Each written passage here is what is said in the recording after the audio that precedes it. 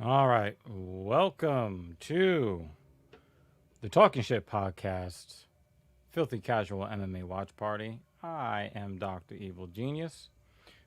This evening, we are running this show on the Dr. Evil Genius channel, and we are running this on the native The Talking Shit Podcast channel as well. The reason why I'm doing that today is because there may be some new subscribers that have come over from other platforms in the last several days. And I want to give everybody the opportunity to see what it is we do here on the Talking Shit Podcast. So, for the uninitiated, the Talking Shit Podcast is a platform where we want to create a community of men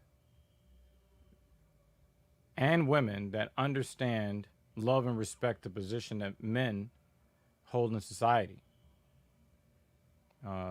In society today, a lot of the contributions of men are constantly mitigated, and we want to build together a community where both men and women can share ideas to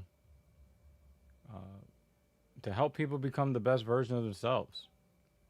Not going to be selling any courses or anything like that. I will sell you personal training if you so wish to partake in that. But here, this is about supporting men, understanding men's issues, and hopefully put people in a position where they can get some sort of inspiration to become the very best versions of themselves,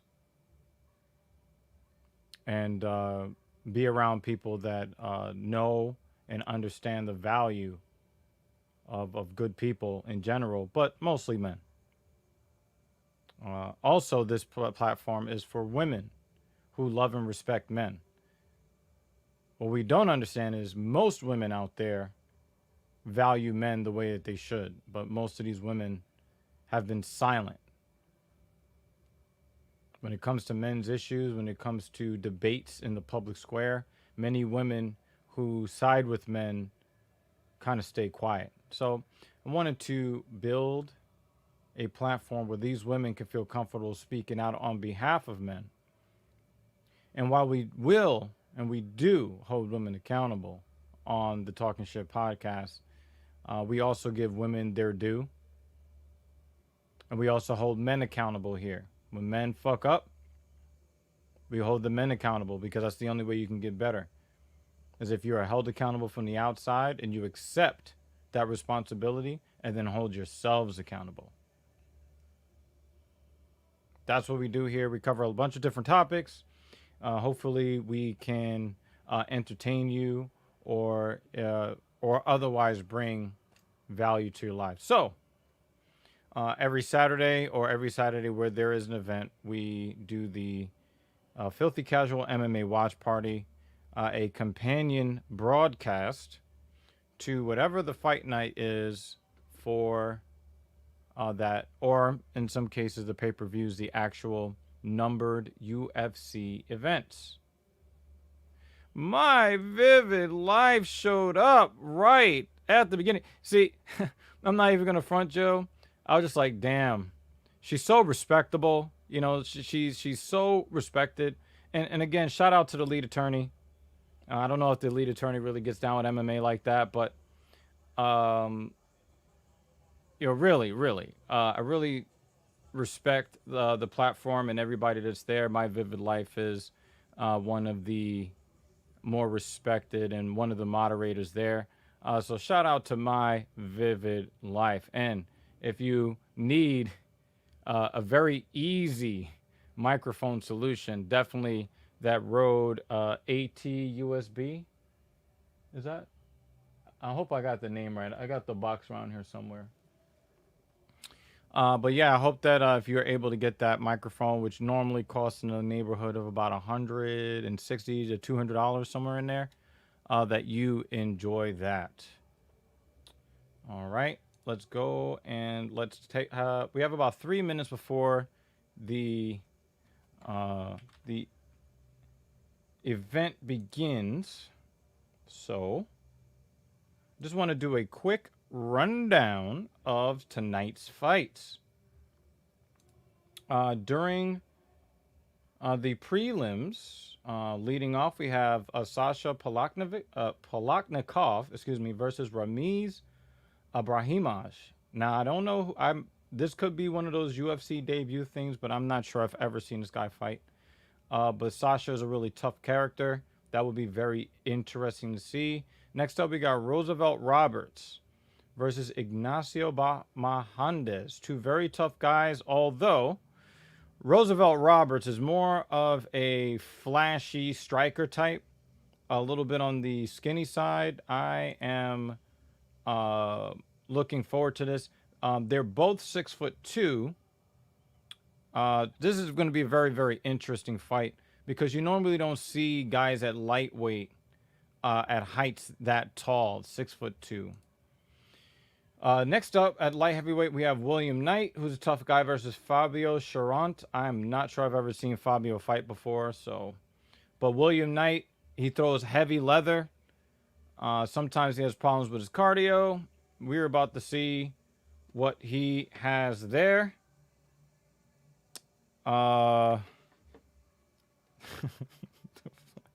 Captain Paul, get the fuck on the show instead of sending me text messages. Okay. B. Malecki versus Josiane Nunes at bantamweight. I'm not familiar with either of these ladies. Ooh, okay. My Vivid Life. I don't really watch MMA, but I do practice martial arts, specifically Toshindo. That sounds like a Japanese art form. Do you mind letting us know exactly what that art form entails? Okay, Brian Kelleher versus Domingo Piarte. Brian Kelleher is known as a scrappy dude. He is not going away. So Domingo better bring it if he wants to win this fight. The featured prelim at men's featherweight, Austin Lingo versus Luis Saldana. Not really up on either of these fighters. I'm just going to be real with you. Those who are interested in watching, because if you don't really watch MMA, but you want to watch along with Dr. Evil, Mrs. Evil, #1, she'll be here with the other lady. They're out shopping for dresses for a wedding that we're going to at the end of next month. I'm a personal trainer that works in the New York City area, and the two people being married to each other are both my clients. So I'm having both of my lady partners shopping for dresses for that wedding so that they can represent my brand well, so Dr. Evil can make more money. And I hope that you guys hope that I make more money so that I could give more super chats to the lead attorney. But that's neither here nor there. Going on to the main card, leading off, we have Alexander Pantoja versus Brandon Royval. This is the fight that I think I'm most interested in because Pantoja is such a skilled fighter, and Brandon Royval is my favorite flyweight. Brandon Royval took a really tough loss to the current flyweight champion, Brandon Moreno, where his shoulder popped out in a scramble on the canvas. So that was a really, really rough way for Brandon Royval to lose that fight. But this is going to be his first fight since separating his shoulder in what turned out to be the #1 contenders match. So he'll have to work his way back up. But Brandon Royval is definitely my favorite flyweight right now. And he goes up against a very tough customer in Alexander Pantoja. Next up at lightweight, we have Vince from Hell Pichel. Probably my favorite nickname in all of the UFC. Don't love his mustache, but he goes up against Austin Hubbard. That is probably going to be a banger. Trevin Jones at bantamweight against a guy that has a name that has too many syllables. I'm not going to carve this name up. Therefore, you can look that shit up yourself. Next up at heavyweight, Parker Porter versus Chase Sherman.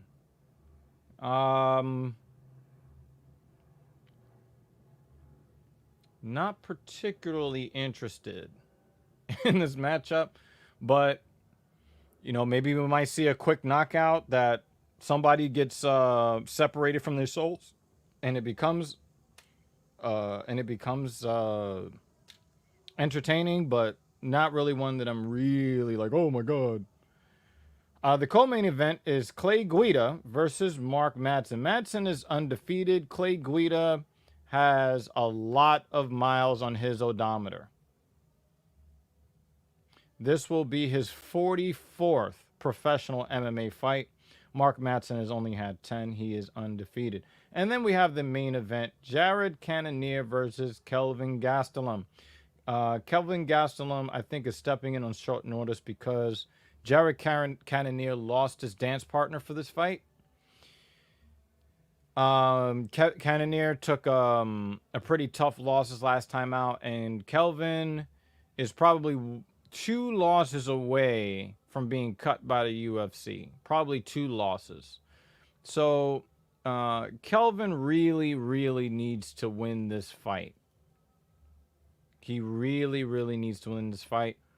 But Jared Cannonier is not just going to just lay down for him. So while I don't think that Jared Cannonier's job is on the line here, this is a high stakes matchup for tonight's main event. So I encourage all of you to this is not an event that needs to be paid for. You don't even need to be on ESPN Plus like I am. You can just turn on ESPN2 and just turn on ESPN2, and then the main card is going to be on regular ESPN. So again, I'm very happy to have y'all here, and I'm hoping that I can get some audio from this. Oh, did I gotta make sure I didn't mute the site. Mute. Let's unmute.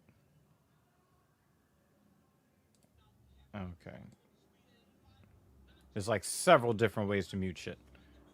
All right. So as previously stated, it is not an ESPN Plus event. The prelims are going to be on ESPN2, the main card on ESPN. So, if you would like to hang out with Dr. Evil and the first lady of the house when she shows up with our other lady, the other lady doesn't really like MMA. The first lady of the house loves to see people get fucked up. Me, I like more of the tactical stuff. She likes to see people get fucked up. So, that is what we are doing here.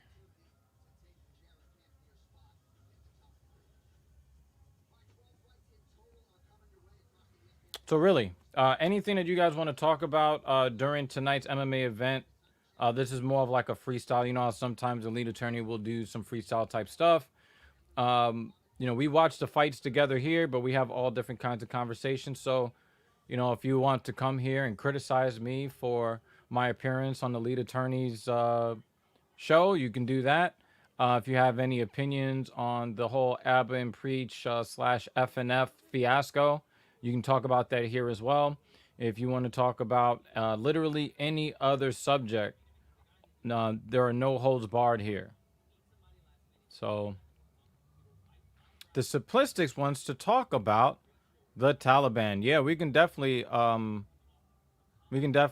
talk about that topic, although we wanted to do a live show on that topic, but the whole Abba and Preach feud thing kind of took precedent there. So, but yeah, we wanted to do a live stream, but if you guys want to have a little bit of a conversation about that here, you are free to engage with me on that and talk about pretty much anything that you are interested in. They've been wearing UFC gear and taunting us. What did you expect? The U.S. This is the second time. This is the second time that the United States has trained and armed the Taliban either directly or indirectly. So take that how you want it. Yeah, I'm looking forward to going on this panel again. You know, as I said yesterday, I'll definitely be less animated. I just have a thing against predatory behavior and hypocrisy and doublespeak. You know, my principles require that people hold that same energy, and when they don't, I get pretty heated. So yeah, I'll be more controlled, a little bit more cerebral like I normally am. But I can get animated, and I'm not sorry about that whatsoever. Somebody showed up to his job today. Oh, shut the fuck. Holy fuck! Yeah, Who fuck the you. fuck is that? What's going on, man? Talk to him. Yeah, what's up, man? Yeah, I was just got done eating dinner, so had a lot of errands to run today because the hurricane's gonna be hitting here tomorrow. Yeah, we got hurricane issues up here in the Northeast. I'm here in New York City, and we're gonna be batten down the hatches, matey. I'm just hoping that a tree branch doesn't go through like the roof of my car or through the windows. Dude, I hope, man. My car lease. I have a 2018 Mercedes-Benz GLE 350, and I've already made the last lease payment. So the last thing that I need is a hurricane fucking that vehicle up as I'm about to turn it in. So, oh wow, we got a WWE reference. Shout out to the Simplistics. I've been friends with the Simplistics since 2007. Yes, 2007. Bon Boone's in the motherfucking house. How you doing, buddy? It's good to see you again. But I've been friends with the Simplistics for the better part of the last 14 years. And he's a stand-up dude. Okay? He's a stand-up dude, so shout out to the Simplistics. So, but looking at the fact that there is no fighting happening at 7:10 p.m., that means that they lost a fight. The UFC's been losing a lot of fights lately due to injury, due to the Rona. So, you know, don't be surprised. Don't be surprised. Yeah, I was just trying to set up you sign in on ESPN Plus and stuff. So, yeah, I just still was that Sage Steel. It looked like they lost a fight. I guess they got a full card. Oh, nice, Bon Boone. It's always nice to get rated. That means that somebody recognizes you and you're not completely irrelevant. It's a good feeling. My vivid life. I'm in Florida, so it's strange that y'all are experiencing the storm. Been here since 2004, but from the northeast of Pennsylvania. Yeah. Oh, that's right. You left. You left before we started getting the really bad storms. We had Superstorm Sandy. They called it a superstorm because we're not used to getting that hurricane treatment. But, you know, Sandy touched you guys in Florida first. Sandy touched you guys first, and then it obliterated us because we are not built for hurricane activity here. So, you know, we've had some of the after effects of some nasty hurricanes, and you know, it's not fun. No. The last time that we had hurricane trouble, though, I don't even think I had a driver's license at the time. No, you didn't. Yeah, I didn't have a driver's license. Now I've got something. Now I've got, you know, some skin in the game. Like, please, please, no tree branches through the roof of my car, please. Because I don't know if you guys know, but car insurance is really expensive here in New York. And, you know, even though my car insurance is half of what it was when I first got my driver's license, my car insurance How much? was over $500 a month, close to What? $600 a month. And now it's Damn. in that 250 range. And I'm like, please. Have you been in any accidents? Technically, yes, but not really, no. So my first accident, my first car that I got, well, put it this way. I ordered a late model BMW before I even got my driver's license. I got my driver's license and then I ordered the car, then passed a road test, and then took delivery of the car in that order, right? Mm. So this is the fall of 2015. I ordered a 2016 BMW X5. And I tried to use a parking garage that was like really, really narrow in Union Square here in New York City. Very popular area, very dense. But when they built this particular parking garage, they didn't build it with the size vehicles that we now have today. So I tried to exit the place and ended up scraping the side door at 0.1 miles per hour. But because I touched the door in the wrong place, the repairs cost over $5,000. Had to go through the insurance. That sucks. So while I've never really been in an accident, I vowed I would never use that garage ever again. Like to have something like that happen at 0.1 miles per hour was so embarrassing, and that was like 2 weeks after I got the car. It sucked, but since then I've been clean. I drive super safe. I'm more of a cruiser than a speed demon anyway. So, you know, it is what it is. So, how are you doing without the starches, Captain Paul? Yeah, starches can suck my dick. Yeah, no, I'm doing good, man. I Hey, Radu's in the building. What up? just been running around a lot, bro, trying to get shit, get flashlights, get a bunch of different shit because I left a lot of the stuff I usually Oh, you're have on the expecting to boat. be in the dark. Yeah, Oh, yeah. The storm is actually going to pass directly over you when it takes Yeah. that dick curvature Yep. right hand turn. So yeah, I'm sorry. I hope that it just. I don't know, man. I hope it just disappears and we don't have to worry about this shit. I hope But, so you know, too, you bro. you gotta live with reality, right? Well, so I'm just trying to get my renter's insurance done before the storm. You're trying to Um, get your what insurance? Renter's insurance because I was supposed to do it. I just forgot to fucking do it. My leprechaun.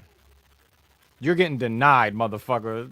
You know what they'll do? You know what they'll do? You know what they'll do? They'll be like, yeah, it'll take 5 to 10 business days to approve Yeah, you. pretty much. Look up. Oh yeah, there's a hurricane coming through. Yeah, give us 5 to 10 business days to see if we're gonna cover you. Yeah. Yeah. Nah, man. I think that's what's gonna happen. Nah, but now I can kind of focus now. But yeah, man, like it's gonna be interesting to see how this hurricane goes because I'm hoping, like, there's actually potential. I might be getting called back into work to go on one of these boats to help more. Should help line handle and shit, just to kind of keep the boat, make sure the boats don't rip off the dock. Because You know what that is code for, folks? Captain Paul abdicating his responsibility to co-host these motherfucking shows. no, that's called fucking real life and big boy responsibilities, motherfucker. I don't want to go in. Man, I don't yo, want to go if in, those bro. boats float away, this is gonna be like, Shit, man. I knew thee well.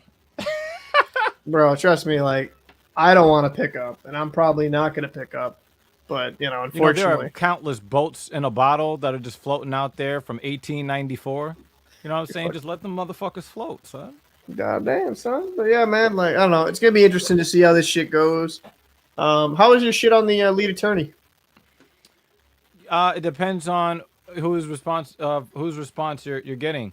It's funny because Radu asked this question. Could you give me a TLDR on that Abba and Preach podcast and what you discussed? Well, what we did was we weren't really discussing Abba and Preach per se. We were discussing the targets of Abba and Preach from those videos.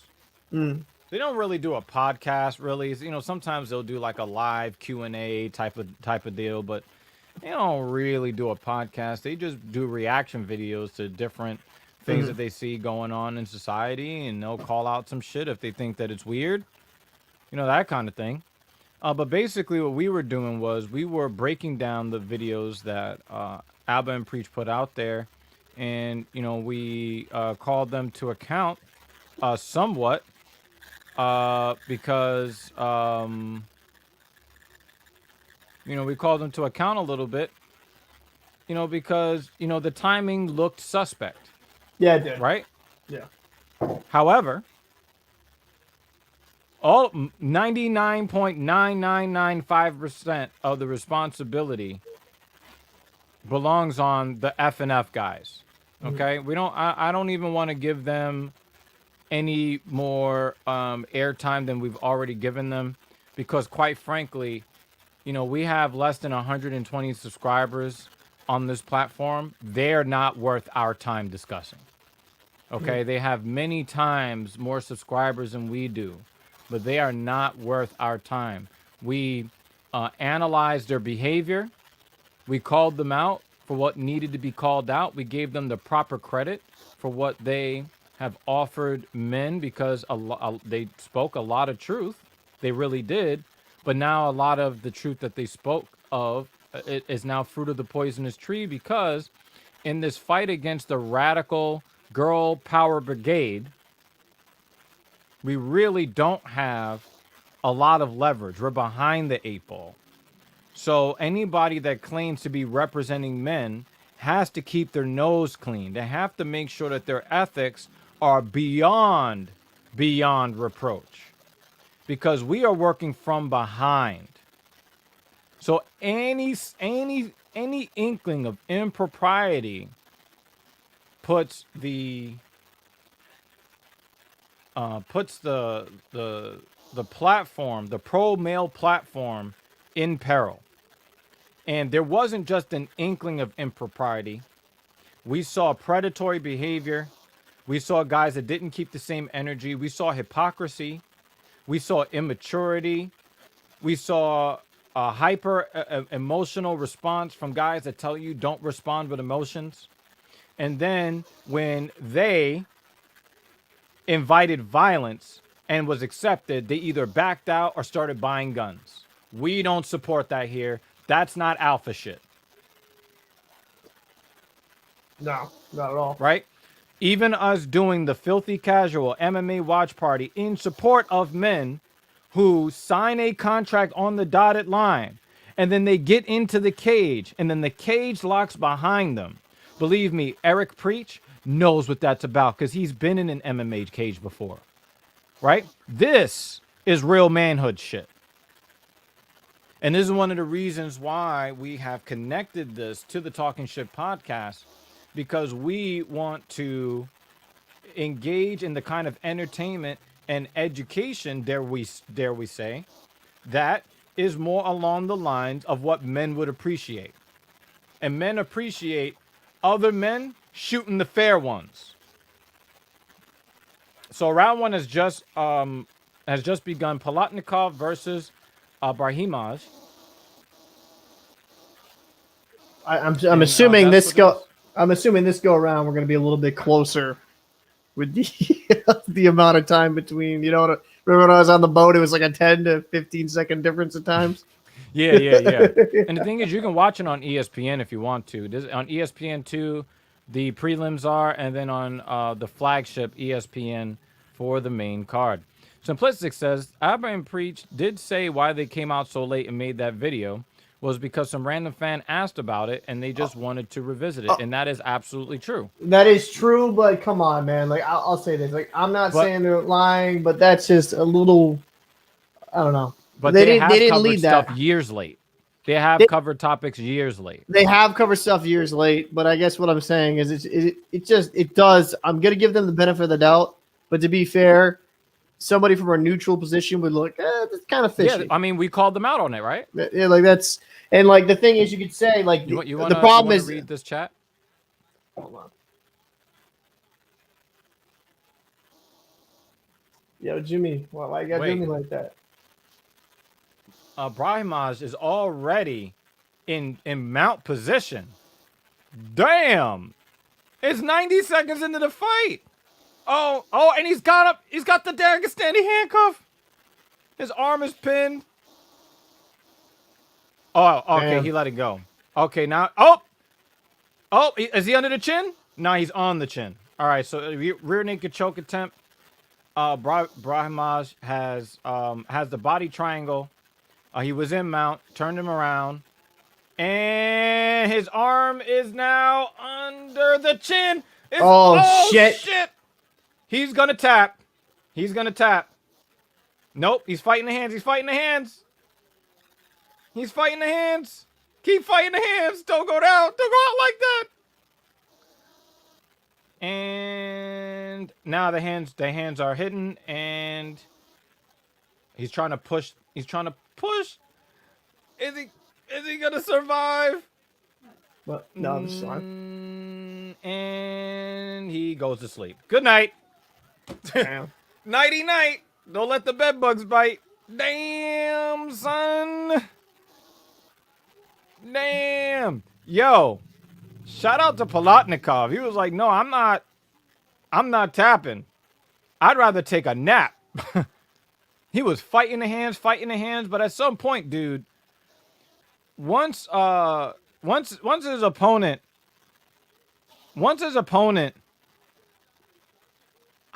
gets the hands hidden with that rear naked, hey man, live to fight another day, man. But hey, he'd rather go to sleep than tap. Salute to that man. But good night.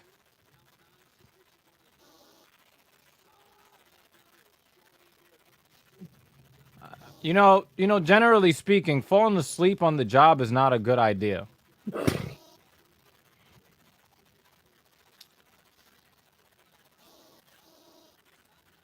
It took him so long because they had to spend entire days backpedaling. I mean, if you just look at the way that saga unfolded, I just have very little respect for, F&F.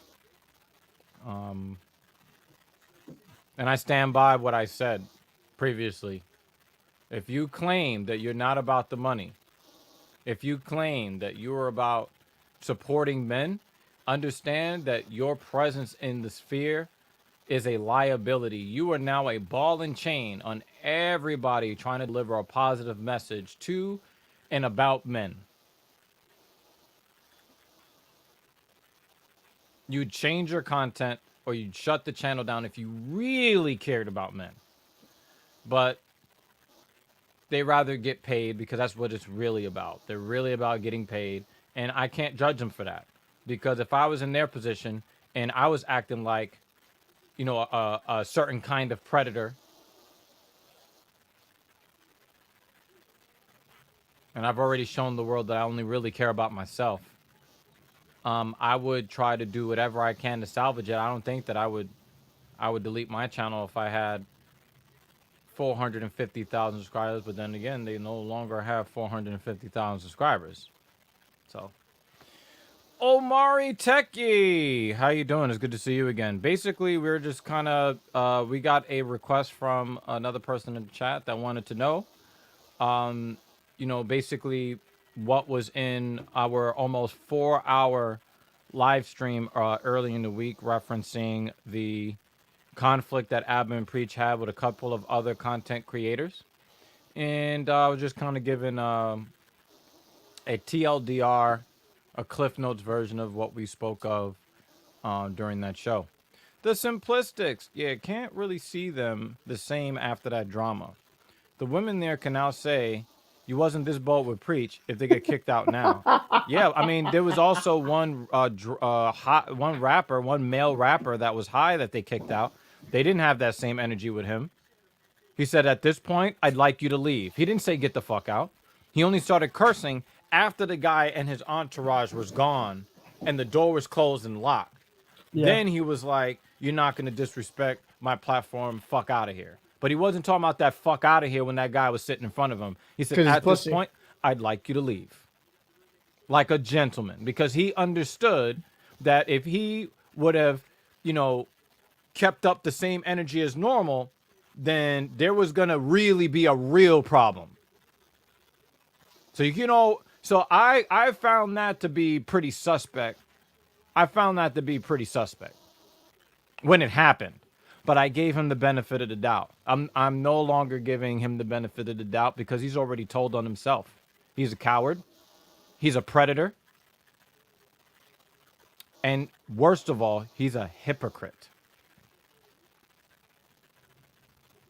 And unfortunately, he's chosen to make our lives harder as men.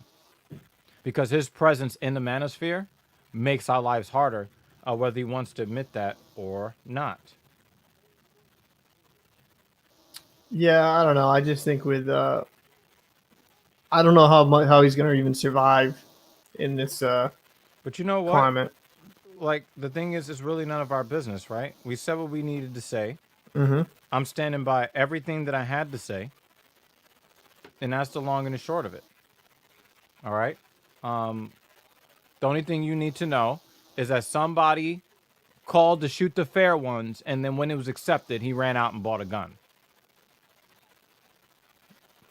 Listen, I'm for gun ownership, so I'm not trying to swing it like I'm some anti-gun guy, but like when you No, have that's not the time to buy a gun. After yeah, you exactly. invite Well, somebody like to it's just fisticuffs. absolutely poor timing because it just shows how truly terrified you are.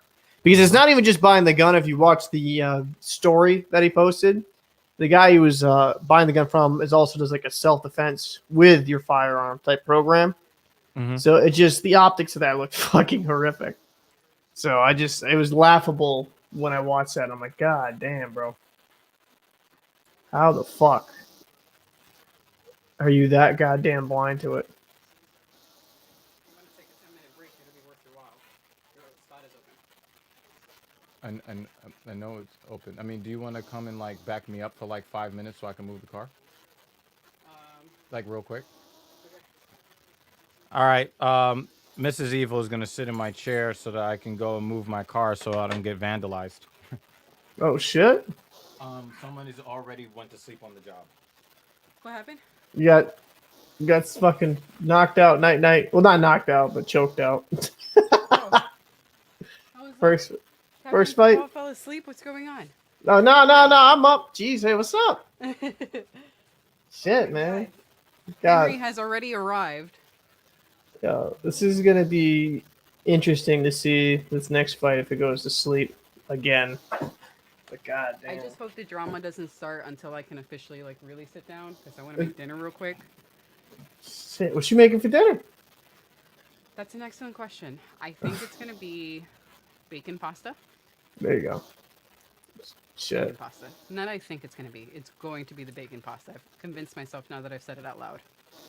Shit. I just had salmon and green beans before getting on. I was a little bit tardy eating, you know, because Evil likes to give me shit, you know. It's got to be I like salmon. I'm gonna lower this one a little bit. not a worries. Um, Fight volume. Yeah, me and Evil we were talking about the whole Abba and Preach. I don't know the Abba Preach and Fresh and Fit thing. So I don't know if you know about that at all, but it's very kind of If he's talking about it with you guys, then we've definitely heard it at home a few times before Yeah. it actually makes it on air, and then we'll hear about it after it's made it on air about what you guys spoke about on air. We hear it like times 100. Oh no, no doubt, no doubt. Yeah. I didn't know if you watched any of those YouTube channels or anything like that, and it's like, but it's a pretty bad look for that Fresh and Fit crew. Oh, Which- yeah. pretty I bad. have heard about it. I haven't seen it, but I'll kind of catch those things in passing because Maudie has it on. You know, Dr. Reba has it on in the background. Yeah, So you can't help but hear it because it's just, it's always there. you know. um, Oh shit. But yeah, no, I don't know. It's gonna be interesting, but kind of, you know, I don't know. I don't think it's going to have as much as a negative consequence as he thinks. Because there's always how I look at things in life is there's always shitty people in certain genres. Yes, always. It's just how it is. Like there's anything you look at, any movement, there's going to be those few dickheads that kind of just Oh yeah, oh yeah. like absolutely ruin it. So I'm not really too surprised. Yes. Um, Hopefully they just fade off in the background. yeah, they've been losing a ton of subscribers. So I'm assuming, maybe making an ass of myself, assuming that I think I don't know. I don't know how they're going to survive coming back from that, especially how bad that looked overall. I got to open up both these streams, see what we got going on here with the chat. Jimmy Dean, was a sandwich your dinner or breakfast or lunch? I always have to remember that everyone's on different time zones than we are. How was your sandwich? Your sandwich, I'm sorry. Let me pronounce it correctly. How was your sandwich? And what was in it?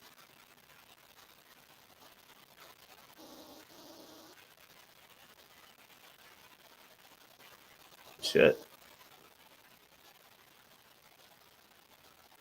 You burned it? Was it a grilled cheese sandwich? Hey, give me a second. Okay, I mean, you could always, like, take off the cheese a bit. It's okay. Did you eat it anyway?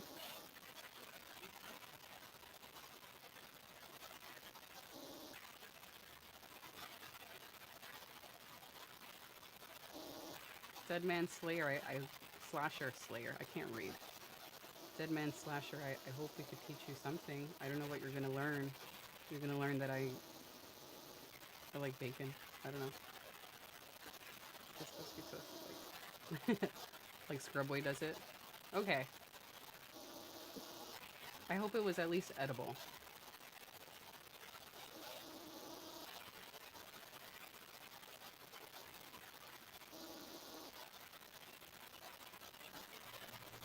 And yes, I am a ninja, and I did slide into this chair unexpectedly.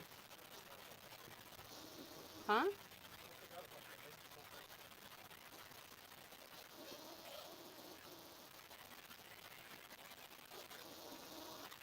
Aw. What kind of puppy do you have? We have no pets here. We used to have rabbits, and they died, unfortunately. I miss my bunnies. I think one of them had like a chewing disorder because it would munch on every fucking thing. I mean, literally every fucking thing. It would chew on the walls, like the border of the walls. It would chew on the floor, like anything it could get its little teeth on. Yes, the rabbits. The buns. In a perfect world, if I had a really big yard, I would just get a couple of big ass rabbits. Aww, little Bodie. Very cute. So don't feel too bad about burning the sandwich. Somebody's gonna eat it. It's okay.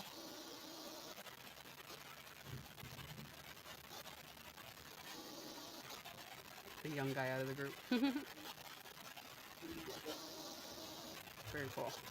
I'm glad you're here. And hopefully another fight will start soon.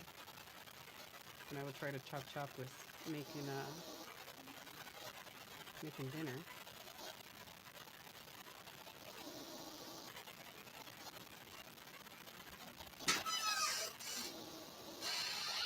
Just let me know if you need Narcogram. Okay. I have my phone. Where is my phone? All right, I have myself if you need me. My phone is somewhere. Okay, Dr. Evil's back. Captain Paul is about to sit back down. I will be back in like 30 minutes. I just tengo hambre, and I need to make dinner. BRB. Thank you. You're welcome. I just talked about a doggy or goalie who ate half of a bird sandwich. Thanks Oh shit! helping me out here. Much appreciated. Shit, I'm back. What's up? Yeah, I'm back. What's up, man? Dead Man Slasher is in the motherfucker. What's goody? Oh, was it Dead Man Slasher's doggy? It might have been the Simplistics. Simplistics, yes. Oh yes, the sandwich.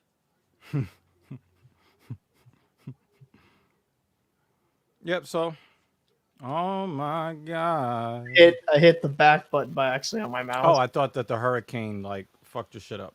No, not yet. That's just wrong button. Yeah, looking at some more of these comments here, the Simplistics think they could gain their respect back if he decided to come out and be like, "Fuck it, let's fight, take his L, and then come and then do his broadcast." I think that Walter Weeks, he can get respect. He can get respect if he did that. But Myron, he's a predator. He's a predator of the type that we don't respect.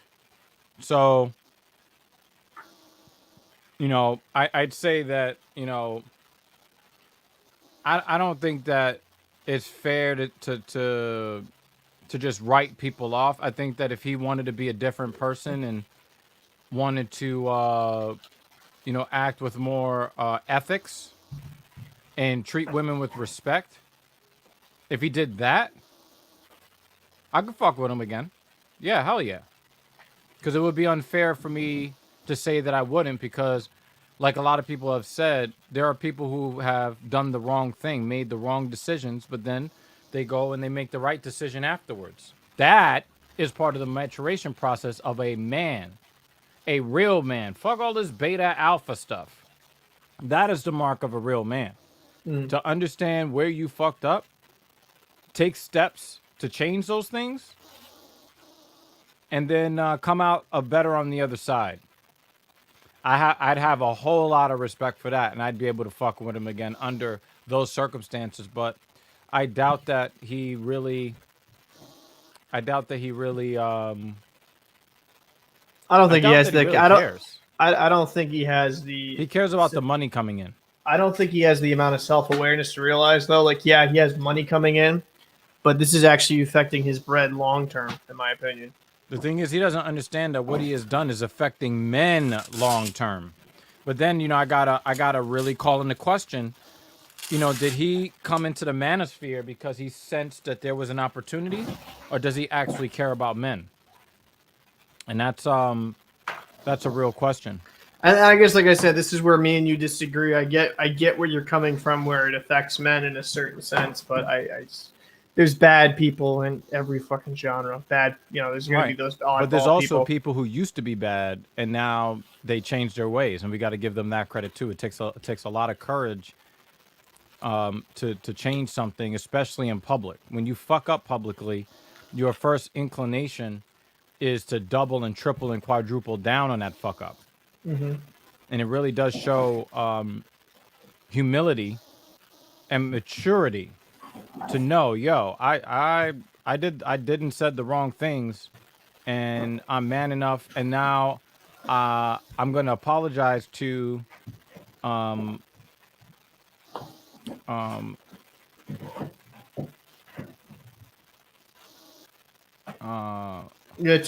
apologize to Abba and preach. Yeah, you know, like, you know, you address the situation, you apologize the way that you know that you should, because you know you're wrong, not because you've lost 70,000 subscribers. You know, but it's kind of hard to take anyone like that at their word, because it does look like it's just due to their subscriber base. right? You know what I mean? Like, it's just. I'll be honest with you. People say they're all about forgiveness in today's society, but they're really not, man. Like, a lot of people, they fuck up once, it's over. Oh, thanks for popping through there, Dead Man. Yeah, you gotta understand something. We're not expecting people to be sitting here with us for 6 hours. No. Go do your thing. We're here to like give you another form of entertainment on a Saturday night. You know, I'd rather be in my bed watching this event, doing things that we can't talk about in public on the internet. I'd rather be doing that. But, you know, I wanted to bring, you know, I want to bring something to you guys as far as entertainment and such. So, you know, we're here for you. But I think there's something up with our Twitch feed. yeah, it's acting up. I think so. Let me take a look. Don't think they care about men all too much.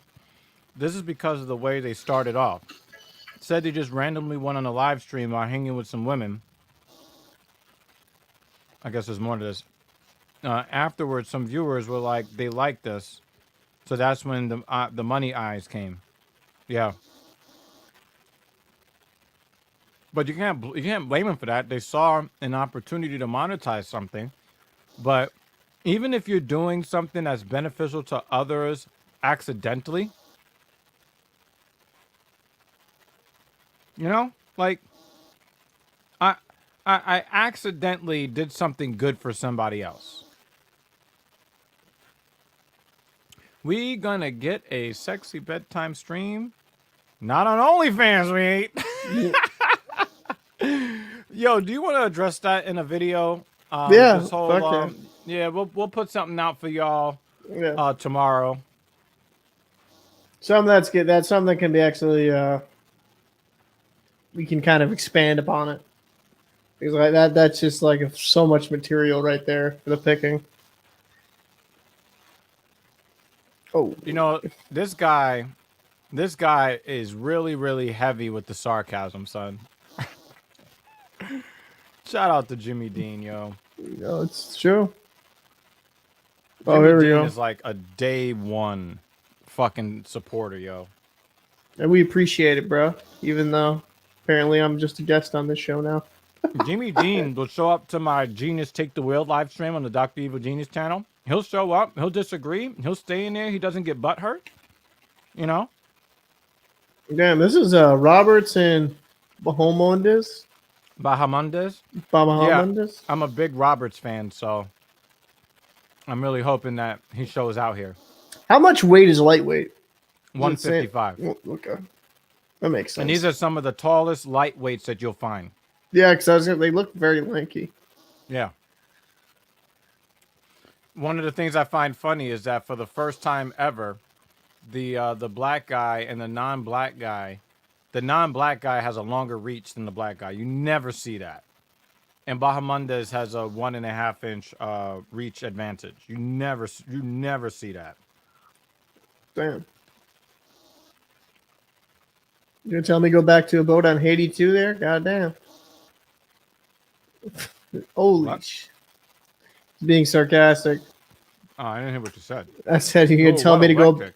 You're gonna tell me to go back on a boat to fucking Haiti too? Fucking. No, you're about to be back on a boat. Oh. Fucking hope not. Yeah, you're a little bit ahead There's of gonna me. be again. mad starches when you get there. Fuck, dude. Fuck that. That's... This is Roosevelt Roberts, Jimmy Dean.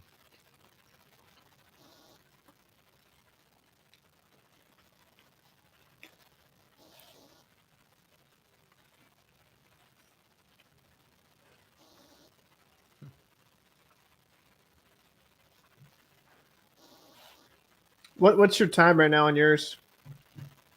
Excuse me? What's the time on your 3 minutes. I'm at 3:08. God damn, like I don't. Is what it is. It's a solid stream, so.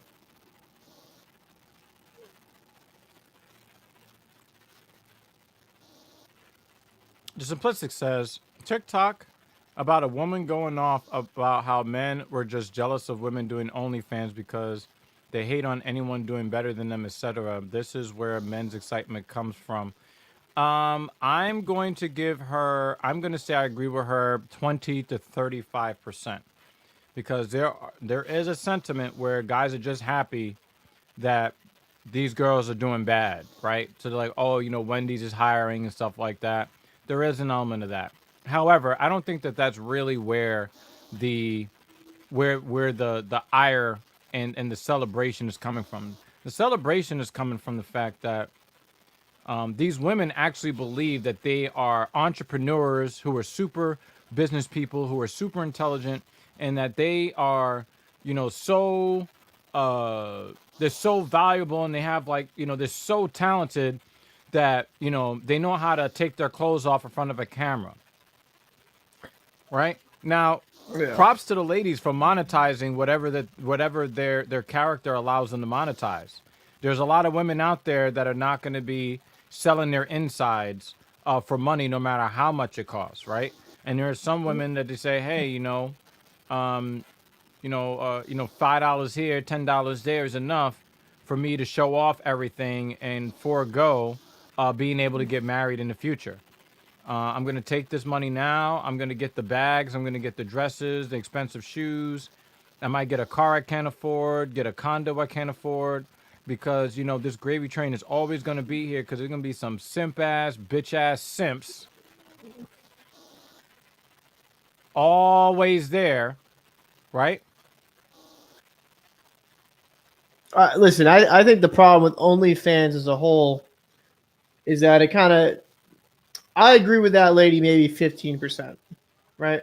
Yeah. I think there is some amount of jealousy there, obviously, because let's be honest, you're fucking Mo making Lester money. is You're about making. to say some really. Oh, I knew it was coming.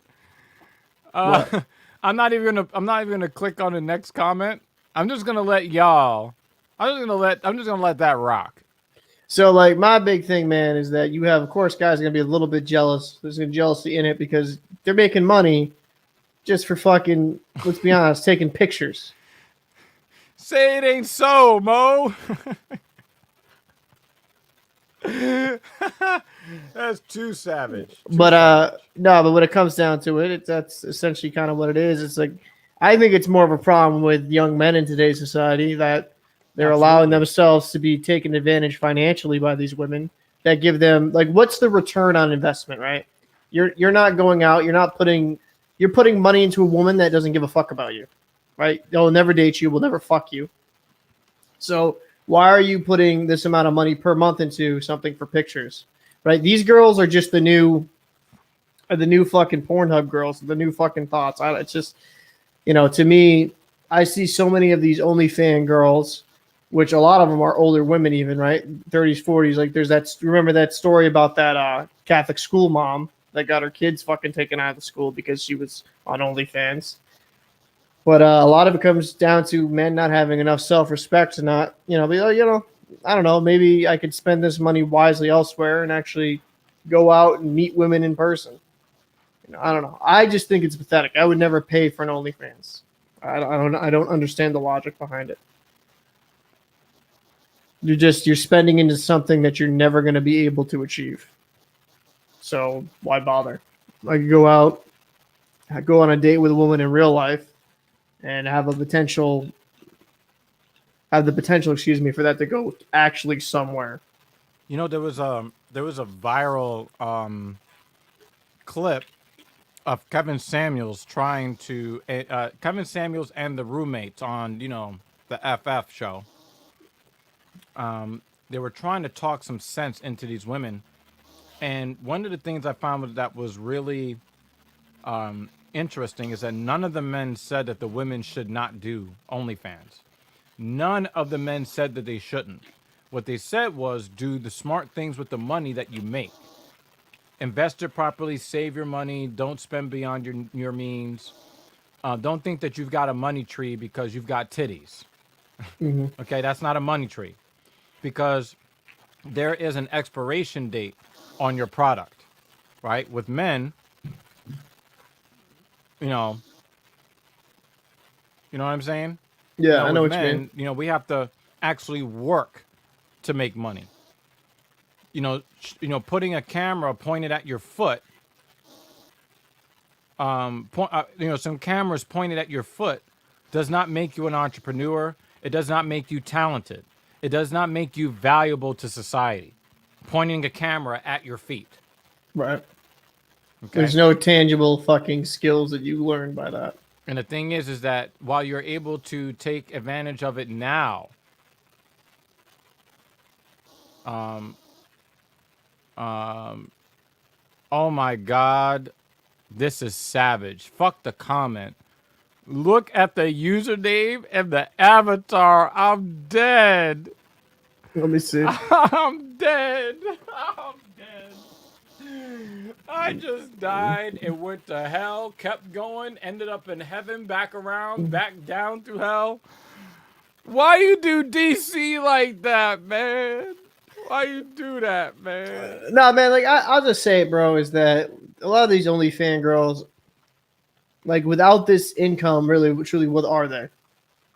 But Right? Like because honestly, they have no tangible skills outside of that. no, and the thing is, again, and I got to make this very clear. This is not really a knock on the women. It's a knock on the men.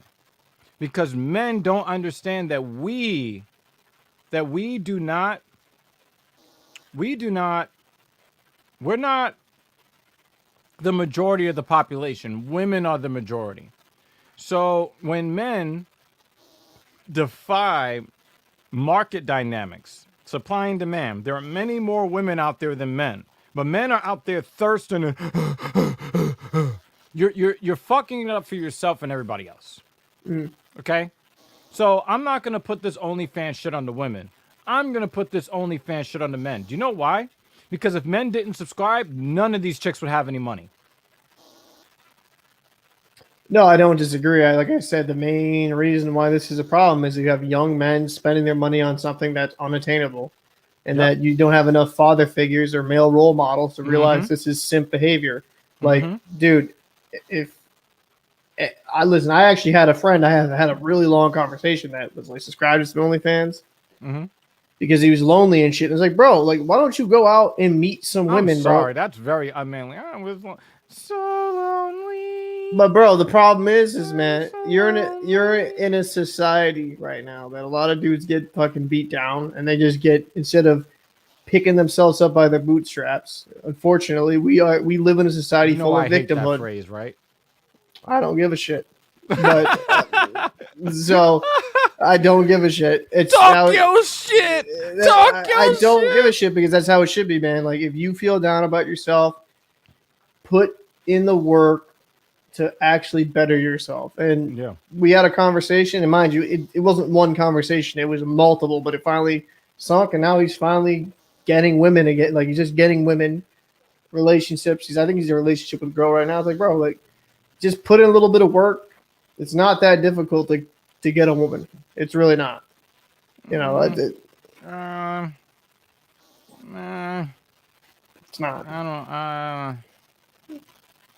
don't. In today's market, where a 3 out of 10 thinks that she deserves a man that makes $300,000 a year. Okay. Fair enough. But I'll say this: there's far more. We've even agreed to this on the past. There's far more like reasonable women out there than these like crazy vocal minorities. But it makes it harder for a guy to be able to identify when they see some of the least desirable talking about get on my level. No, but I'm not gonna stoop. But you like, bro, when a woman shows those type of traits, you get out. We've had this conversation with women, like, big red flags. Later, see you. Yep. Like, you don't get attached. What he's referencing is TSP number 26, I believe. Yeah, like, how you just to avoid certain pitfalls on dating apps. If you guys want to see a little bit of comedy, because I was doing a lot of roasting. Understand that they're let's use Donovan Sharp's terminology here, womanese. I break some of that down because a lot of what you see on these dating apps, they're coded, so you know what to avoid in those situations. Some of these women will try to use coded language to try to they're telling you who they are without telling you who they are. So before you swipe right, know that when you see this and that, know that these women are not worth your time. Swipe left.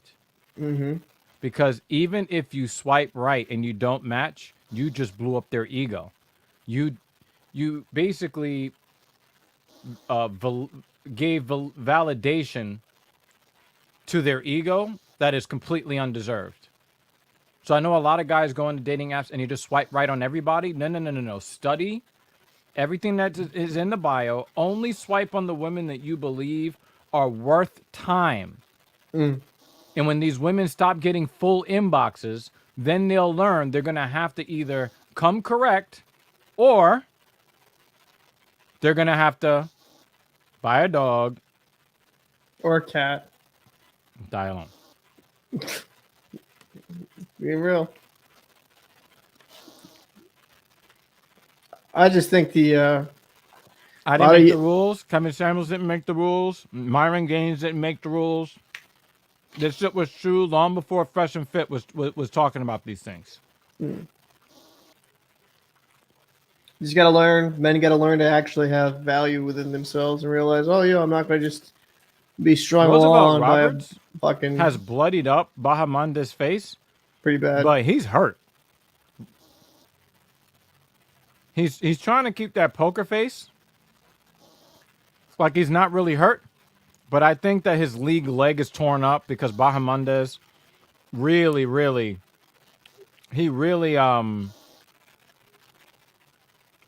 battered that lead leg. Oh, he's dropping axe kicks on Roberts. He's got to be careful because you're not allowed to have a kick strike to the head to a grounded opponent. So you got to be real careful with that axe kick. Make sure it lands in the solar plexus and in the abs. You don't want it to land on the chin because then you can be disqualified in a situation like this. Just going at it, Bahamondes bro. is getting a little bit flashy here with the kicks. It is. I think Roberts is losing 30-27 at this point, and it does not look like he is going to have a chance at finishing Bahamondes.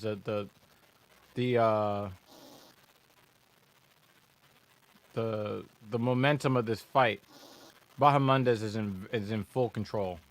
Even though he looks like the one that's like really beat up. Yeah, he but could just have his face cut up the way that the Diaz brothers always have their face cut up. They're not really hurt. They just look more fucked up than they are. Jimmy Dean says, it's not about realizing you have value. It's about going out there and making some value for yourself. Build it and they will come. Well, Jimmy Dean, if you have to think of yourself as having value first before you go out there and create it.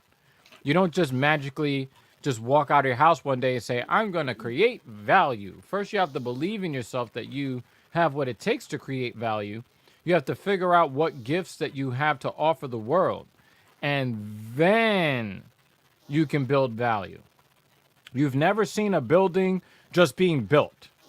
There are architects and designers that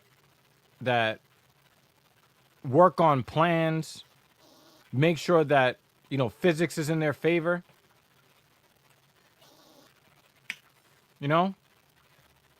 So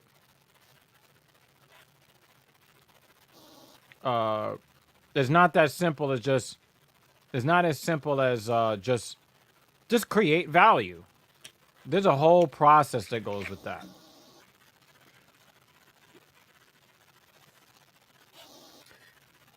I think that as a whole, though, if you start leading these young men to take certain career paths, certain financial advice to get them on the right road, they're going to obtain the value that they should see. Mm-hmm. And that's the big thing is you got to educate a lot of these young men how to maneuver in life these days. And I think Fresh and Fit is the perfect example of how not to maneuver in a social media society. Mm-hmm. I'm Jimmy not Dean, you'd be wrong because Paul is all trade school, and I went to trade school with the Simplistics. We went to trade school together. Yeah, mine is literally a trade towards my industry. I get a degree. Oh, he killed him! Hold on. Oh! Oh! Yo! He got knocked the fuck out, bro. Holy shit! You got knocked the fuck out, and that's my man. That's my man's in them, son. Roosevelt Roberts. You're not supposed to be taking a nap on the job, sir. Woo! Bro, that was a hell of a good kick. Yo! I'm like, I think 8-10 seconds behind you, so I Oh, he saw switched that. stances. Bong! Oh. KO. You lose. Oh. No, he killed. No, you want to kill him? You want to kill him? Yo, you need to see that replay. Oh my Oh God. god, I'm running away. Anyway. Shout out to O'Shea Duke Jackson.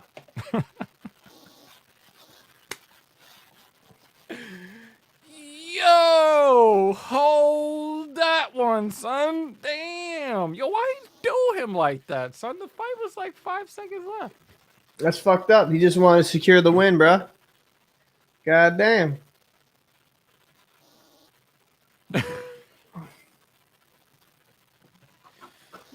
Yo, I'm sorry that happened to Roosevelt Roberts. I'm a fan. I'm sorry that happened to you, but yeah. Back to the drawing board. I'm a fan of that kick that he got fucking destroyed by, bro. Bahamondes Bruh. kicked him into Monday. We're giving him some of that Baja Blast, bro. God damn. Just fucking knocked him the fuck out. Holy shit. I refreshed my stream, so hopefully we're a little closer this time. And like, yeah, it was funny. You're like, oh, they're like, wait, what's happening? And then I see him like, oh shit. Because there's like I think 12 seconds left when you reacted. I'm like, what happened? It's fucking almost winding down and just fucking switch stance, just right in the fucking shit. Damn. Night. Oh man. You know it's bad when the referee's standing there with one guy. Oh, okay, now the other. Now Roosevelt. Roosevelt's awake. He's kind of leaning too.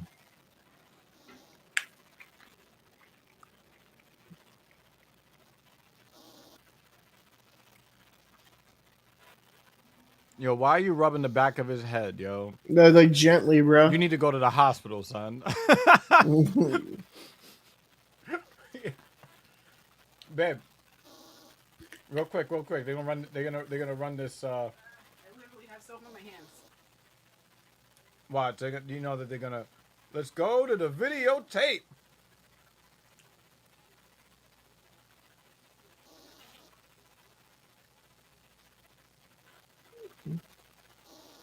Yeah, he fucked him up. He was gonna win the fight 30-27. Watch him switch stance. See? Set it up. Bong! Damn, son! Oh! Bro, he just made He it. caught his whole foot! Bro, he just in the made face! it. He just made him suck his toes, bro. Yo, the way he was rubbing the back of his head, Yeah. the way he was rubbing the back of his head, I that's not too far away from toe sucking. You know what I'm saying? That look real sensual. They got the referee like calling him like, "Yo, you need to go to the hospital, son." He hugged him. He's caressing his back of his head. Why you do me like that, bro? Son, why you doing like that?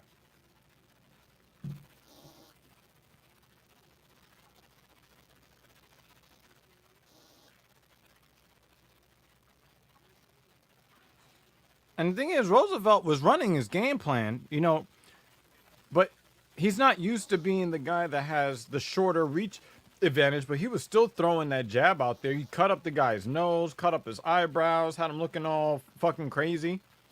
But his power was not like the other power. Bilal Muhammad. Look at this guy. Do you remember the name?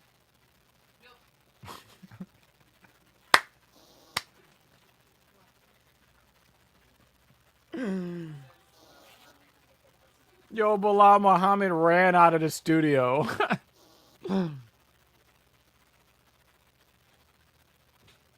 That's why you can't have fighters on the panel, okay? These guys are not impartial, okay? No.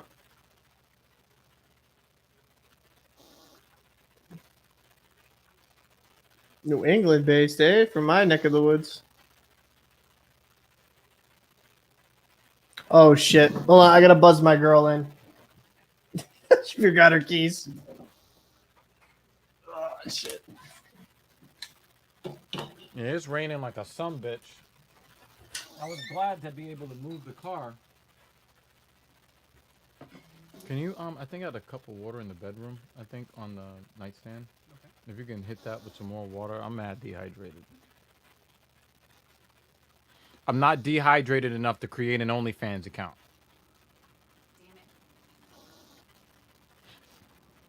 Damn it. I ain't that fucking thirsty.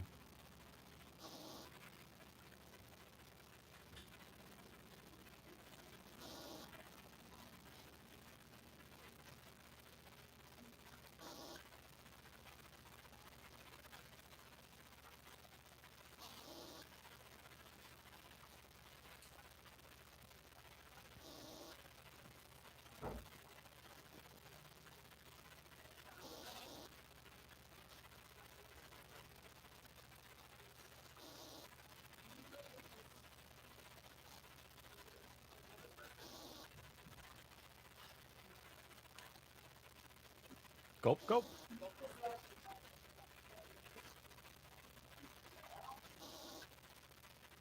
If I leave in the middle of the debate, no, it's only because I had to go. I won't get butthurt about anything I'll say, because at the end of the day, you're just a New Yorker. Yo, Jimmy Dean, you're one of the best, man. That Belle Delphine thing, though, no. No, I take showers, so all that water goes right into the drain. Shit.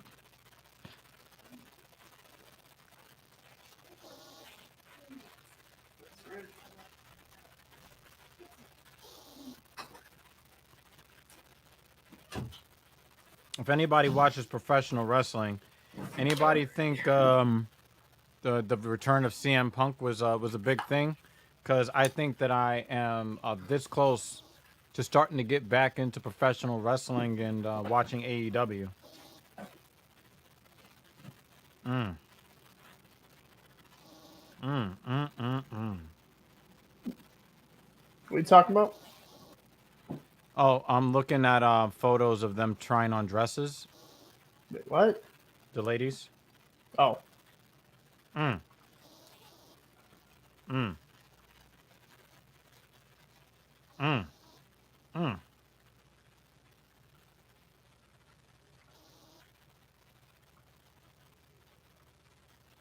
I was about to be like, yo, I'm trying to smash. I'm like, oh yeah, but I can. This is awesome.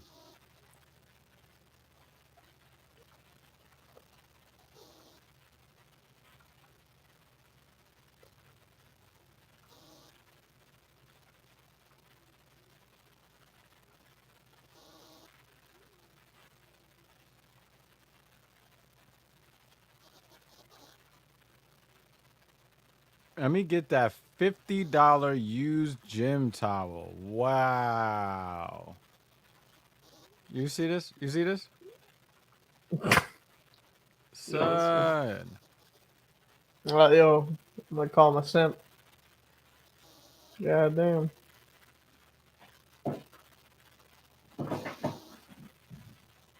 Oh yeah, it is rude not to share with the rest of the class, but I already do. Like, I share my woman with the other woman. See how that works? Facts.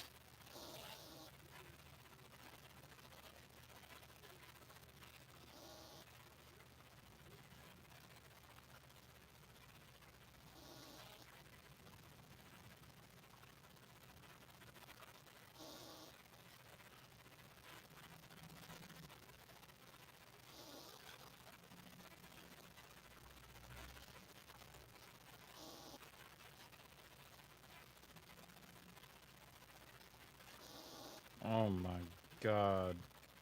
I just swiped left on like 7 ridiculously ugly women in a row. I'm like, holy shit. No wonder you're on the dating app. Holy fuck.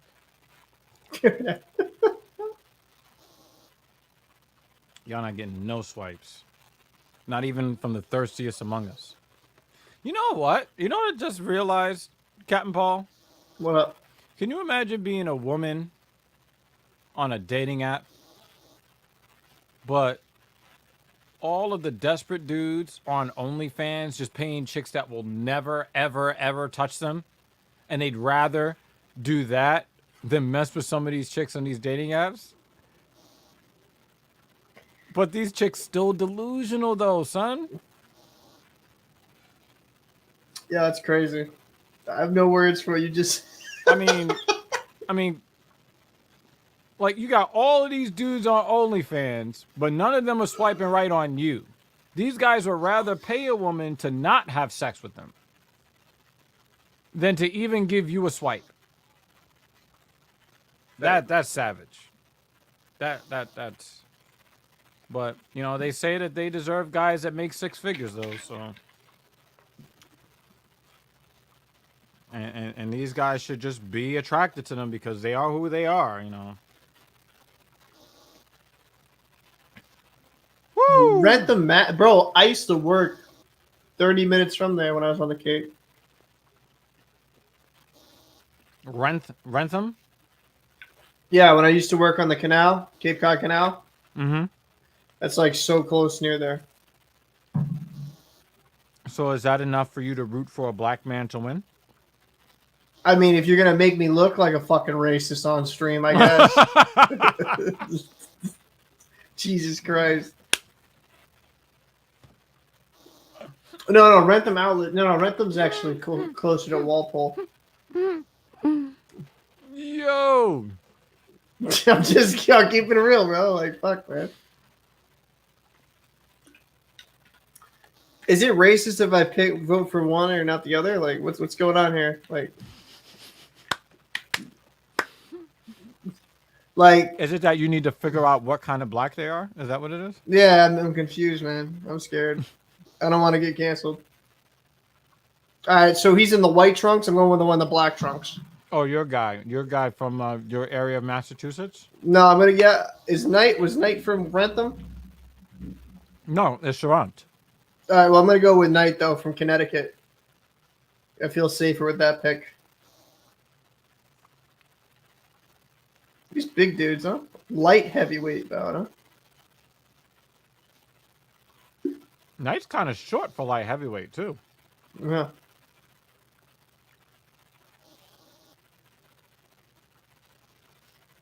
I would definitely not want to be leg kicked by that man.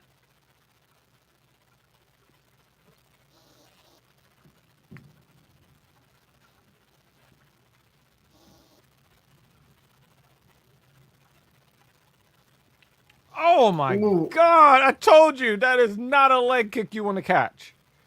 Ooh. Oh! That is violent. Knight's got that strong leg. We're actually about the same time finally on this stream. Oh, shit, he's going for his head. Seriously, that is not. This dude's got like leg trunks.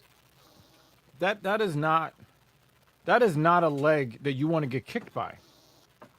Seriously, like all jokes aside. That is not a leg you want to get kicked by.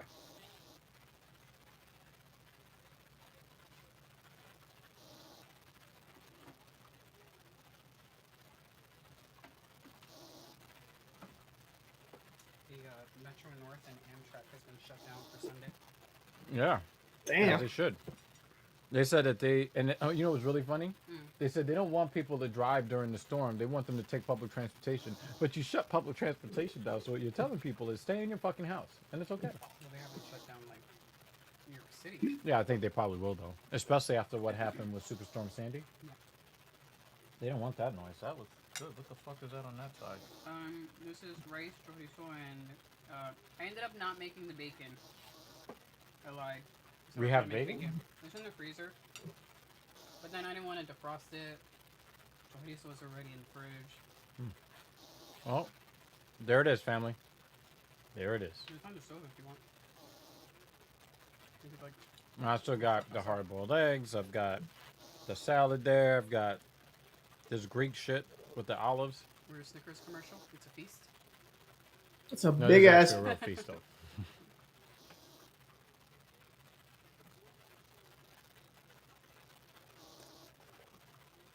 Oh, it's so hot. Look at this night, dude. That's hot.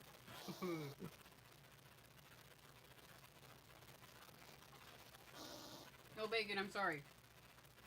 I have chorizo if you like that. That's it. Chorizo. I also have chorizo. She'll get that later. Will I though? Never. So anyway. After I washed the the late August off of me. I already got the white sauce. Hey. Oh, Yo, he's got a crazy, crazy heavy kick. bruh. His legs are fucking like tree trunks. Tree trunks, exactly. Like, you know. Oh! What the fuck? Oh, let's go! It seemed as if Yo! It looked like a double Punch. knockout. I didn't see him get punched. Yo! I saw him doing the punching. Yo! Bro, there's some. This is so much better than the last fight I watched. Yo! Hold that! Let's see that bacon. Bro, dude, this fight night is so much better than the Son! last night I was on the Look, boat. he catches him. He catches him with the left hook. But he caught him. But yo, they both exchanged lefts. Yo, look at this shit. Yo, he toasted his shit. Only one left. What a person. short one. Look. What? That was just an arm shot. That wasn't even a good shot. He caught him with an arm punch. He actually got hit with the harder shot. Well. Whoop. Woo! Yeah, I picked the right one, that one.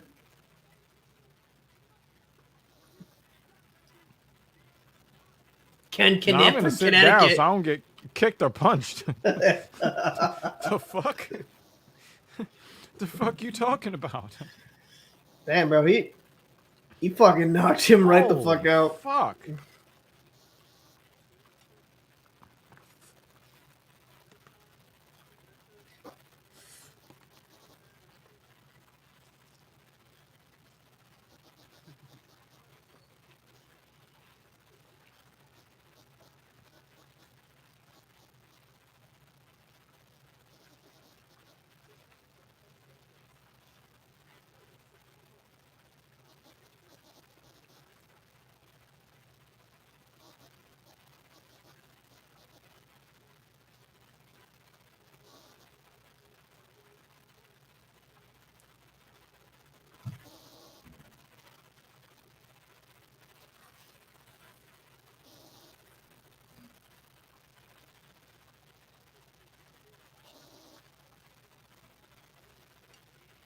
Shout out to my guy Tabor Hill. He posts on Twitter, filling up at the gas station, and the lady next to me is smoking as she's pumping gas. I'm not about to go out due to a Darwin Award winner. You know what drives me crazy is when people are on their cell phone when they're pumping gas. I mean, that's considerably less dangerous, but No, it's not. It's not at all. If you understand how you're supposed to, any device with combustible fuel has to be intrinsically safe. Cell phones can have a spark and you can fucking die, lit on fire. nah. But when you're talking about cigarettes, you're talking about an open. No, flame, you're okay. open You're right. spark. No, it is far more dangerous, but still, like people think with That's electric. what I'm saying. I'm not saying that neither are dangerous. I'm like, one Yeah. is obviously more dangerous. You'd be surprised though.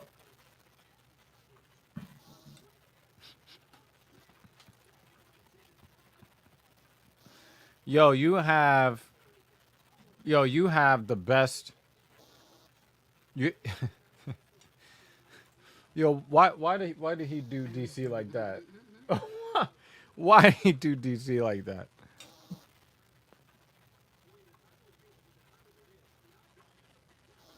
No, you haven't, DC. Shut up. Fucking lying.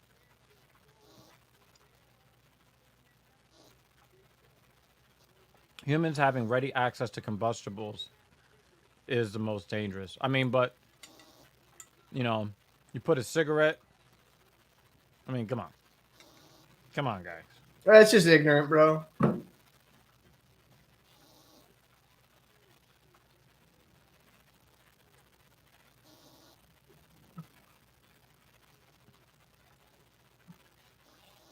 You know, the lady was saying how she thought that maybe she should buy AMC, and saying that there are no shares.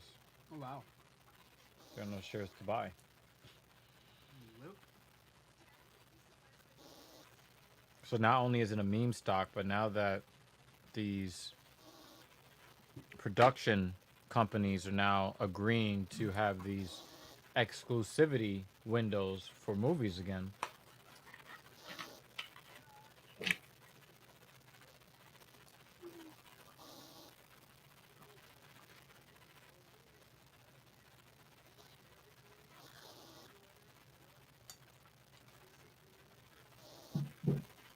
Whoa, that was Jared Cannonier?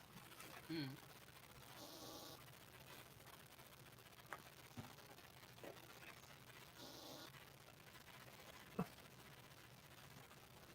His stretch marks must look ridiculous.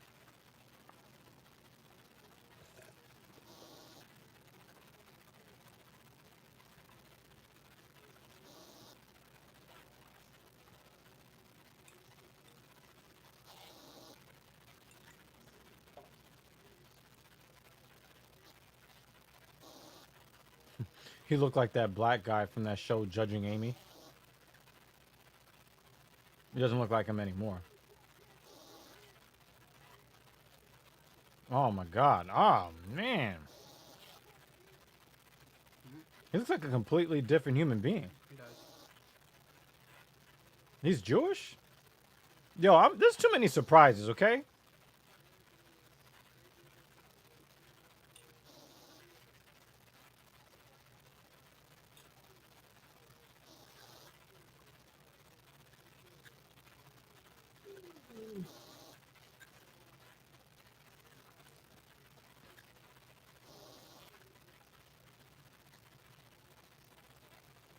I don't even like doing regular bookies.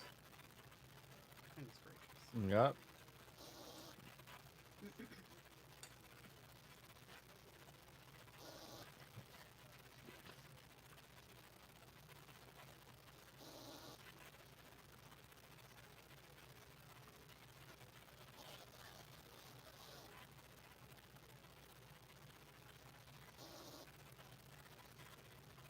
One of the things you got to know, though, is that if you overtrain, you know, you can overextend yourself and end up with poor cardio that way. So, you know, some of these guys, they're like, yo, I had the best training camp I've ever had. And then they lose very quickly. And a lot of times it's because the best of their training camp happened in the training camp and they didn't save anything for the cage.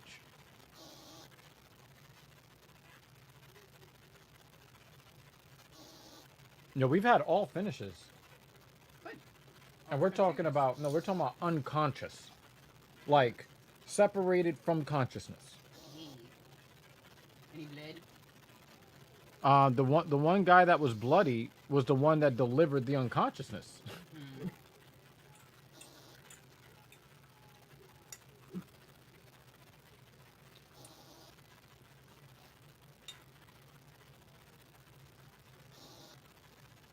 I like Jared Cannonier's ground and pound.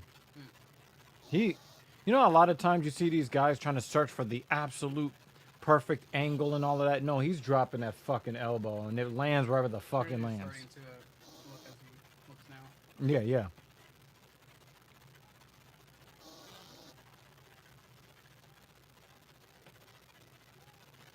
He looks like a completely different guy, huh? Yeah, because he's got like this angular curvature to his face. It doesn't hurt that he grew his hair too. Ow, ow.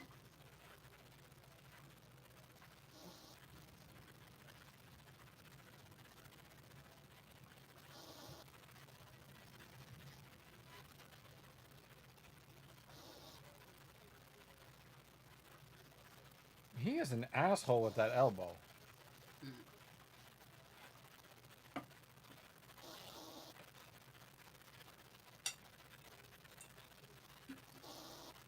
Has a blind bat joined the stream at all? You said what? Blind bat. We have not seen Blind Bat. I think that Blind Bat is probably hunkered down. We're going to be using that word semi-frequently tonight. Hunkered. Hunker. About to hunker down. Hunker. Sounds better the more you say it. Hunker. Sounds weirder to me. You know, if you say a word enough times, it then loses its meaning, and then it's like a system of like this thing, but like it's just a bunch of sounds. Like hunker? Did I say it enough times yet? No, but we'll have more opportunities for that as time goes along.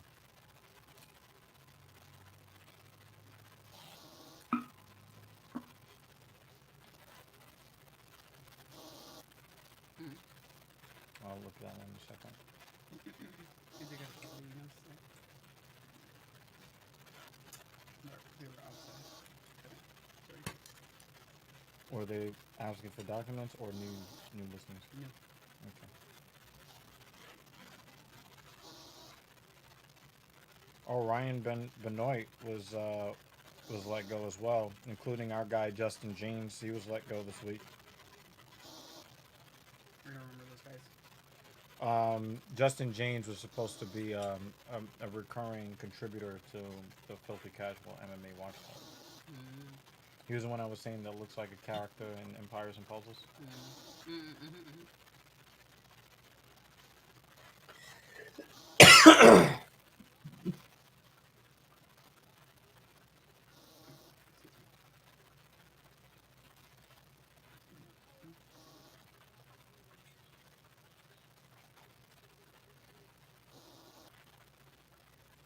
Shitty gym, but could be worse, I guess. But it's pretty shitty. Most of the gyms are going to be shitty. Yeah, I had acknowledged it was shitty. What was I think shitty? I got Jared Cannonier. I just don't think that I don't think that he's got enough to beat Jared Cannonier.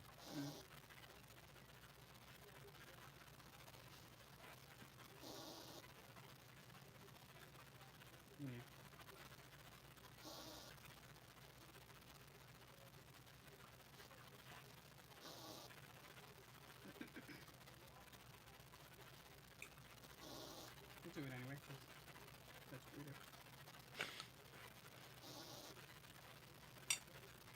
Oh, wait a minute. I didn't see.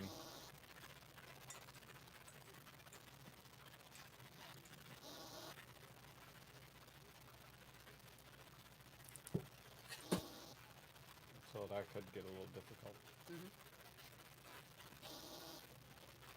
How many units in the whole building? I think 42.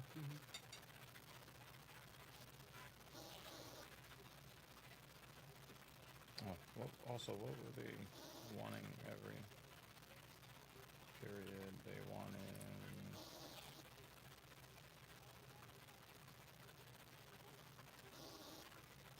Oh, they didn't mention how much they want every. They just say these are just the guidelines. So. Yeah, that's how they always write it. No, but they always say that they always talk about the cost per month. They always put that in here in the article. They didn't put that this time. So yeah, it's interesting.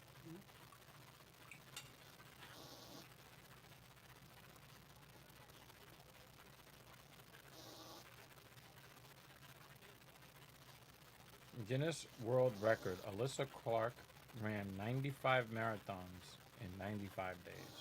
Wow. At some point, should probably just stop. Nah, keep going. Aim for 100.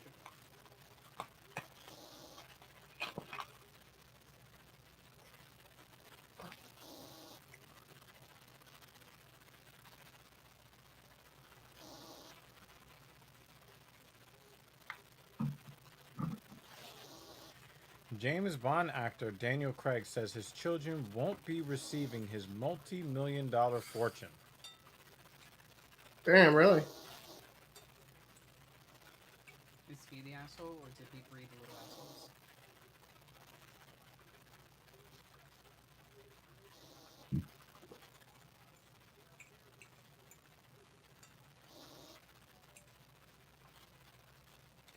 He says he finds it distasteful to leave heirs massive amounts of money.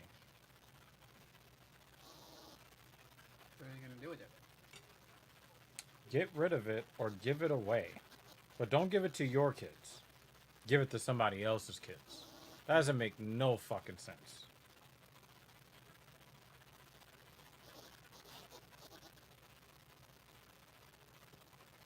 Yo, people are fucking backwards.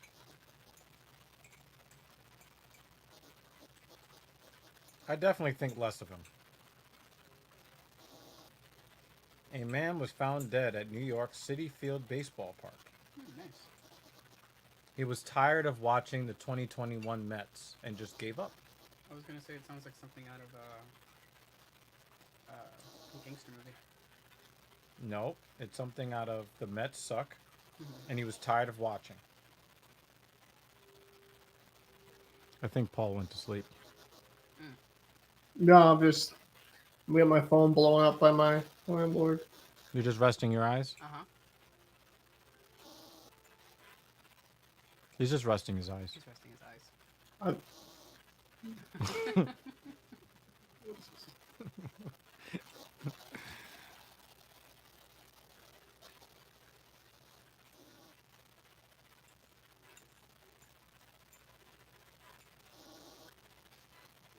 Oh, this is sad. Police responded to a 911 call. Officers observed EMS personnel attending to a 46-year-old male who was suffering from injuries consistent with a fall from an elevated position. Fell off the platform.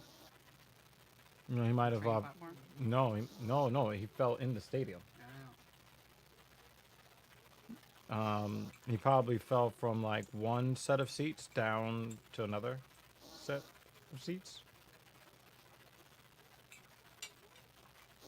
He wasn't dead when they found him, and he died in the hospital. I feel better. I feel human. Rock band Dead and Company. I think they are like a tribute band to the Grateful Dead. Okay. Performed at Citi Field on Friday night. It is unclear if the man fell during the concert. Hey, I gotta Can you make a imagine quick. a bunch of people drinking at a stadium and then falling over? Yo, I'll be back. I gotta make a phone call real quick. You got to do what? I gotta make a phone call real quick. Oh yeah. I'll be back.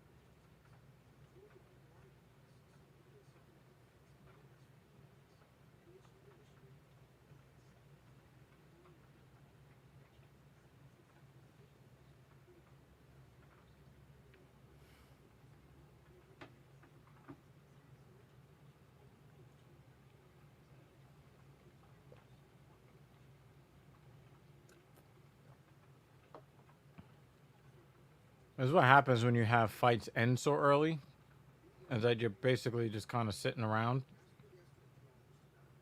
wondering, what to talk about next. Of course, like I said, you guys can chime in with any kind of subject that you guys want to talk about during tonight's event. We don't have to. Suggestion.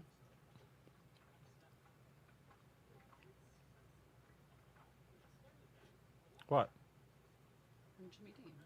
Google. Oh no, we were talking about we were talking about the fighters overtraining or not. I know.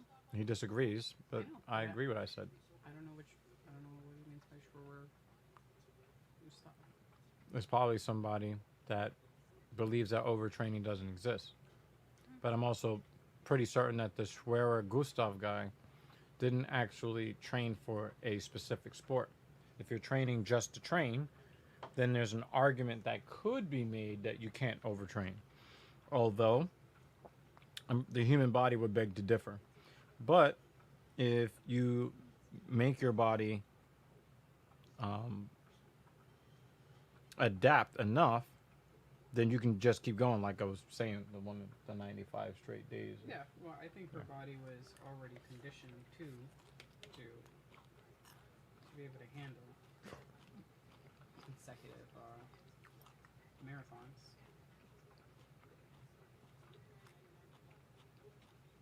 I mean, I read a book about a dude who he would just run 26.2 miles on a normal day. That was just his thing. But he wasn't using maximum effort. Just he was conditioned to do that. You're just beating his feet. That's what he was used to doing. No, I'm glad I'm not him.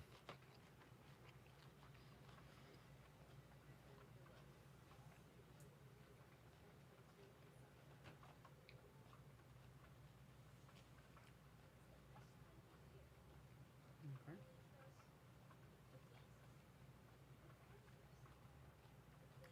What is Jimmy Dean talking about? Hi, Blind Bat. So I got this awesome water bottle. Isn't it pretty? I think you'd appreciate it. Yeah. It's a pretty cool bottle, in my opinion. Yeah, is it wet enough? We're about to find out in the coming hours. We are about to find out, Blind Bat. Yep. Well, 5'9" versus 5'2". Well, you guys already know when I pick fights, I always choose the ugly one over the pretty one. You really should not put pretty girls in fights with ugly girls. It always goes badly for the pretty girl.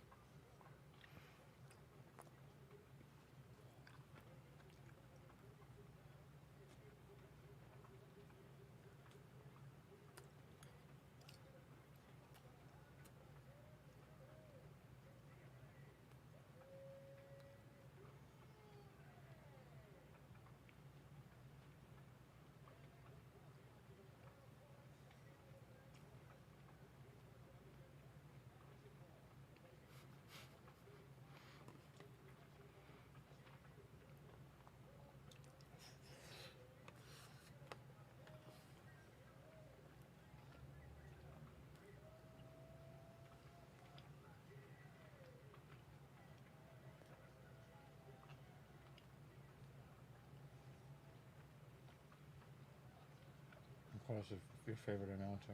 I was trying not to acknowledge that.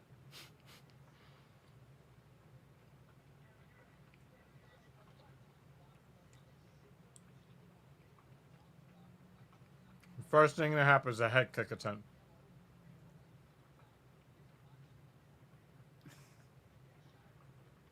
I also have to pee every time I drink water. Yes, every human being.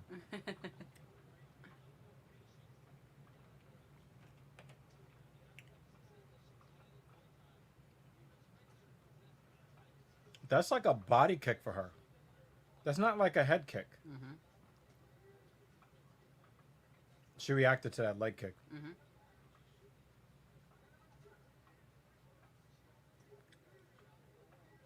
Oh, Amazon.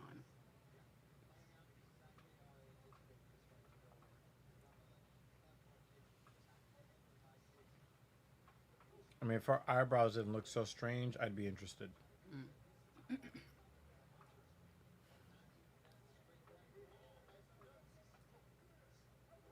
Her hands are too soft.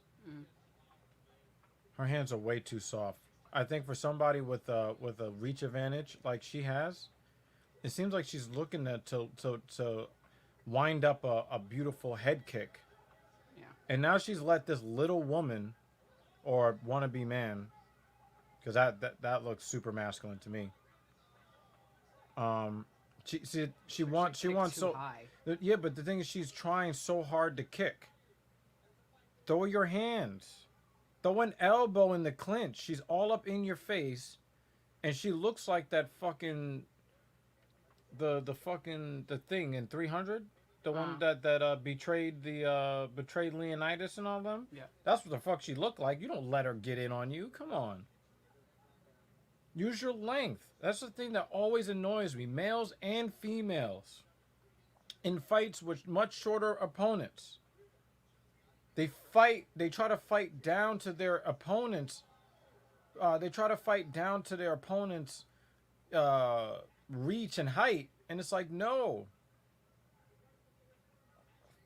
Yeah, her kicks needs to be a little snappier. Or throw a knee up the middle. They're not snappy at all. Yeah, they're very loopy. They're very long.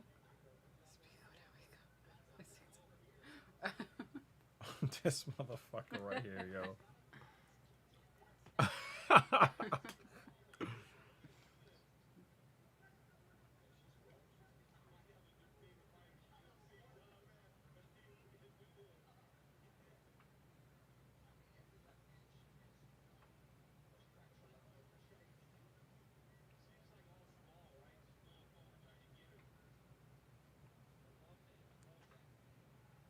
Nice, like kick. Yeah, chest kicks. Like, kick her in the boobs. The T, talking about that, there ain't no boob. She doesn't really think. There, she was just about to do it. Yep. The little T kick, like what John Jones does. Sort of like push you back. Go away. Yeah. You know, You're trying to control the range. Kick. Yeah. This is Sparta.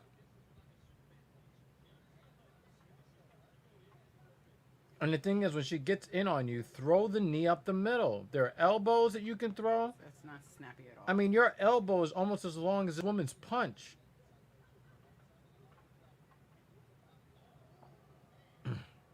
Yo, blind bat, yo, you're a savage.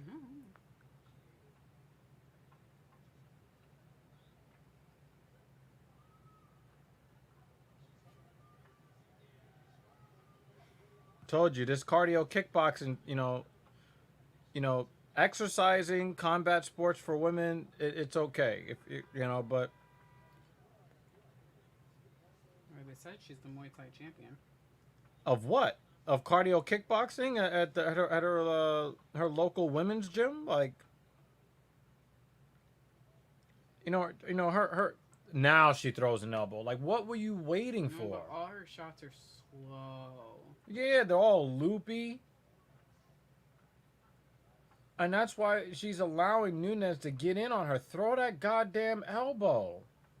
Your elbow is almost as long, but there's no padding on your elbow.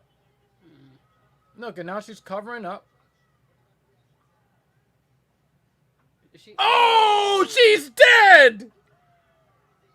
Damn. Everybody's getting that action today. I was about to ask, is she 4-0 in the UFC or 4-0? Like, is this her first fight in the UFC? Probably, but she dead. She dead. Oh. She dead. Told you, never, ever, ever, ever pick against the ugly woman in the fight. Never. Boom!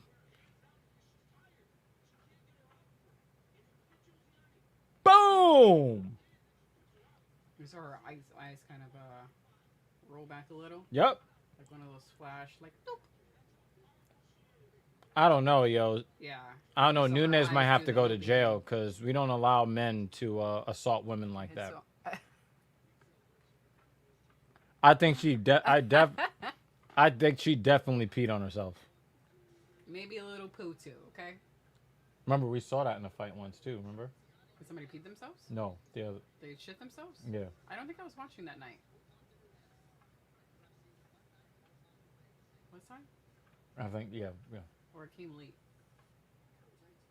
No, that was a couple years ago. Hmm. I don't know if I was watching Wow, Jesse Jackson and his wife hospitalized with the Rona. Wow.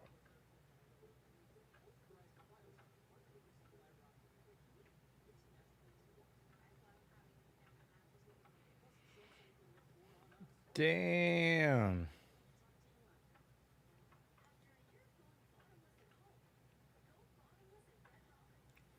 People think that Rona's a joke. They're gonna learn today.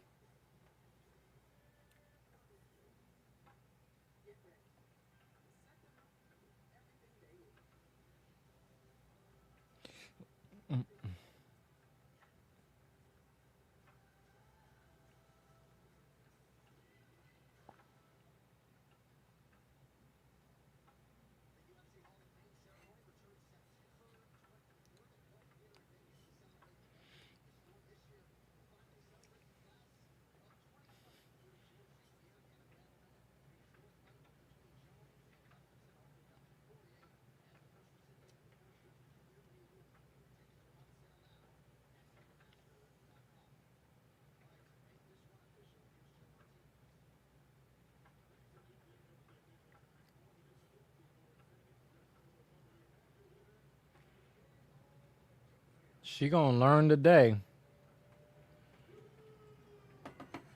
That cardio kickboxing class does not prepare you for the UFC. Hmm. Going back.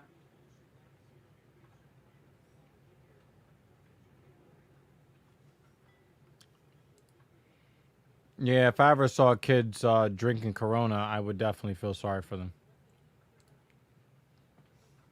You're such a douche. And I'm gonna get my water. Can you throw this in the sink for me? I mean, I can throw it, but I thought you liked this bowl. Well, actually, this is the good bowl. It would be fine. Whatever is in the sink would not be.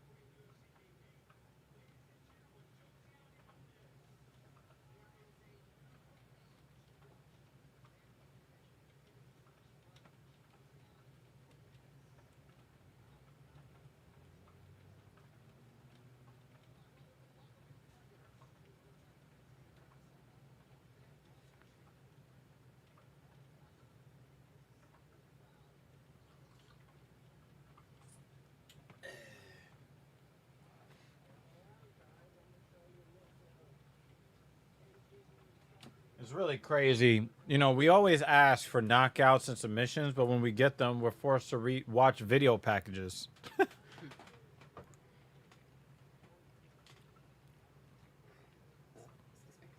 You don't really like olives, right? No. I Yeah, yo, the look on her I face. really don't like olives. She's like, hell to the no, no, no. I don't like it. Hell no. No likey at all. I don't mind using olives to season. You don't really like the bitter taste?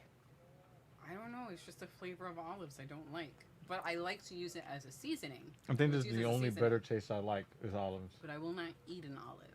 I will pick that shit out. Pick it out. I mean, like. And this is the Especially when only. they put it on the pizza. Ugh. Why? Just it's so. I gotta sit there and pick them all out. Why would you do that? This is the only bitter taste I like is olives. Okay. I gave myself a headache thinking about it. I frowned so hard. I mean, I could save some of these olives for you. No. I thought you liked me.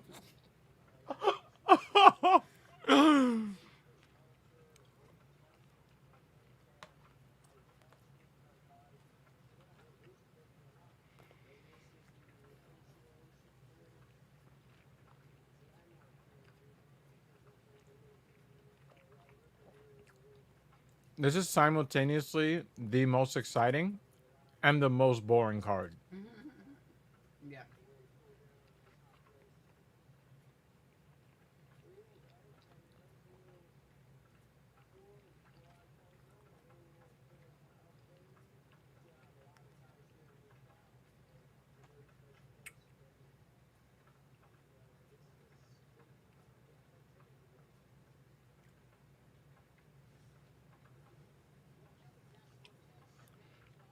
She was really proud of how she looked in that dress, wasn't she?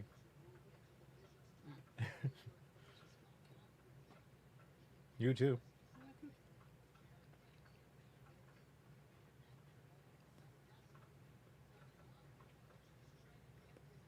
But yeah, it was nice to see. Flash which, flood warning. Which sort of cuts worked for us, and also to confirm which size we can order. Mm-hmm. And we could actually both order the same size. It's just that depending on the cut, Right. when we switched, one cut worked better for me Mm-hmm. because of the shape, and the other one worked better for her. Mm-hmm. But the size that we fit is actually a size smaller than her goal. Her goal was to be the size higher than that. Mm-hmm. She already surpassed it.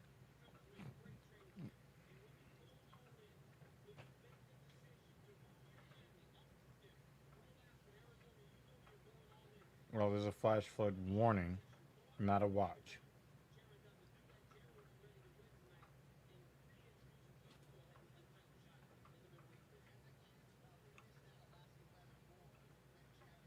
Jamaica, Flatbush, Coney Island, Rockaway Beach, Crown Heights, Kennedy Airport, Forest Hills, Canarsie, Bay Ridge, Howard Beach, Ozone Park, Brooklyn Heights, Sheepshead Bay, Park Slope, Bensonhurst, and Greenpoint. Oh, there's one they didn't say. Yep.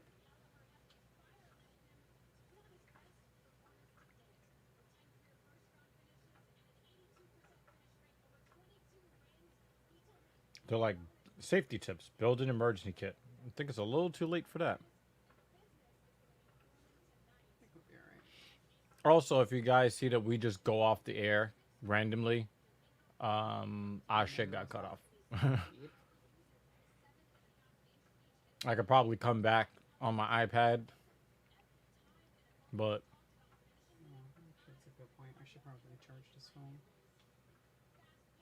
Just in case. Just in case. I don't want to do that. I don't think it's going to be that bad. And then the hurricane's like. and then we run outside. Psych. We go to get in the car, and then the car is floating down the street like Yeah. I mean, because that's kind of what happened with Sandy, wasn't it? Like it suddenly turned. You know, they're unpredictable. Mm-hmm. Let me just charge my phone.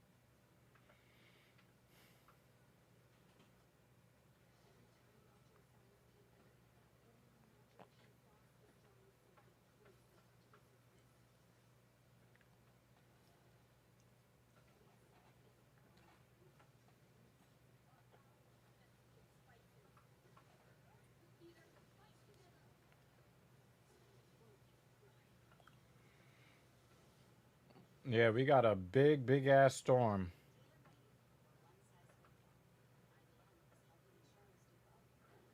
But we're under a tropical storm warning, not a hurricane warning, but flash flood warning nonetheless. Turn around, don't drown. When entering flooded roads, most flood deaths occur in vehicles.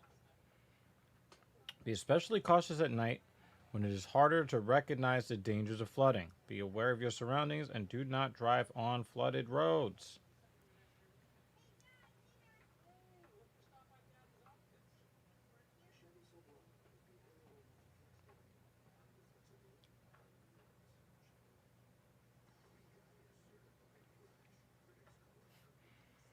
They pretty much mentioned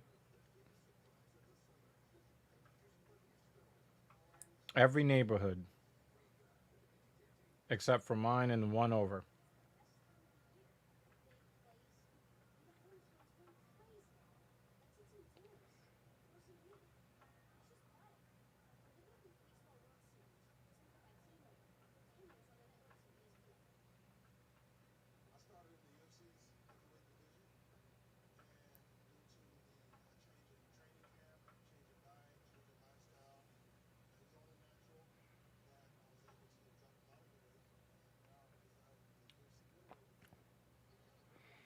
So yeah, if you guys see that we go off the air, it'll be because we've lost either an internet and or power.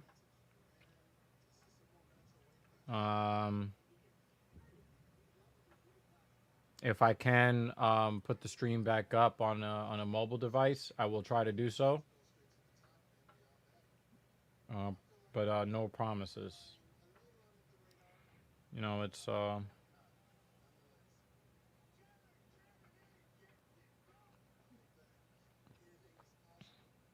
kind of crazy. Yeah,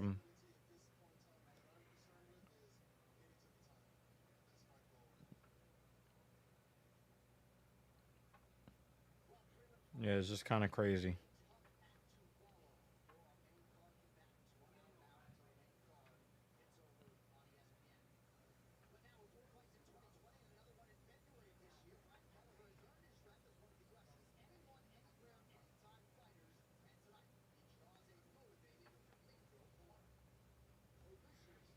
Well, you can't see what the.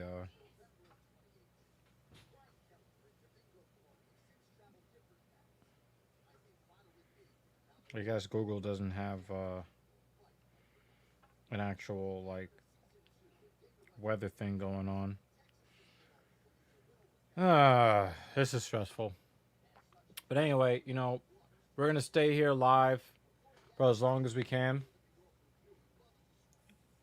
Um, I just hope that it's not. I mean, I've never ever seen my phone look like this when going on the weather channel. Never once seen my phone look like this.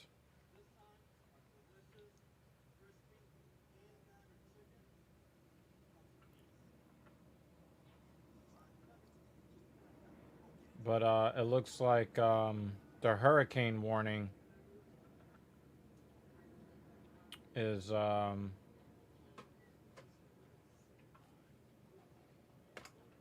be a fucking problem. Did you charge your other phone, or is it charging? I think it's in the bedroom. Okay. You can put it on the charger, I guess, if you want. Yeah, just on the safe side.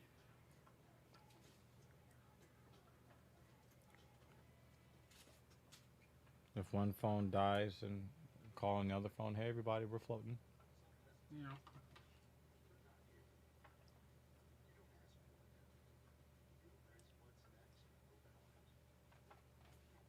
It'd be crazy if they did all of that to recover Superstorm Sandy and then like shit gets mega real after that.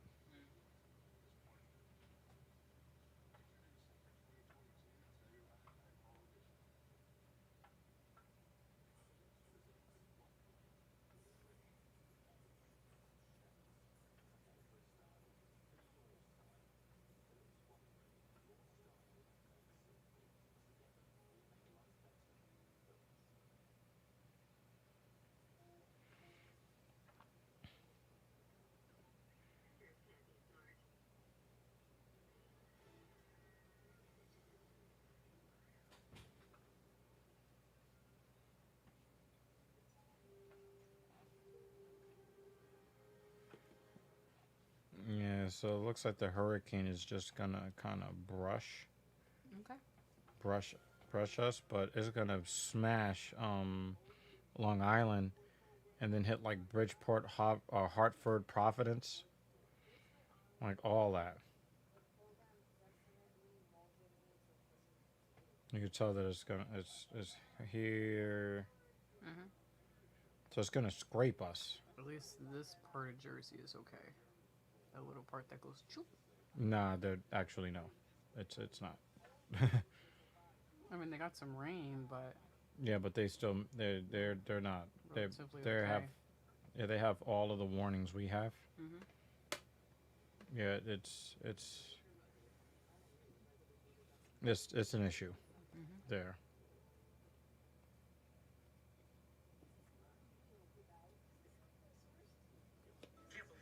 Of course, they want me to play commercials. Yeah, but you see, Mhm. bing bang boom. Mhm.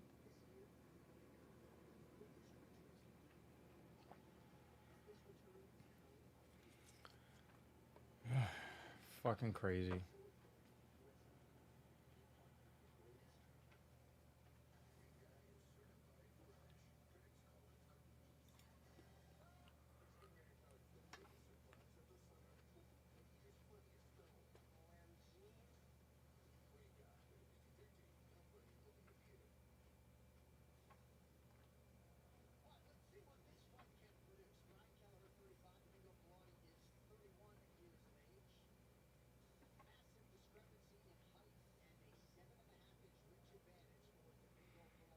Yeah, Brian Kelleher doesn't care Mm. about the 6 inch and the frickin' 9.5 inch reach advantage.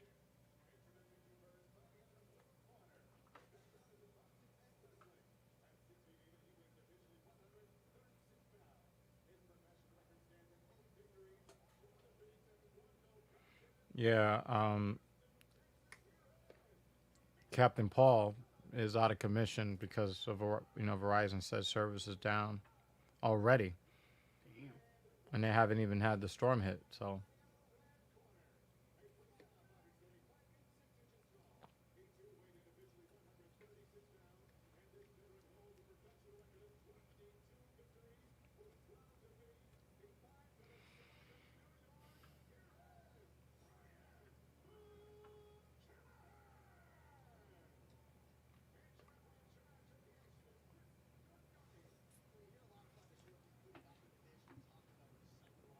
Like the universe just keeps blocking Captain Paul from us. yeah, yeah, He was finally home, comfy spot, yep. reliable internet connection. Hurricane. Yeah, that's fucking nuts. Kelleher is stalking this guy already. Already ripping the body, going to the wrestling, slams him to the ground, drive, drive, trying to get into side control. Yep, yep, he's in side control. Captain Paul says, I see across the street they have power, but not on our side. Damn.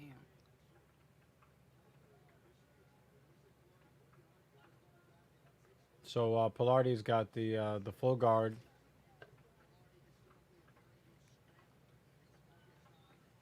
Kelleher is trying to work in it.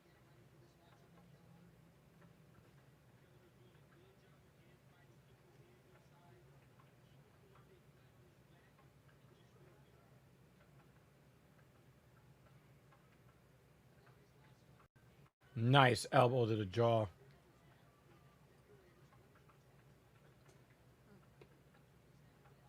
I guess water too for some. I'd probably have to say yes, sir.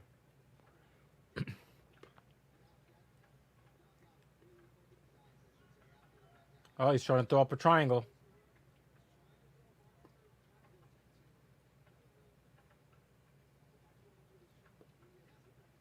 We were able to get a big ass watermelon today Mm. because they put it on sale for 49 cents a pound. So we got a larger watermelon and paid total price. Same as the other one. Mm. So happy. We watched a video about the history of the watermelon. Mm. You weren't around, but Did it make you not want to eat watermelon? no, it's just a history of like Oh. where it came from and things of that nature. Was it cool? I thought it was. Watermelon's just great. It looks like he drew blood on the nose of Pilarte. If we ever get a house, I'm growing watermelon.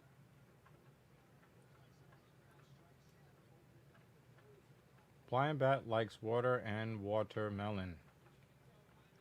Watermelon is great. Oh, trying to throw up that triangle again.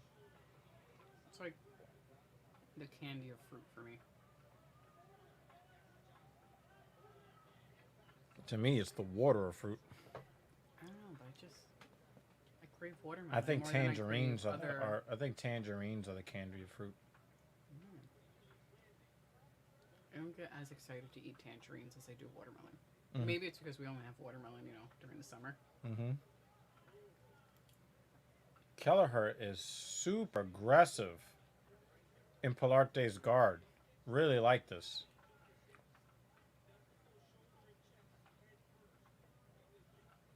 Another short elbow to the jaw.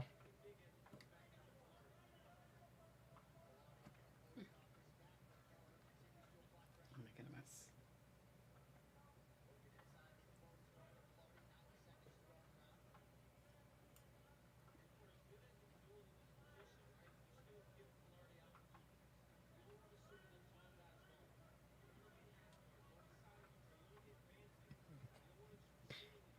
Kelleher's got to be careful because Pilarte is trying. Is Kelleher bleeding? No, Oh, it's okay. it's Pilarte. Oh, okay.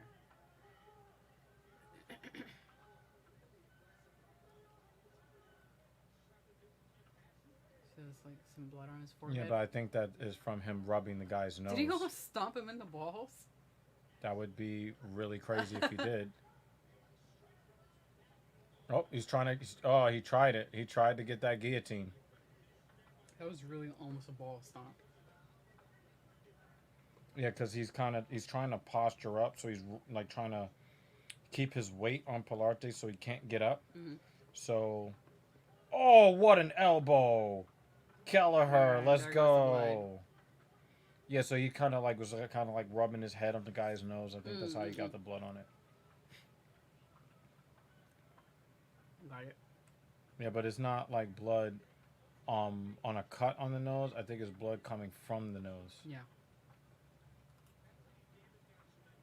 Another big elbow from Kelleher. This is a 10-8 round. Mm-hmm. That's a 10-8 round. You put my other phone on the charger? I did. You had a notification. Oh, thank you.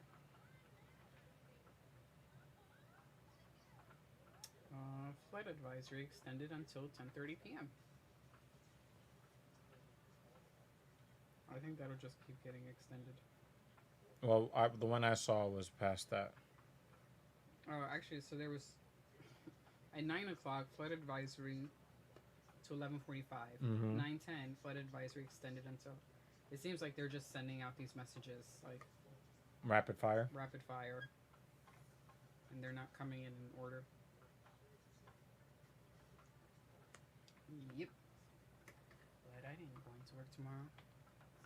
La la la. Oh, wow.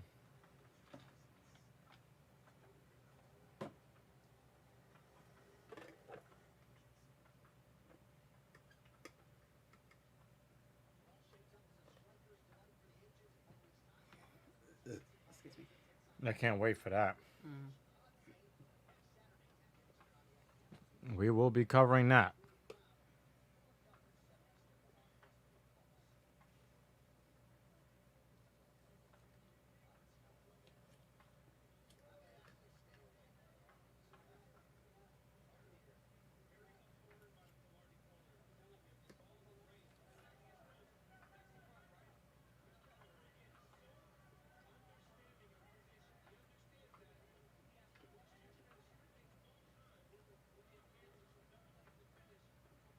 Some people are saying that Kelleher won a 10-9. I think that was a 10-8 round.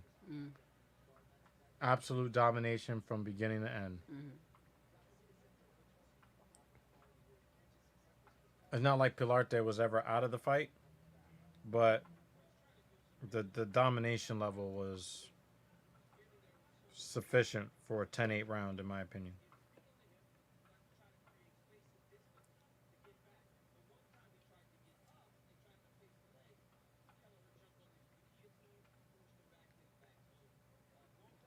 Those are some serious eyebrows. Those are like cartoon character eyebrows.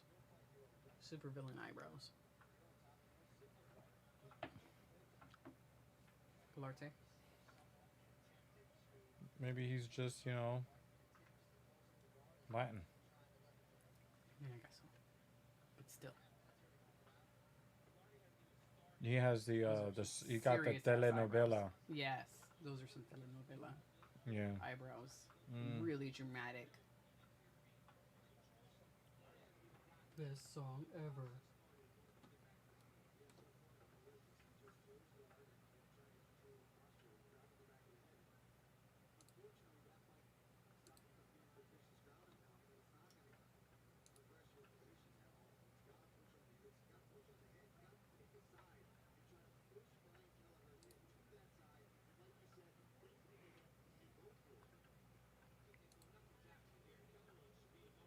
Good job saving the day.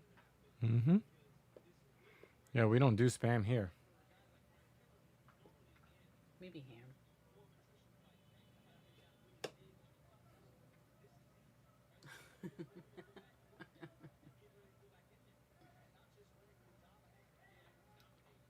But it's the anti-spam. It's ham.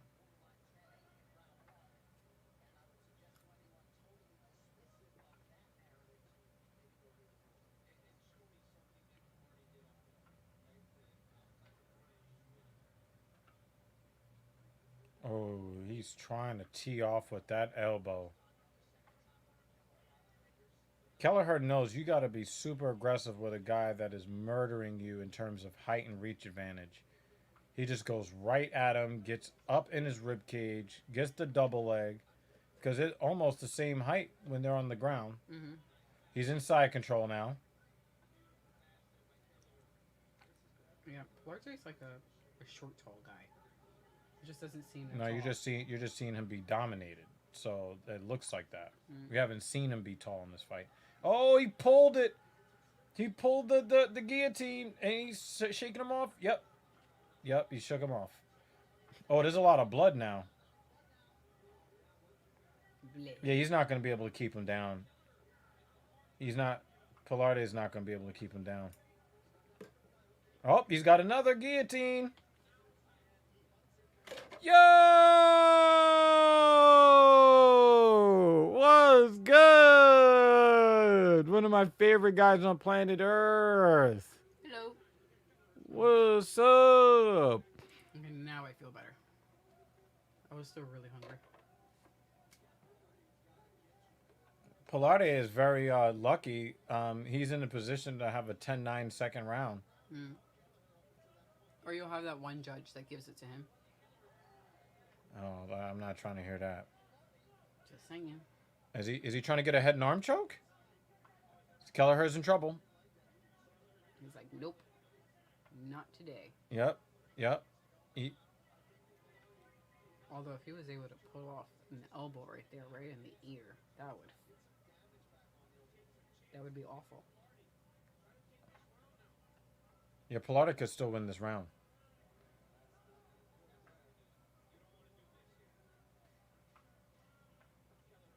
And Kelleher's back on top and will finish on top. There you go.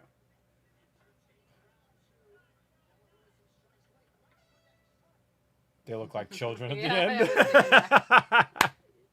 the end. Yo, welcome to the stream, man. It's really good to see you again. Really good to see you again, Killer. If you want to do an IW stream tomorrow, Killer, let me know. I think I might be on board for that. If the hurricane doesn't wash my PlayStation away. Mm-hmm. Yo, relax, yo. You just ate. Just saying breadsticks. I love watermelon. Wow, I feel better. Ooh, breadsticks. There's a woman that's trying to lose weight. Ooh, breadsticks. That's why I'm saying breadsticks, because I can't have them. Okay, and I'm really sad. With breadsticks.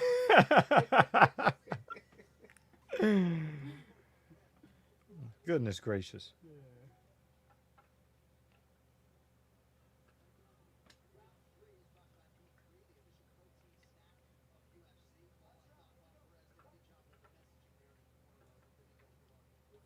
Huggy huggy and knock each other out. Nice kick from Kelleher and nice timing. Nice timing. Damn. Back to the middle. Right to the middle. You could drop him on his head. Oh, he brought him over to his coaches. Oh, man. Oh, man. Nice move. Right up against the cage. And now with his coaches.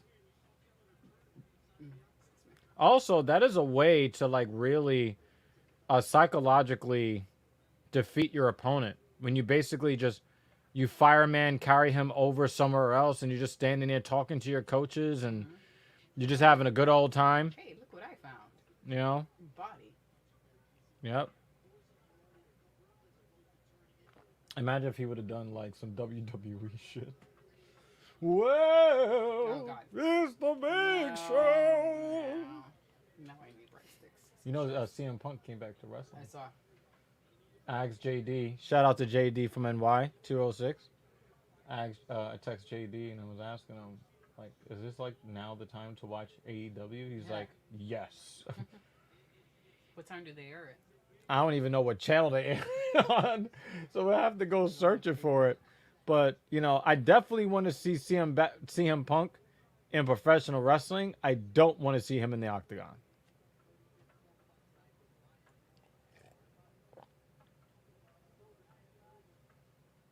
This water feels so good going down. It's not going to feel that good when I'm getting washed away down the street. Oh, poor thing. Hurricane, flash floods. Damn it, Henry. I think serial killer peeked in and bounced. Yeah, it's okay. I'll text him.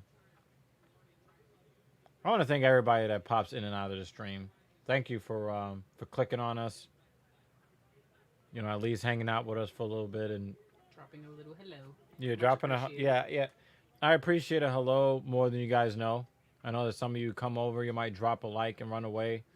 You know, a comment saying what's up. Drop a howdy. You know, it's appreciated. He said, "Nope, still here, just working too." Oh. Yeah, but I was saying, Cyril, if you want to tomorrow, if you want to get an IW stream in, I'm willing to. Stream it up. Yeah.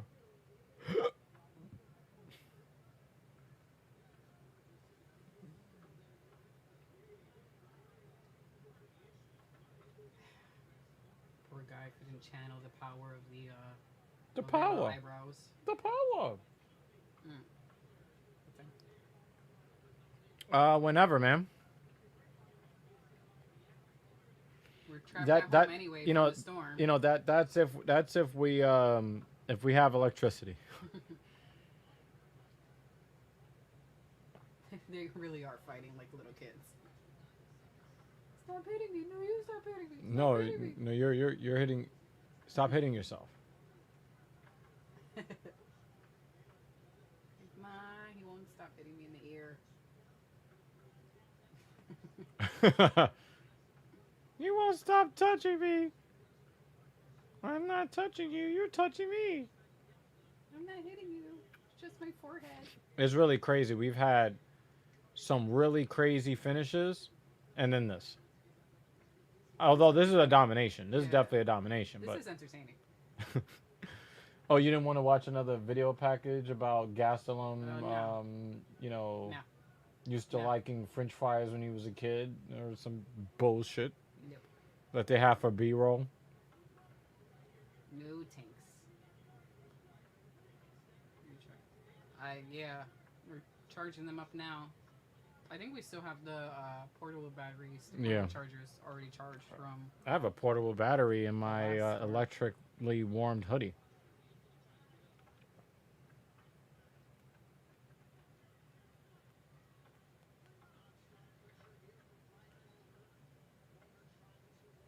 Wow, so our first non-finish of the day is coming right up.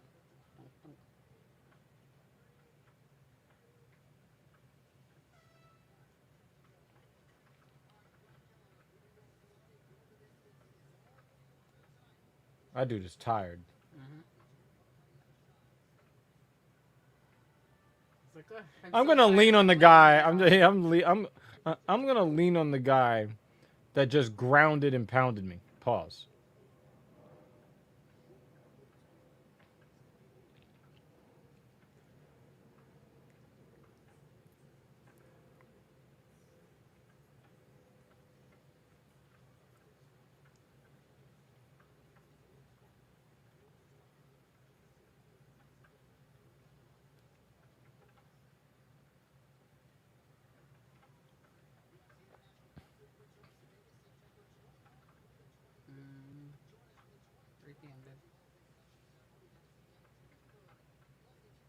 That's kind of late our time, right?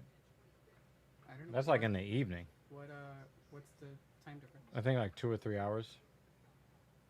I mean, we're not gonna be doing anything else. So this is what Vogue magazine posted to their Narsagram account. White House press secretary Jen Psaki is good at mending fences. Just don't call her nice. It's like nails on a chalkboard, she says. And it happens. I was introduced to a foreign delegation in the hallway the other day as, "This is Jen. You may have seen her do the briefings.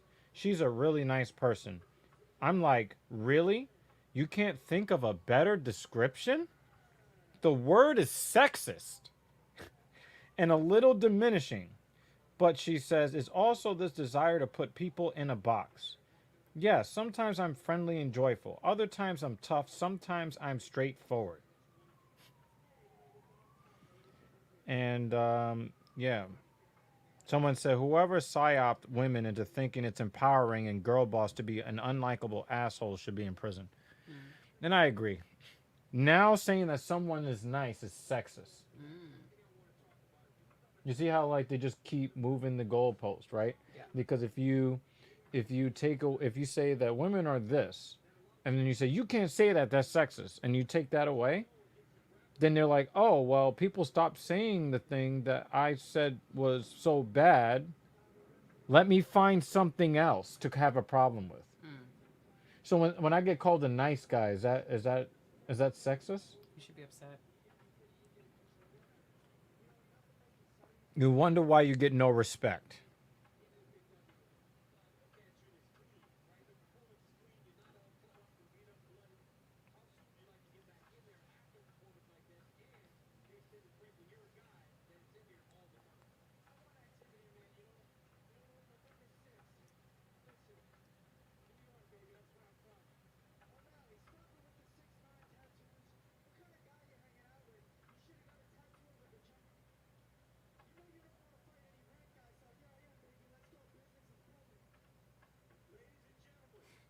He's like, and I'm finishing it.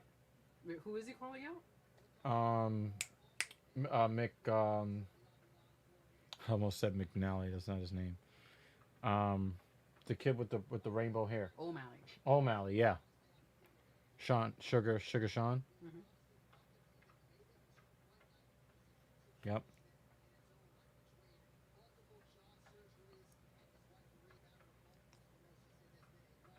Yeah, so you want to go in the evening time. I mean, it's possible, but I think I might have clients in the evening.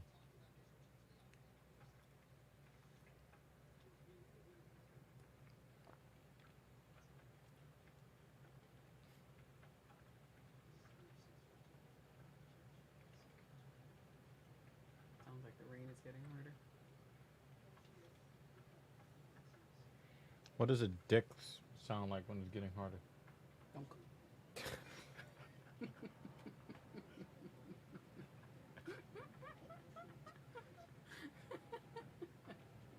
You asked the question.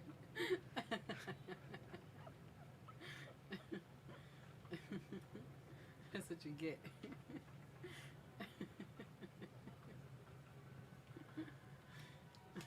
We're just a couple of assholes watching MMA, folks. With dick sound effects. Oh, wow.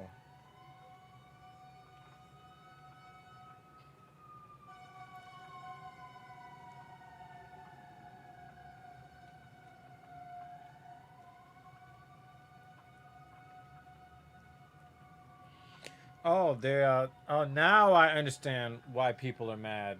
A content creator who advocates for like socialist causes, people are mad at him because he bought a $2.7 million house. I mean, these days, So it's like if you house not even that expensive. exactly, Exactly. exactly, and that's what Drifter said here. Yeah. Shout out to Drifter. He says the house is nice, and that is a lot of money, but it's not that outrageous for the LA metro area. And it's like, wait a minute, so you look how much houses cost here in New York. Republican types, you right wing types, right? You're all about capitalism and people having nice things that can afford it, right?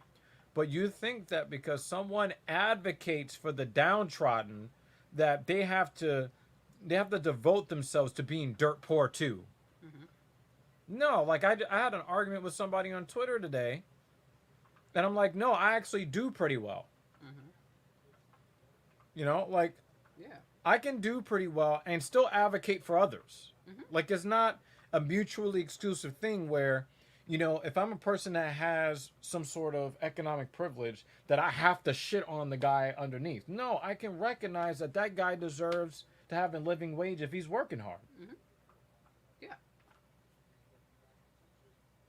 Do you think, like, if I ended up, you know, making several $100,000 a year, and we get a couple of nice houses or whatever, that I'm still not going to do Black Power Magic Hour and advocate on behalf of the everyday worker? Yeah. I don't understand what people. I don't understand how people have this this mindset. But there is a group of people who like to see examples of those who look like them in good positions so that they could see that is actually attainable. Yeah. Not that I'm constantly seeing people who are in my position and who look like me and we are living in a shitty neighborhood and experiencing shitty things. Like there's this nice group of people who have made it out.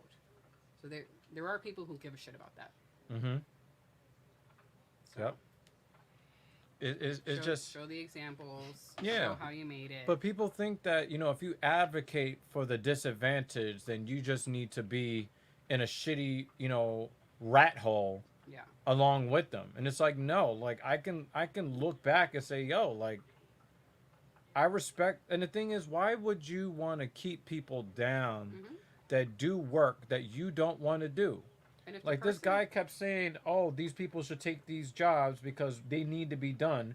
But then the dude in the next tweet will say that that their skills are not worth it, and they should just take slave wages. And it's like, if you really think these jobs need to be done, then why don't you step up and do it? Well, I don't have to because I put myself in a position, blah, blah, blah. Well, if you think that these things need to be done, then they need to be compensated at a rate that people are willing to pay if they need to be done. Otherwise, go without the benefit. Yeah. I don't understand what's so hard about that. Like, if you don't want to work at the grocery store at the checkout counter, then grow your own fucking food. Kill your own animals. Bake your own bread. Milk your own cows.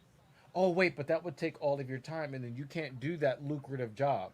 So you want to shit on all the people that make it easy for you to make the money doing what you do. You want to shit on those people. That doesn't make any sense. I work at the grocery store and I bake my own bread. It's just more delicious. But you get what I'm saying. I get what you're saying. You know? Yeah.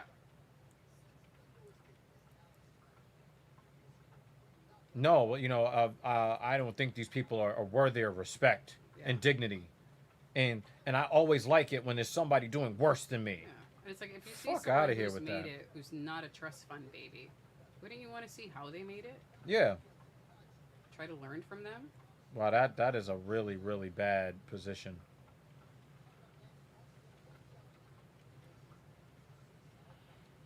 That wind is picking up. Yeah. Yeah, so I just and the thing is, it be poor motherfuckers talking about let them rot, let them struggle, and it's like you ain't doing that well yourself, buddy. Mm-hmm. All of these people that um all of these people that don't care about their neighbor, they don't care about their fellow man, but then want to get mad when somebody breaks into their house. Mm-hmm. Well, they were fucking desperate.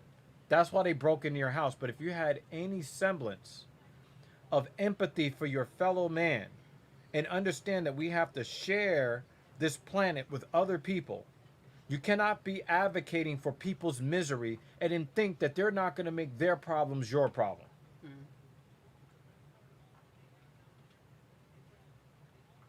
Where there is rampant poverty, there is rampant crime. Do you think that these guys that shoot up movie theaters and in elementary schools and in high schools, do you think that they're doing so because their life is so great? No, they're fucking desperate and they're angry. Mm-hmm. So you can do this whole, macho, well, I got it out the mud, then you do it. Well, guess what? When you go out to spend your money that you earned, somebody will be walking in there with a rifle shooting at people indiscriminately. Mm-hmm. Now they just made their problem your problem. So even if you're a selfish piece of shit, think ahead.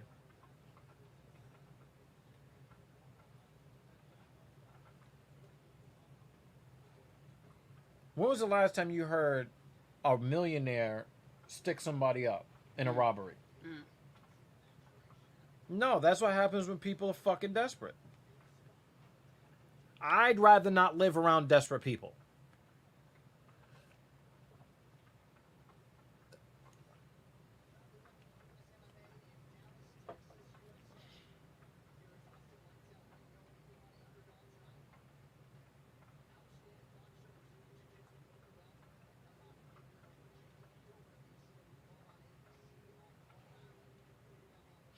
His last name is Lingo. Mm-hmm. Um, Imagine if his nickname was slang or language. Or if you're talking like Bilal Muhammad, you know the Austin, you know the Nope. lingo. Nope. Nope. Nope. Nope. Nope. Nope. Taekwondo black belt. 3 wins by knockout, 2 by submission, and 4 first round finishes in the first 35 seconds or less in his professional career. That tattoo, I don't like it. Mm. It's elaborate, but it needs color and it needs work. Maybe he'll fill it in or whatever. He could have like some sort of, demonic anime theme or something. His eyes are already fucked up. Wait, what? He's got a bruise? Mm-hmm. On his right eye.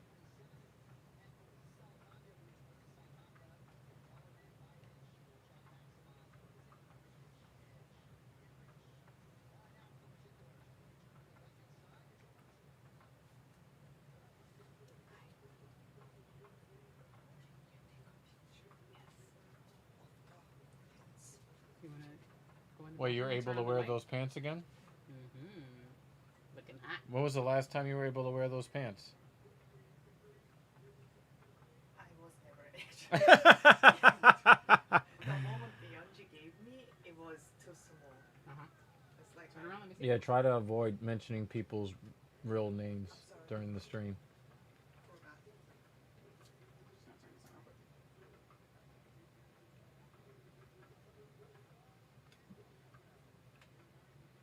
If you lose like 5 to 7 more pounds, it will be very comfortable Turn around. to wear those pants.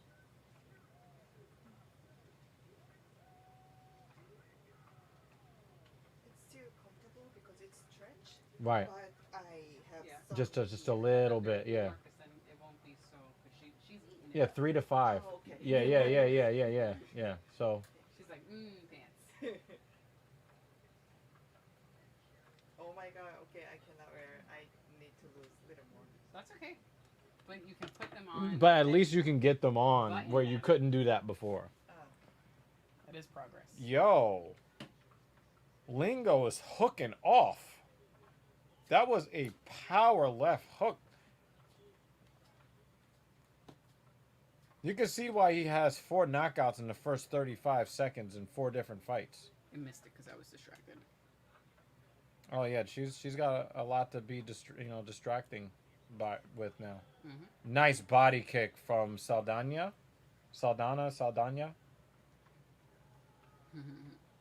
Yo, he's got some fucking flashy skills. Lingo is coming in with like the brute force, but I think that Saldana has definitely frozen him a little bit.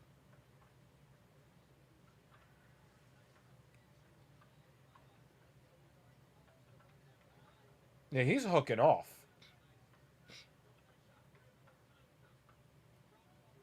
Saldana is showing a universal sign of no respect, dropping his hands low.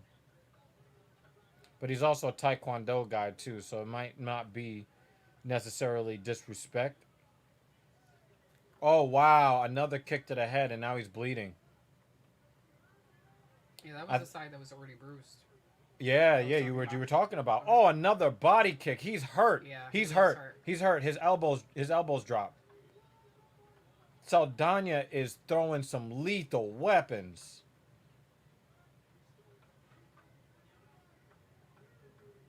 Oh, nice spinning back elbow. And another high kick. Oh my god, he is tagging him. All 3/3 of the man's body. He's tagging. Head, body, leg. Saldana is in complete control. Even though he's kind of bicycling, he's on his bicycle, all of the timing is his.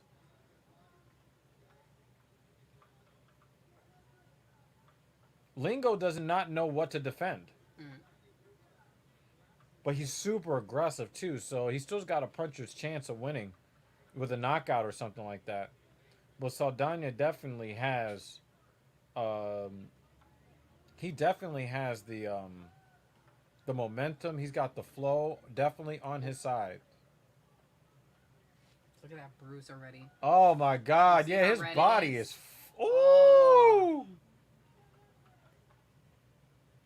That's nasty. Serial killer, if you're around, you can turn on ESPN2 and you can watch the fights along with us if you're still around.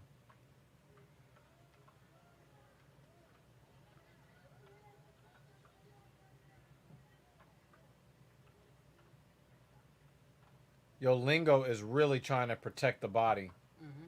And he's very susceptible to the head kick.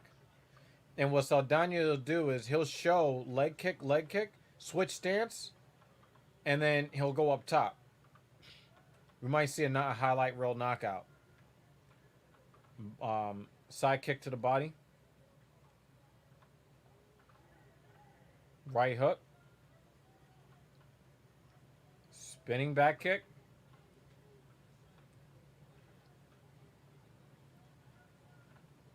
And Saldana is touching him with the hands just enough to stop his forward momentum and force him to reset. So the thing is that Lingo just cannot, he just can't get into any rhythm. Because Saldana is just throwing. Just chasing. Lingo ends up just chasing. Yeah, he's chasing a little bit. Oh, super. I think that's the second attempt at Superman.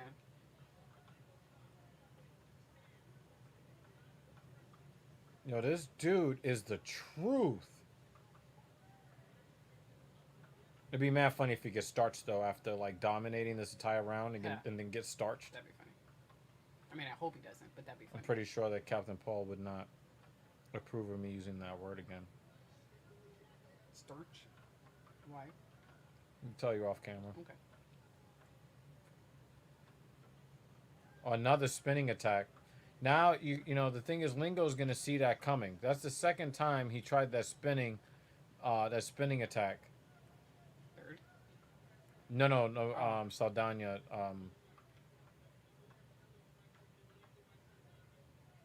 Saldana knows he's in control. Yo, he's fucking this guy up. The sight of blood makes me want to throw. Aw. Yo, son, I gotta roast you, son. My favorite gotta roast matches are when there's a lot of blood, Uh, like splurting. I gotta roast you for that, son. How are you a serial killer and you can't stand the sight of blood? Son, I can't handle it. You wildin'. The world's first serial killer. Like, I'm sure there's a film like that. oh shit, yeah, somebody's got to write that. If someone hasn't written it, serial, you need to like copyright that shit. We can we can do something with that.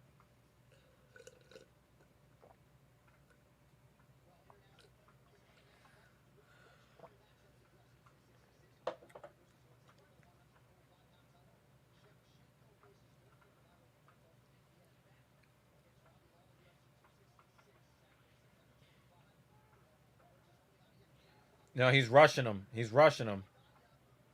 He's trying to use that good head movement. But Lingo knows he needs to throw some power in there because he's running out of time. Because if he gets caught, oh, nice leg kick. Nah, he went to the well. He went to the well too much, and then he telegraphed it too. Mm-hmm. The thing is, like, he's trying too hard to throw power shots because he knows he's running out of time. Mm-hmm. Because if Saldana, side hurts. Oh yeah, hell yeah, he takes a couple more shots to the body. That liver is gonna be like, He's also trying to make it dirty. You know, he doesn't want Saldana to be able to have the stylistic, pick you apart from the perimeter. He wants to make it dirtier in the second round here. Kill with kindness. Oh my god. Oh my god. Kill with kindness. Kill him with synaptic and titan. What the fuck?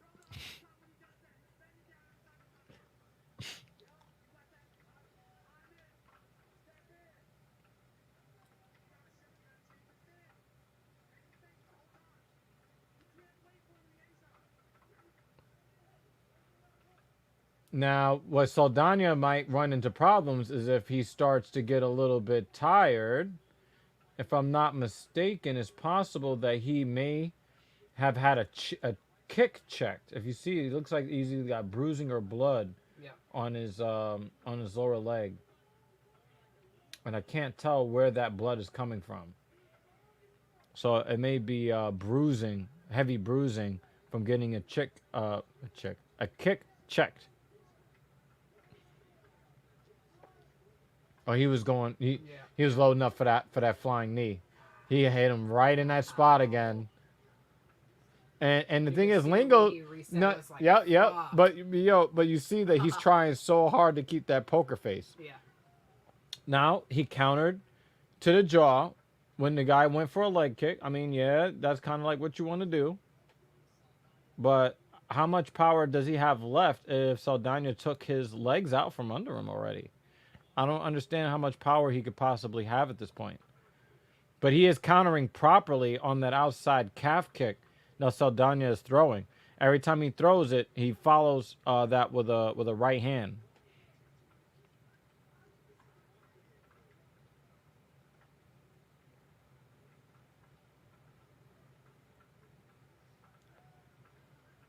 Oh, Lingo is throwing a little bit of.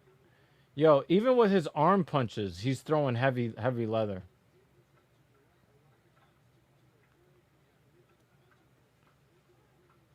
Do you think I should check to make sure my car didn't get washed away? Okay. Now Saldana is more of a stationary figure. He's more stationary than he was in the first round. and he is now getting caught every now and again with his back to the cage. So, and you see that he's starting to he's starting to telegraph that spinning attack. Lingo seems to be happy in pain. Look at him. Oh wow, nice straight left from Lingo. And the thing is, Saldana is starting to breathe with his mouth open. He's gasping for air.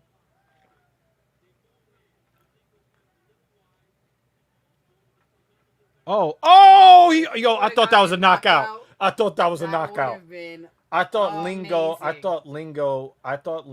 midair knockout. Yo, That would have been great. son. Yo, and he's throwing heavy leather too. And the thing is, Saldana is definitely more of a stationary target. And the thing is, Lingo is like, yo, you gave me some problems in the first round. But yep, he's fatiguing out because he's getting hit. But didn't most of his fights end in the first round before? Was that his record? A lot of his wins ended in the first round, so yeah. Yeah. He's got 4 wins within the first 35 seconds. But the thing is, you can see that he's tough as fucking iron. Yeah. And we're talking about Lingo here. Saldana was the one that was really dominating in the first round. I give the second round to Lingo. Lingo did what he needed to do. He made it dirty. He got inside. He didn't let Saldana just circle around. He cut off the cage. And then he was hooking off.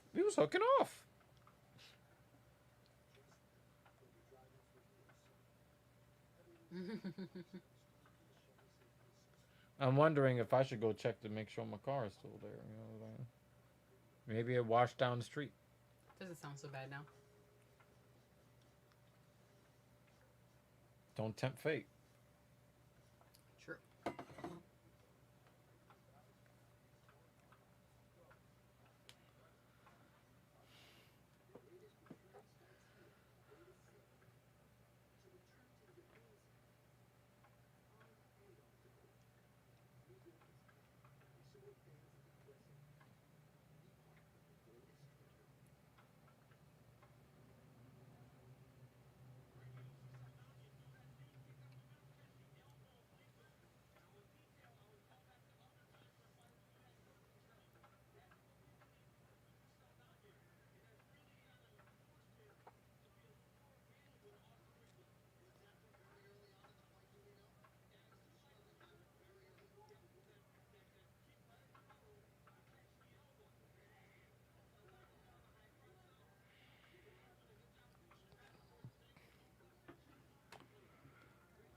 This is what Lingo wants to do.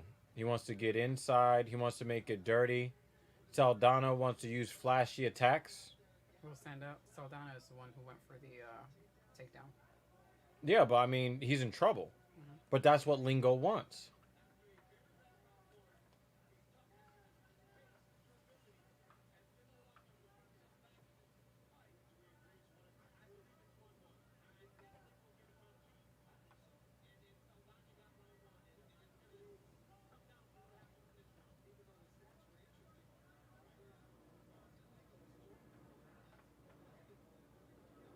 He's landing the jab, falling backwards. Is Saldana. He's trying to hit that body, but I think Lingo is kind of yeah, he's tired. Saldana is tired. Mm-hmm. Can't even do that kick anymore. Yeah, he's not sharp anymore. See, look at him. Mm-hmm. And the thing is, Lingo is ready to go. That was a little crisper. Mm-hmm.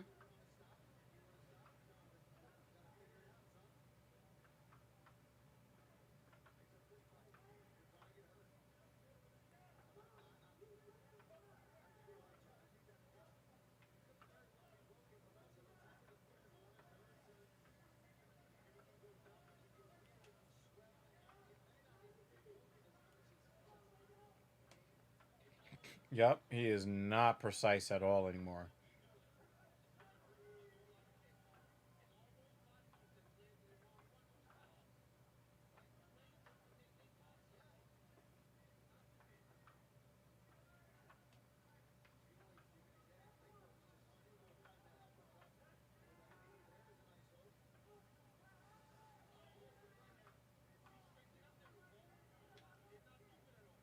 Much He was ready for that. He was ready for that kick.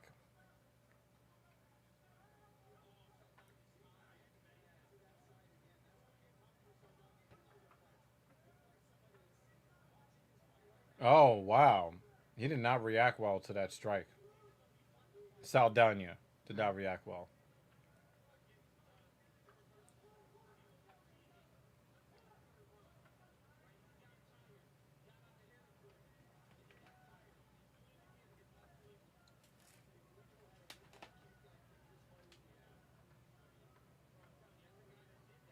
Ugh. When you shake your head like that, that means you're in pain.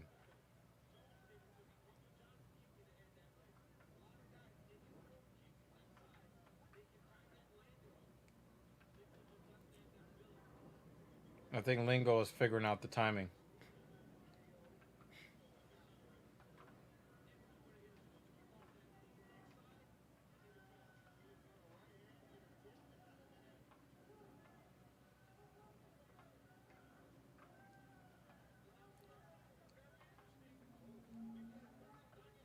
Yeah, so oh!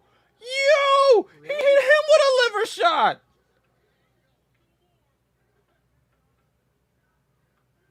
Oh, man. He had a...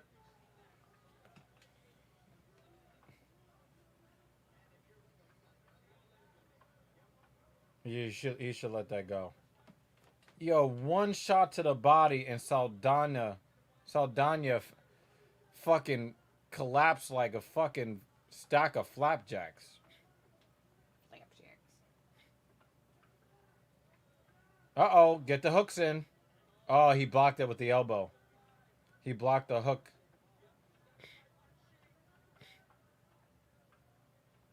Got an elbow there. Now he's grabbing his own leg to try to hold him in the position so that he could try to get that body triangle back. You see? Body triangle. And we're done.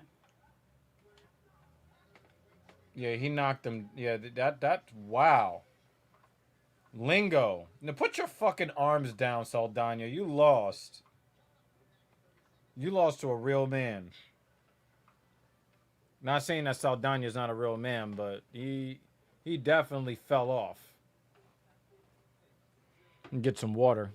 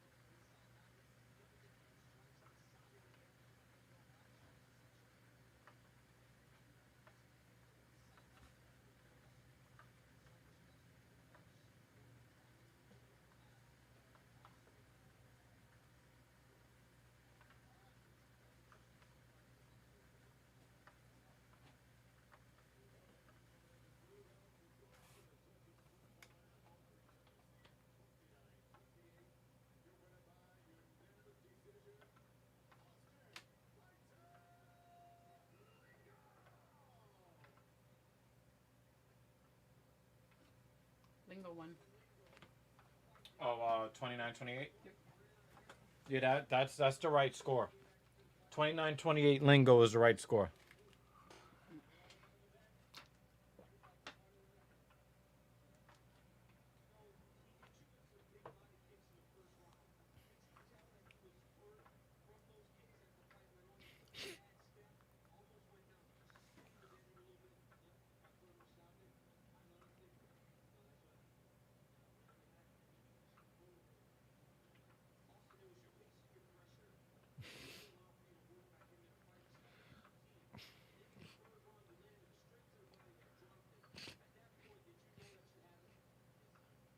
Oh, shit.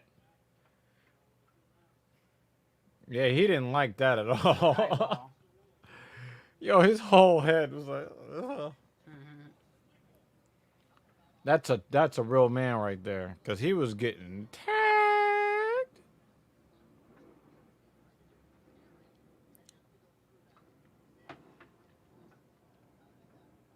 Oh, that's the weird kid that we saw with no defense, and then he just tomahawked the guy and knocked him I out. remember.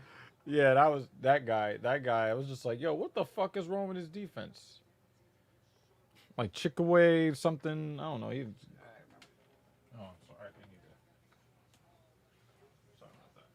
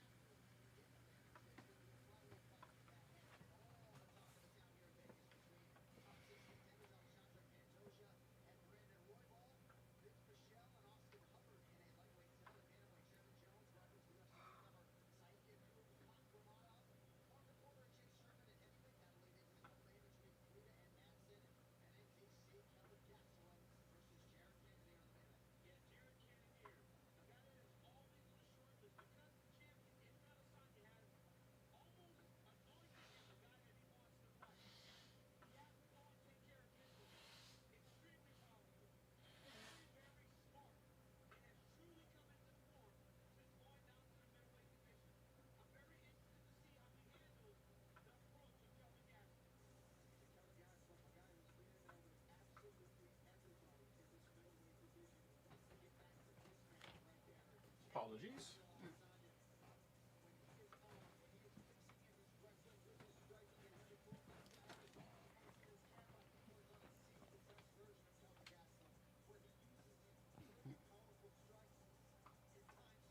Why they show Bisbing getting his fucking head binged off the floor? Mm.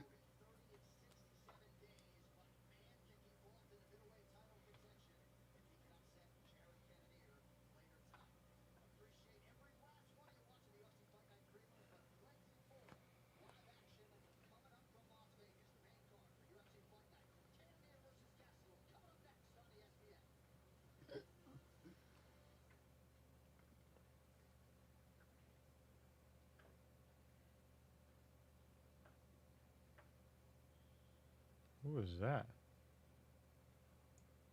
Maybe somebody's coach. He looks like a coach. Mm.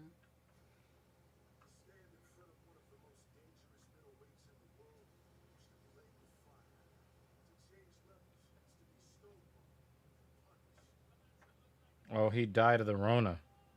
Mm. The godfather of Texas MMA. That's really, really sad. But the Rona is not serious, y'all. Just really healthy guys in their mid 50s, 55 years old. Um, among the roster of trainees,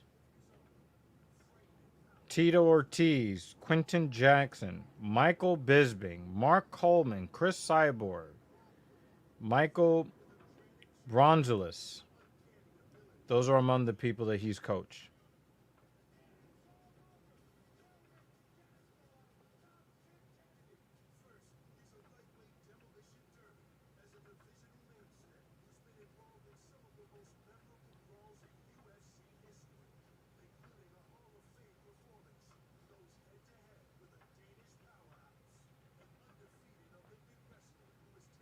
A guy in really great shape, 55 years old. The Rona took him. For all you guys that think not getting vaccinated and not wearing a mask, y'all think that shit is cool. Hello, HS. What's up? How you doing? Are you about to watch the main card? Because if you are, it's on ESPN, and you can watch along with us on ESPN.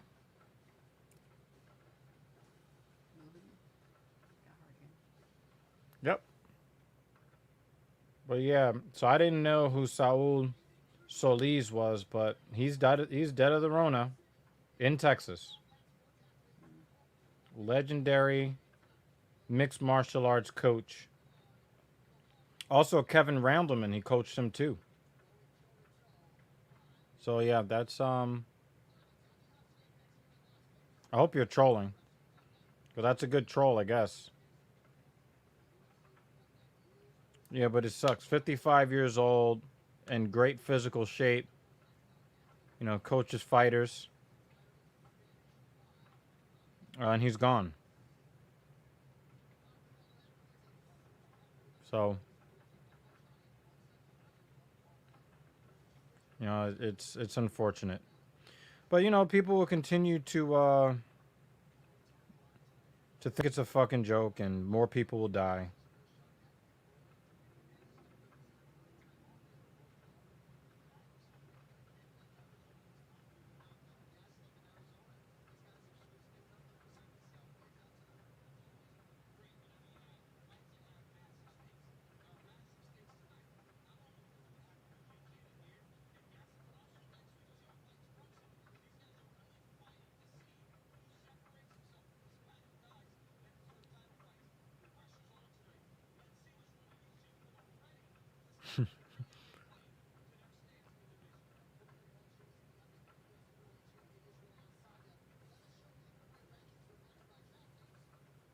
Nah, I would hope that we can avoid the mandatory lockdowns.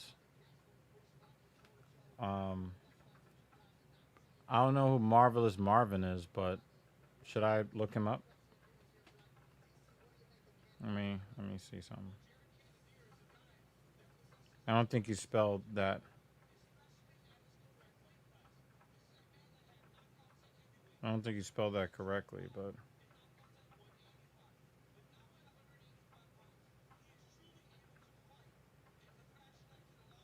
wow, he died in March. Wow, yeah, that's right, he did die this year.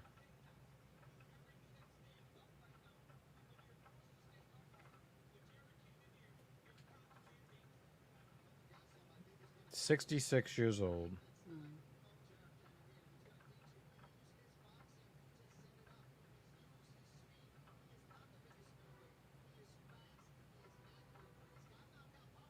Well, I just looked on Wikipedia and it just said that his father was taken to a New Hampshire hospital after experiencing chest pains and difficulty breathing. It doesn't really say anything beyond that.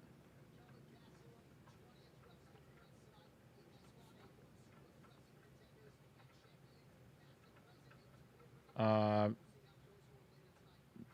Marvin Hagler's wife, his widow, says late husband did not die due to COVID-19 vaccine reaction.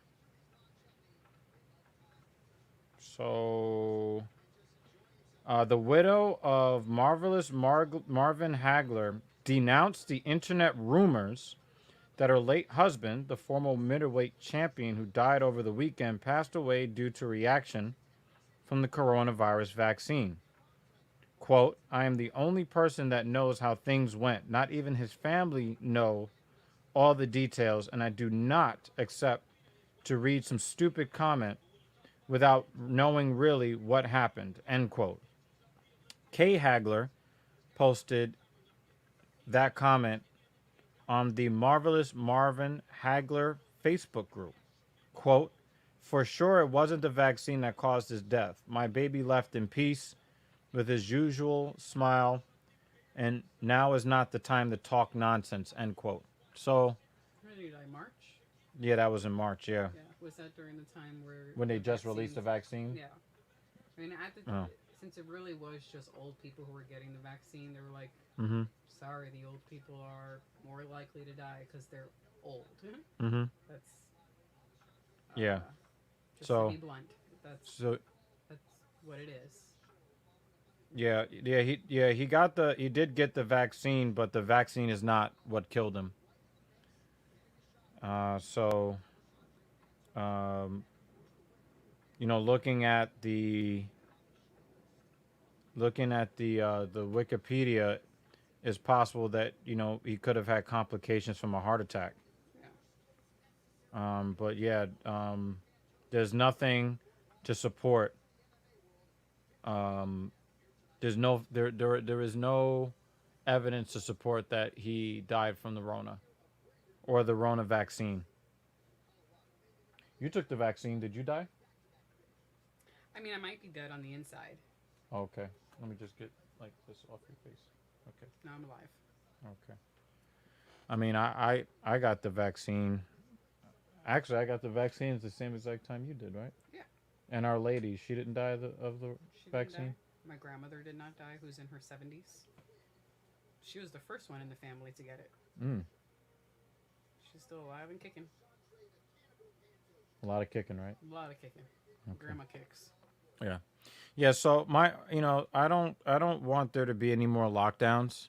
I would like to see more people get vaccinated so that you can stop these variants of the virus from becoming more efficient, because the more efficient that the virus gets at its chosen strategy, if the Rona gets better at its current strategy,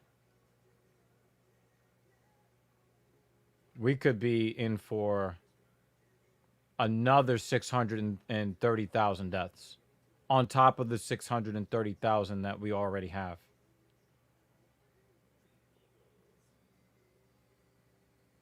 So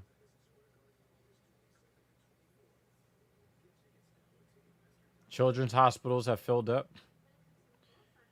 Do you believe vaccines should be mandatory or your own choice? I'm going to say yes. Yes, To which? yes to both. Okay. Now, here's the caveat. If you want it to be your own choice, stay home. Because not all viruses are created equally. There's a difference between the virus that causes AIDS, which is HIV. There's a difference between the AIDS virus and the Rona virus. What's the difference? Well, you need to mix a significant amount of bodily fluids. You have to share bodily fluids with someone who is infected. So if I choose not to get PrEP, if I choose not to get vaccinated against the HIV virus, it's my personal choice, because the only thing I have to do is just make sure that I don't have sex with someone who has HIV. But the difference between the HIV virus and the coronavirus is that it's much more easily communicable. Just by being in someone's vicinity is enough to pass the virus on. So in my mind, it's not necessarily a question of whether it should be mandated. If you care about somebody other than yourself, you'll do it because you want to protect not just yourself, but you want to protect your neighbors, the people that live in your community, your friends and family, regardless of their age, regardless of their contraindications or comorbidities.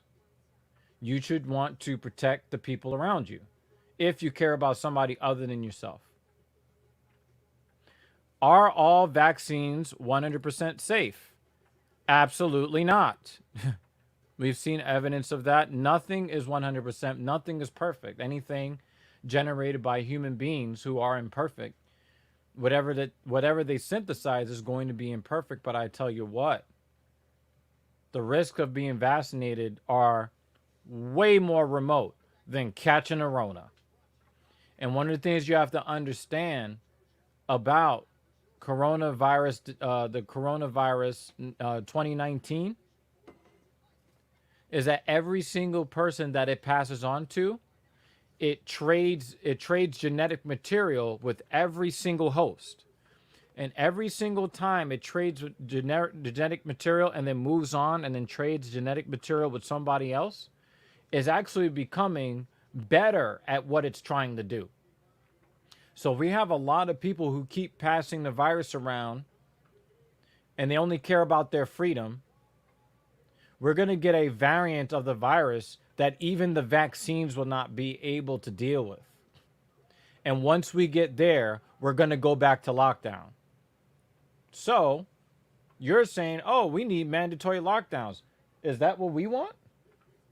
I spent $4,000 on a cruise for me and my ladies to go on a cruise to the Bahamas in late October. I'd like to go on that cruise. I'd like to go on that cruise. It takes off from Miami. This is going to be our first cruise. I just got my first passport. Do you really, really think I want to sit in this house for 15 more months? Absolutely not. I don't. So say there is a new unsafe vaccine and you're told you have to get it to leave your house theoretically. Then I won't leave my house. It's that fucking simple. Did we not wait several months before getting the vaccine? We were not first in line. We were not first in line because we didn't trust it originally. So the thing that I was saying, but the thing is, you might be sarcastic with your lockdown comment, but it is a real fucking possibility, and I don't want it. We waited like 3 or 4 months because we wanted to see what was going to happen to other people. Some of us would probably still have to go to work during the lockdown. Yep. Like the last lockdown. And there are people who are putting themselves on the line. And the thing is, like, I work in the gym. You think I want to wear a mask in the gym again? No. I don't feel like having anxiety attacks on my way to work.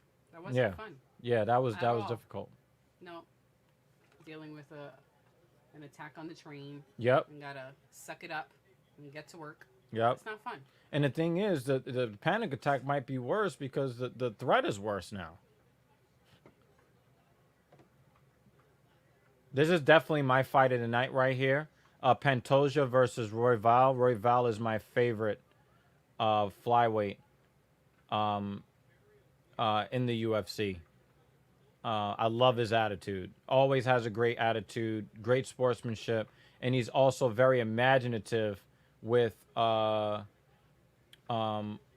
his offense. He's trying to get a leg lock. He's trying to get a leg lock or a heel hook. Boy. He's trying to get a heel hook here. Is he going? Is he trying to trap? Ooh, good punch. Yo, Brandon Royval is just one of my favorites. But yeah, if it's an unsafe vaccine, I'm not taking it. I did a lot of studying. I did a lot of studying on the current Rona vaccine. I talked to people who know what they're talking about, not random people, you know, with their rumors and, you know, what their best friend said or what they saw in a YouTube video. I talked to actual experts. And I also have a rudimentary understanding of virology. So it was very easy for me to understand the information that was given to me. So would I take an unsafe vaccine? Absolutely not. I would not do that. I need to be sure. I need to make sure that it is safe according to what my comfort level was. And I waited several months before taking it. And I knew damn sure I was not getting the Johnson & Johnson. And I was not completely comfortable with what the Pfizer vaccine had to offer, although it was proven to be a safe vaccine overall. But I deemed the risk of the Pfizer vaccine to be more than the Moderna. So that's what I took, the Moderna. So, you know, we did not make that decision lightly. You know, we're not about, you know, just blindly following what other people say to do just because they said to do it. That's not how we do things here. We get accurate information first, and then we make decisions based upon that information. We're not just blindly following. We're looking at the science. We pay attention on I do a podcast where we've been covering the Rona. We've talked to experts. Yeah, we're definitely not. Have you gotten a third booster shot, or will I? That's a good question. We are not approved. Yeah, we don't qualify for that. If we do, it'll be probably a while. Yeah, probably be a while. I would expect that the order. Oh, he of took a knuckle to the eye. would be the same as it was from the very beginning, which means that many people would get it before we got it. Right. Would I take it? Well, I know that the shot is safe, but I will tell you that I would not be looking forward to being sick again for a day and a half, because that was not a fun experience after the second shot. I didn't feel ill after the first shot. I felt ill after the second shot. And I'm not like rushing for that experience. Yeah. But I'm not sure that a booster shot, I'm not sure that a booster shot is really going to be effective.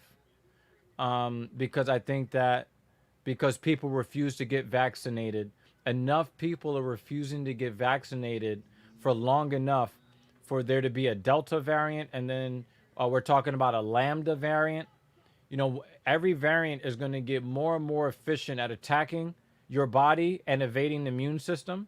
It's going to be more efficient at attacking the ACE2 receptors that line your lungs and your brain. Is going to get better at producing more of the virus before your immune system can detect it. I don't have a whole lot of hope. Serial, thank you for hanging out with us tonight.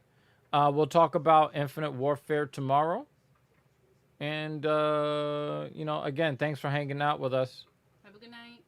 All right. Yeah, hit me with that text message tomorrow. See if we can do the damn thing on IW. Say they made the vaccine mandatory, and if you don't get it, you're stuck in your house.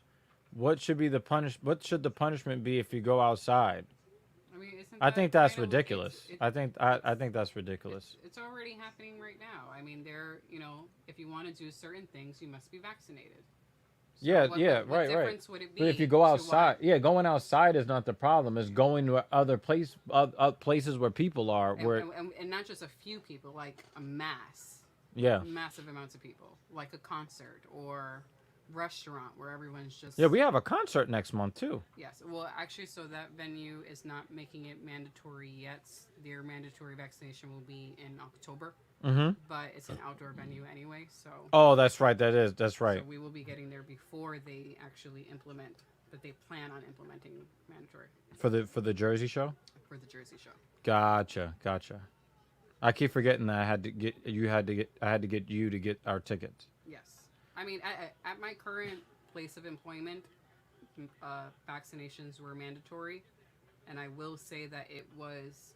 From just a mental psychological point of view, it helped out. It helped out a lot to be able to be around people knowing that you're protected to some degree. That they are all also vaccinated. And we did a month maskless at the job before they said, all right, everybody put your mask back on. Yeah, nobody wants to wear no fucking mask anymore. Yeah, so it was nice to have a month of freedom. How did COVID come about? This is something that is pretty much undecided. Originally, it was thought to be a zoonotic disease. Well, this is a much better question. How did it all of a sudden become so deadly? So, you have to understand that most of the he's underneath the chin. Wait, did he tap already? I thought he tapped. Nah, I think he's going to sleep. Oh, I thought he's not. Yeah, he tapped. Yeah, he got underneath the chin. chin. It was just a quick. No. He was trying to fight the hands. Oh, okay. That's 2 straight losses for my guy. That's. But that first round, so much shit happened in the first round that I thought it was the third round. Yeah. I was like, I really thought we already were 15 minutes. Yeah, in. he's devastated. Holy shit. He's devastated. But we still love you, Brandon. We still love you around these parts, man. How did it all become? It was never all of a sudden. So, I don't know if you remember, but it was not originally known as COVID-19. Yeah, he had already tapped the first time, and he. I think that he was. He had tapped on the guy's shoulder. Yeah, that's the second tap. Oh, okay. I thought he was trying to fight the hands. The ref just missed it. He had tapped on the guy's shoulder. We got a lot of finishes tonight. Yeah. The thing is, originally the disease was not known as COVID-19. originally it was known as the novel coronavirus. Okay? You see, we get attacked by coronaviruses on a very regular basis. The flu, the seasonal flu, influenza, that is a coronavirus. When you get a cold, the rhinovirus is also a coronavirus. A coronavirus is really just a round virus with spike proteins on the surface. That's just what it is. Oh, They got you. Fucking- They got you. They I got thought you. it was They got you. fucking Godzilla. Yeah, they got No, you. not Godzilla. Star Wars. They're making a Star Wars anime. I'm Yeah. beating up your arm. I'm sorry. Yeah, Because I'm so upset. yeah, they got you. Fucking Taco So Bell. the thing is we are exposed to coronaviruses on a regular basis, right? So when they said the novel coronavirus, that meant it was a version, it is a type of coronavirus that had never been seen before in human beings. So since it has never been seen before in human beings, immune systems don't know how to react to it. So when you get hit with something that your body has never seen before, you're gonna have an extreme immune reaction to it. And so in the early days of the coronavirus, people were dying from the extreme immune reaction to it because the bodies had never been exposed to that particular pathogen before. So your body does not know how to attack it. So it is free to use your cells to propagate itself. And the more it destroys your cells, the harder it is for your body processes to work. So in the case of COVID-19, it mainly attacks cells on the surface of your lungs. So if the coronavirus, let's say you get one instance of the virus, and it invades one cell, it's going to create 100 or 200 of itself to the point where there's going to be no space for the cell. So the cell bursts and then the cell dies, releasing all of the new versions of that virus. Those viruses will then find other cells of the same type, invade the cell, force the cell to create more of the virus until the virus takes up all the space in the cell. The cell will then burst from all of the virus that's inside the cell, and then the cycle continues again until either the immune system figures it out or the host dies.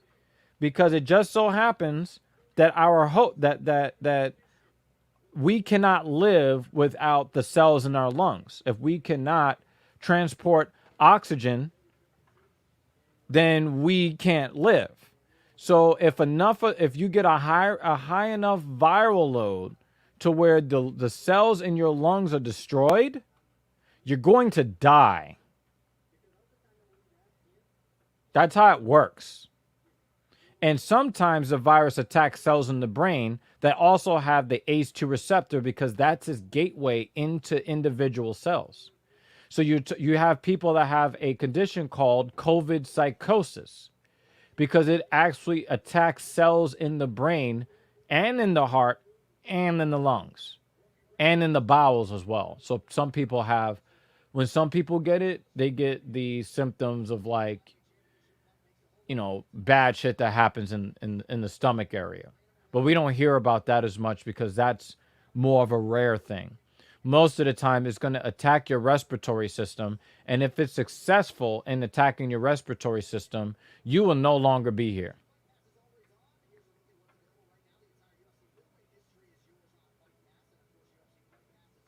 The reason why we're able to withstand the common cold and the flu is because our bodies have seen versions of it so it can create antibodies quicker before the virus can overwhelm and destroy the host.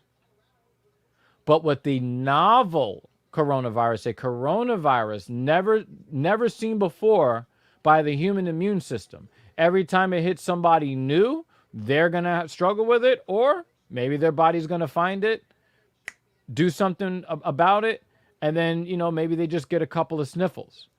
But the thing is that this virus was different enough to have a mortality rate high enough to justify stopping the world.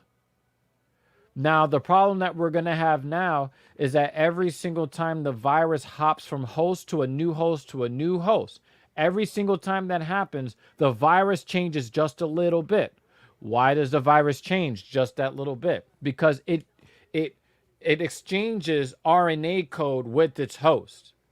So not only will the current host give genetic material to the virus and then fundamentally change from the RNA perspective, change that virus. The virus also changes the human genome as well. Our human genome has been imprinted by viruses since the beginning of human beings. Certain viruses actually help us ward off bacteria and fungus.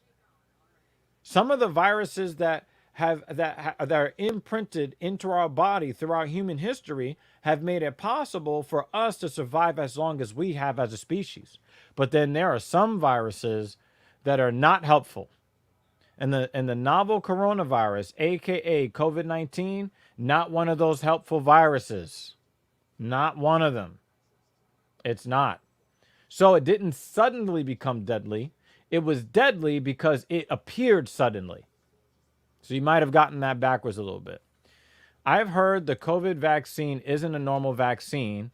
I heard it's not an MMA vaccine. It is an mRNA vaccine. Is that true? And if so, what does that mean? That is a great question. This is not a normal vaccine. This is fairly new technology that they've been working on for a while.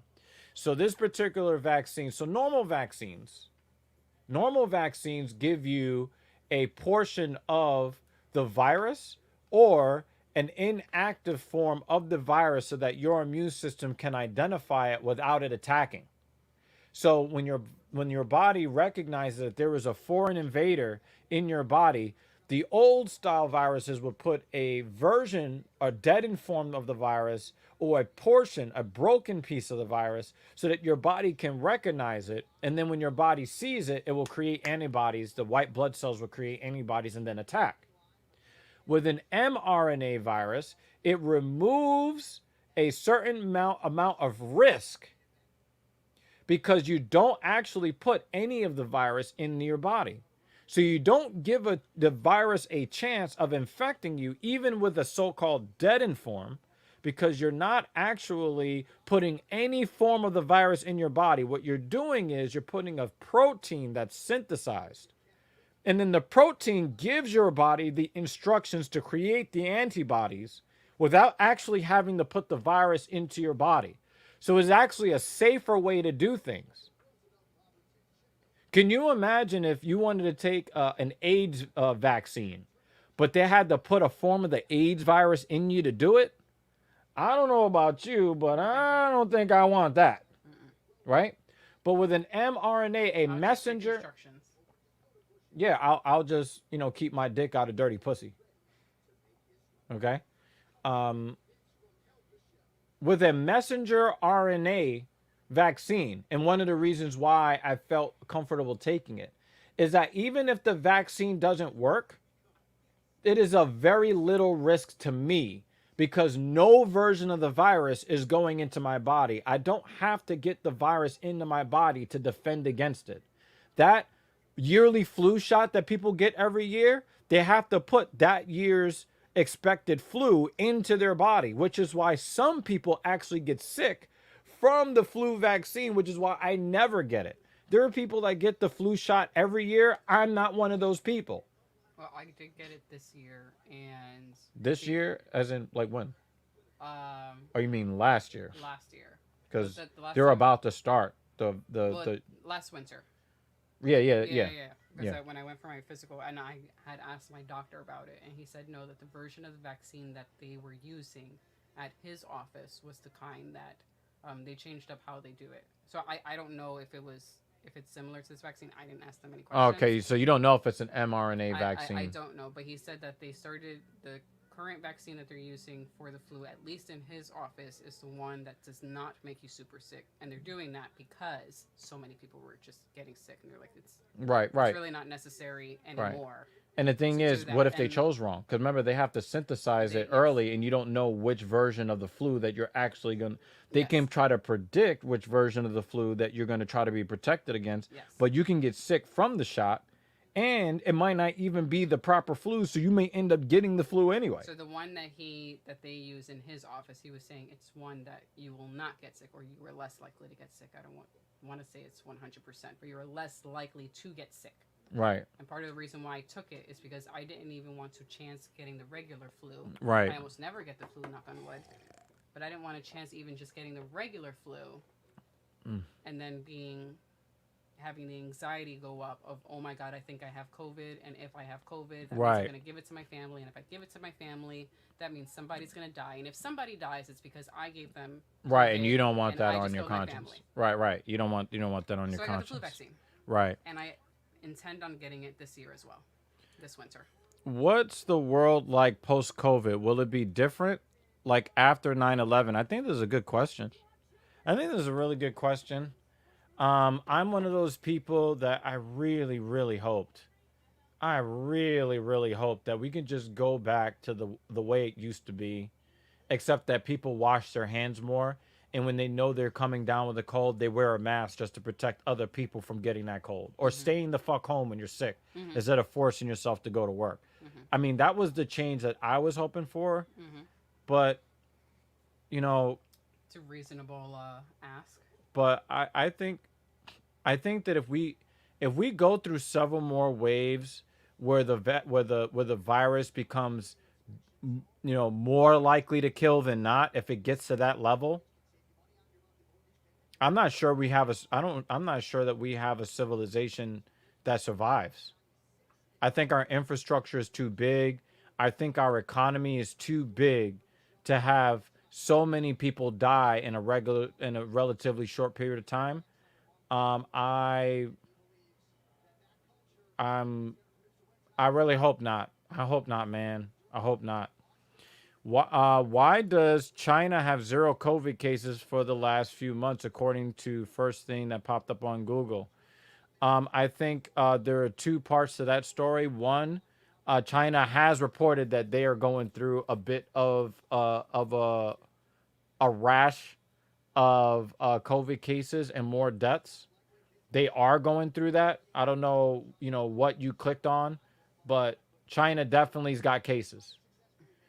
Um, um, I think also China, and this is where we kind of get into a really murky territory when you're talking about, a country that's based on freedom versus a country that is based on, whatever China's based on. People in China are oppressed enough where they feel the obligation to do what the government says. And if the government tells them to lock down, that's what they're going to do. And so I think that that's part of the reason why they're not dealing with what we're dealing with. I think that that's part of the reason why. I think that their lack of freedom makes it harder for the virus to propagate itself. But we're in the United States where everybody thinks very highly of their freedoms, and I want to be able to do whatever I want to do, and what I want is more important than the health and safety of everybody around me. So because I have this freedom, there is no responsibility. But I think that if we really wanted to show the world how it's done, we would have used our freedom to voluntarily look out for our neighbor. And the only thing that the world is seeing is how fucking selfish everybody in this country is.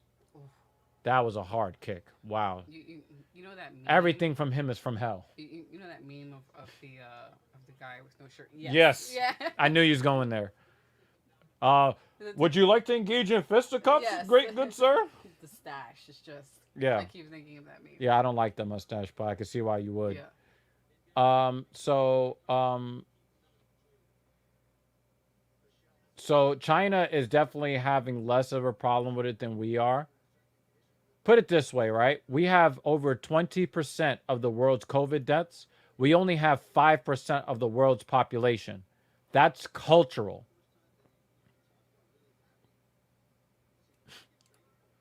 Do you think social media should censor COVID misinformation? If it's proven to be misinformation, then absolutely. Absolutely. Because there are too many lives on the line. If you get a bunch of people thinking that you should, drink hydroxychloroquine, and then that's going to save you from the Rona. Do you remember the Arizona couple? I think so. They ran both drank after it. after Trump said, "Yeah, hydroxychloroquine," and then they started drinking fish tank cleaner, and Yes. and I think she lived, but he died. Mhm. Right? There are more people dying from misinformation than from the vaccine. Like, think about that. There are more people dying from COVID misinformation than the vaccine by leaps and bounds. But people are more afraid of the vaccine, but more people are dying from all this weird shit. I'm all for skepticism as long as you can as long as you can prove your skepticism. And if your skepticism is rooted in, I saw a video on YouTube, then you should check your skepticism. You should be skeptical of your skepticism. How do some countries get so oppressed, stripped of their freedom? And is that possible for the USA to lose freedom? I've been saying this for a long time. Our freedoms are not going to be lost because of a virus. Our freedoms are going to be lost because we allow our freedoms to be lost. Right now, Apple is talking about scanning all of the photos in your phone. If you have an iPhone, they want to scan all of the photos in your phone just to make sure that you don't have child sex abuse material or CSAM on your phone. Oh, but we're not going to use it for anything else. We're just going to make sure that you're not looking at images of children being abused because it's so important. No, we're not going to allow the government to take our technology and use it for something else. Wink, wink. Fingers crossed behind our backs. Oh, nice leg kick from Austin Hubbard. Austin Hubbard's not going to go away. They both have really great kicks. Yeah, but they're also been really switching tough up guys. back and forth. They're really, really tough Well, guys. of course he is. He's the guy from the meme. Duh. We know But, this. I mean, his nickname is From Hell. True. My favorite nickname in the UFC. Vint from Hell, peace out. But, of course, we don't like it when, Yeah, no, Martinez. It just doesn't count. It doesn't count. Yeah, okay. Yeah. But, yeah, we have these people that say, well, we need to give up our freedom because this person did something bad, right? This one person did something bad, so we need to take away everybody's freedoms. I'm not about that. And I think that every single time that people use won't somebody think of the children, the poor women and children? That's when our freedoms continue to keep getting rolled back, right? But I think that it is possible. It's certainly possible that people's reaction to the Rona could get laws changed. I think that with people acting irresponsibly, it may cause government overreach. And especially since we've got the Biden administration, who is not afraid of asserting its authority to create more laws. They're not above that at all.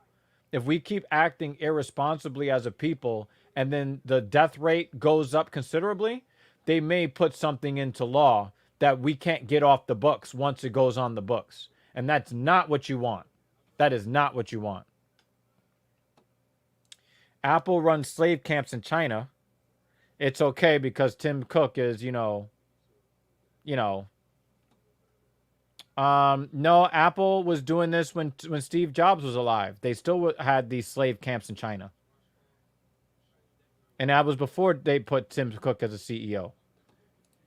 Now we're talking about corporations using their cash on hand power to engage in slavery tactics and not be called out for it. So, that's something. Do you think Second time Fauci is a close. liar? I don't think that Fauci is a liar. And here's why. When you're talking about a virus that the human genome has never seen, and the last time we had a worldwide pandemic was over 100 years ago, a lot of the shared knowledge has passed away.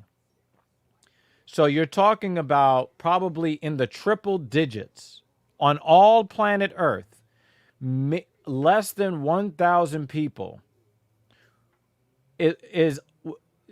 was alive at the start of the COVID-19 epidemic turned pandemic. Less than 1,000 people worldwide were alive at the time of the previous pandemic, which would be the American flu epidemic of 1918. You know it as the Spanish flu, but what most people don't know is that flu first started on an army base in the middle of the United States. The Spanish flu did not begin in Spain. It started on a military base in the United States. It was the American flu epidemic of 1918 and killed millions of people around the world during a world war.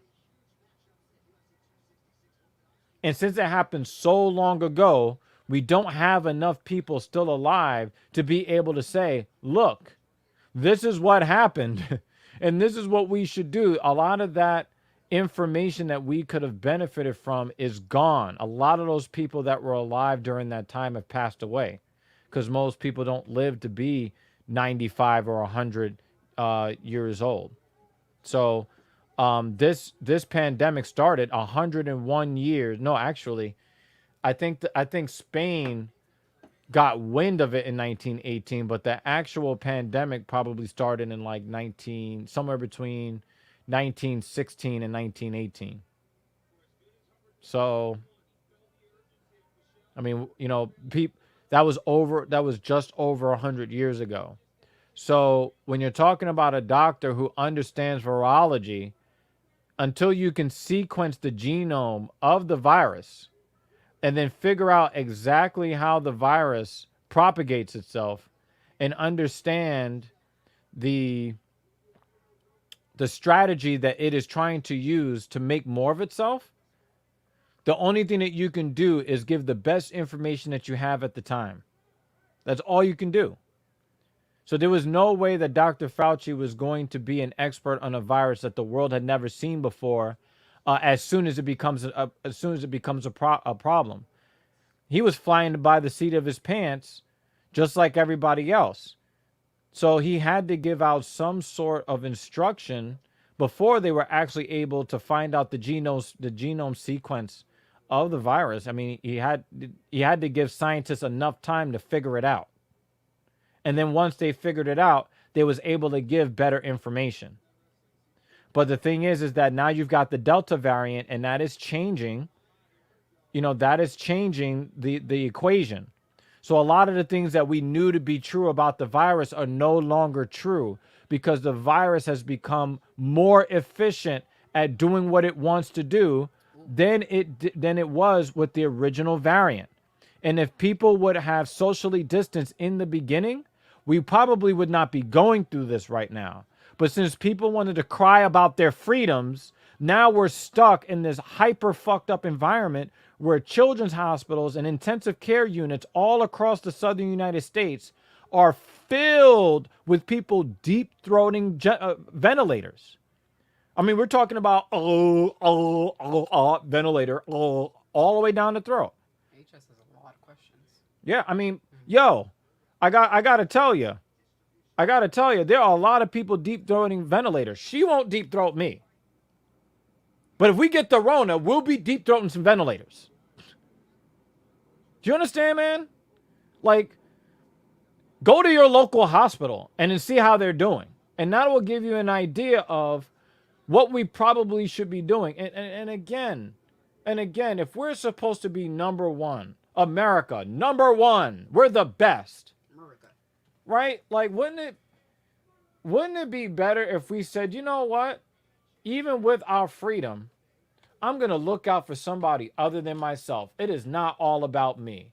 I'm going to use my freedom to voluntarily look out for somebody else. And even if all of these measures turn out to not really be useful, at least I did my part to try to help out. I used my freedom to look out for my fellow man instead of only looking out for myself and what I want and my convenience. But as Americans, we proved ourselves to the world that we are selfish jackasses just like the world thinks we are. And we are paying for it with deaths in the hundreds of thousands. Yeah, Biden is the president of the United States. He's not an expert on virology. But what he is doing is he's listening to the people who have the information, like he should. Do you think certain companies have more power than the government? Absolutely. Absolutely. Is Black Lives Matter a fraud, or is it really here to help? There is a difference between the Black Lives Matter organization and the slogan, right? You can believe that Black Lives Matter as much as your life matters, and that makes you a supporter. But when it comes to BLM, Inc., org, or whatever, I can't speak for that. I don't fuck with organizations like that. I don't fuck with that. But I do believe that Black lives do matter as much as other people's lives do. But right now, our power structure acts as if Black lives are worth less than other lives. So the slogan must still be said, unfortunately. But once we get to a point where I feared for my life stops being used as a bullshit excuse and then accepted as that, accepted as a valid excuse by the courts, once more police officers are being held accountable for their wrongdoing and for nothing other than wrongdoing, not fake wrongdoing, but as long as they are being held accountable for just simple wrongdoing, then no one will ever have to say the slogan again. But I will tell you that there are people that will use valuable movements and then they'll use it to make themselves rich. And those are disgusting people. And I don't give a fuck what the cause is about, whether it's Black Lives Matter or this Lives Matter or that Lives Matter. If you're using it to try to get rich, you're a piece of shit. Should people under 18 be allowed to get a sex change without parent consent? Absolutely not. But that's not the world we live in. If you don't let kids eat ice cream for dinner, you shouldn't allow them to cut off to mutilate their genitals. So people are really wilding with that. But the thing is, it's getting to be so extreme that it's going to come around and it's going to go back to being, reasonable again. But I'm not with that. Should all drugs be legal like meth and fent is sold at the gas station? It's not already.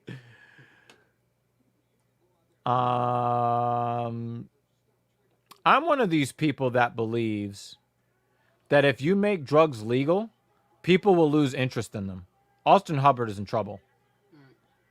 Austin Hubbard is in a little bit of trouble. You see how his head is kind of bobbing a little bit? Pichelle is bringing all this shit from hell. I think I might have to get another cushion. I thought this booty was, Oh, okay. Yeah, so. I haven't sat I had to throw a booty joke in there. that long. It's bothering me. Okay. No pain, just discomfort. I know. So would you have to adjust or something? No. I just need some Or another one? cushion because where I unfortunately where it is. What about the big black one that she bought? Pause. And then you put it underneath this one. I will do that. I want to make sure. It's fine. How do you feel about Bill Gates? I don't trust him. I simply don't trust him. I don't trust Bill Gates. I believe that he believes in eugenics. The guy bought up millions of acres of farmland, and I suspect that he's done that to try to force people to eat fake food with this vegan bullshit.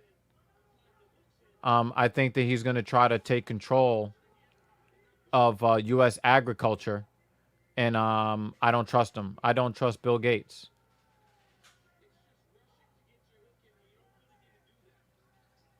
If Bill Gates wants to come on my show and refute my lack of trust, he's welcome to do so. He can show up free of charge. But from what I've seen, I don't trust Bill Gates. Should all guns be legal for 18-year-olds to have? Have you seen your common 18-year-old? I'd say no. But then again, they will hand an 18-year-old a gun to go fight and die in some, random war in some country 2 oceans away, and then say they're defending the United States.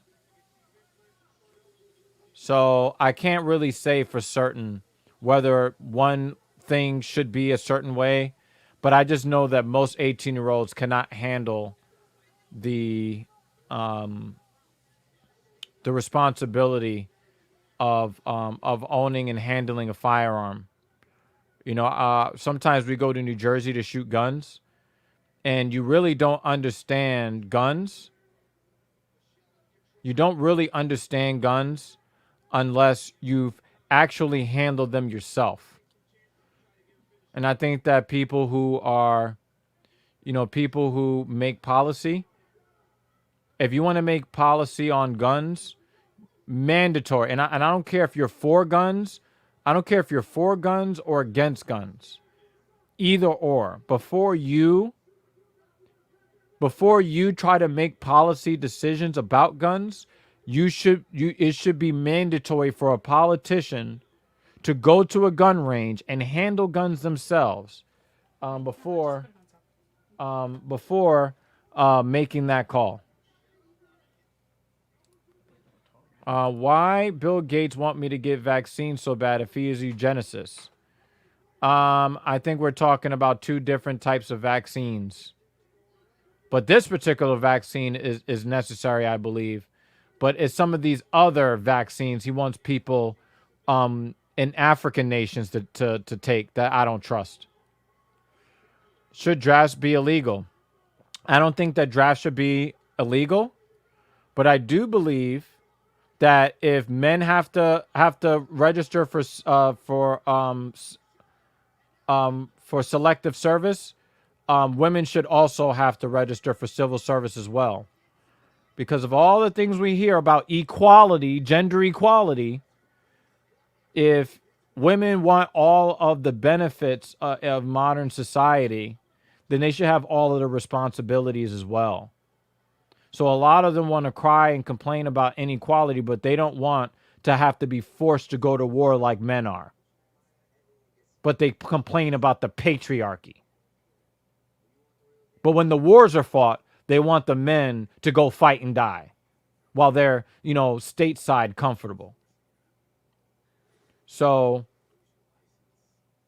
if you want to do a draft, make sure that men and women, especially the girl power brigade, you should be lining up since you want,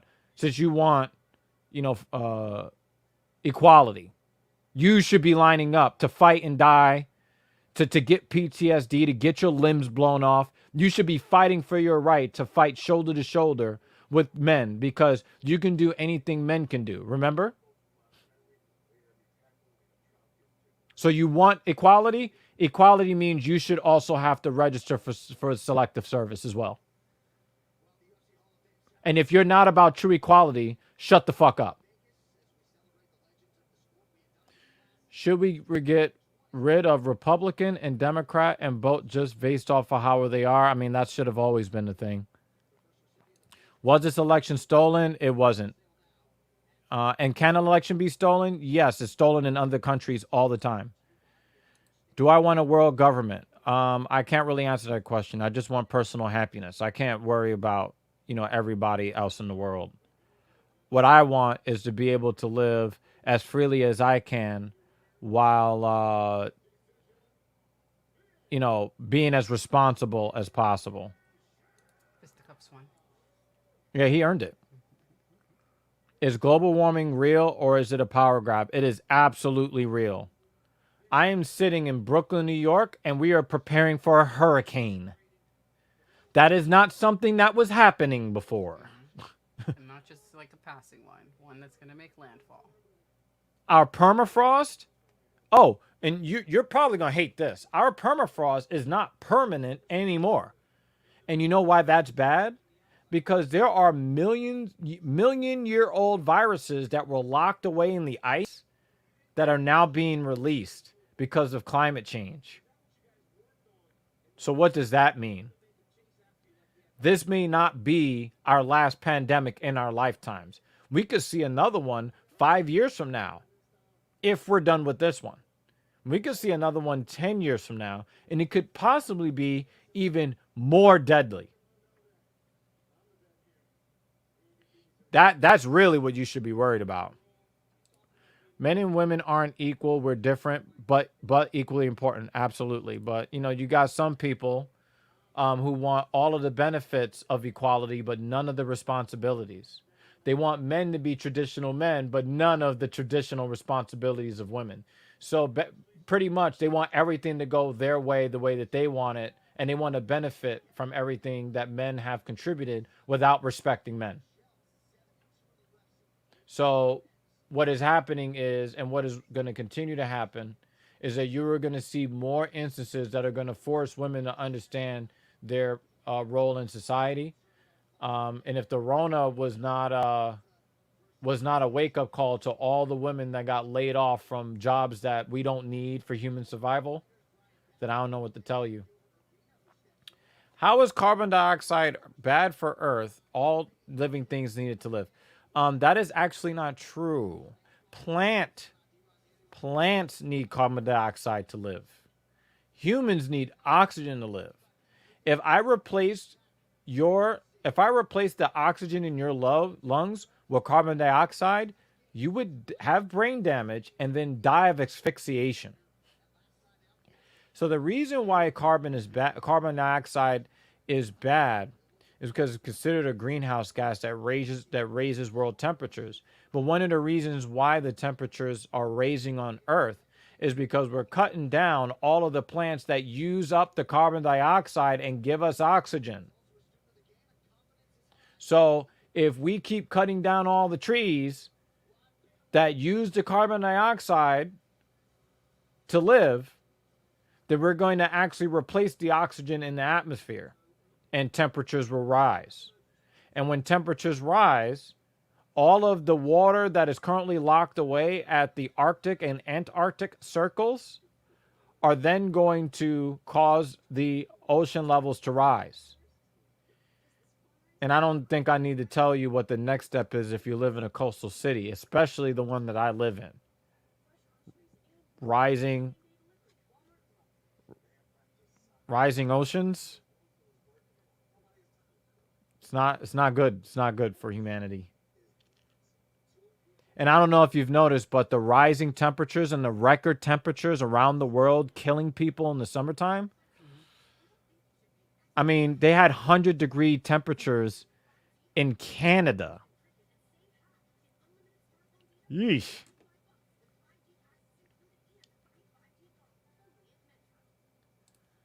My feelings about abortions have nothing to do with illegality.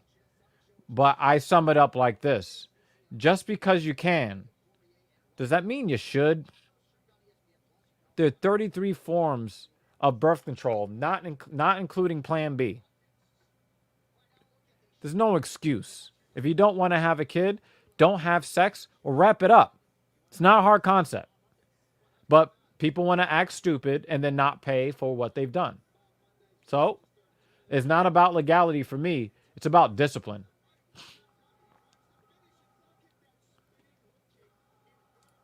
The thing is, plants need carbon dioxide, you're right, but the problem is that there are no plants left to absorb the carbon dioxide and it stays in the atmosphere. It's going to cause us more problems. We're cutting down trees at a faster rate than they grow. So if there are no trees left, then that means the carbon dioxide is not used by the plants. What do you think is going to happen? Are there Satanists in high power? That's not for me to call.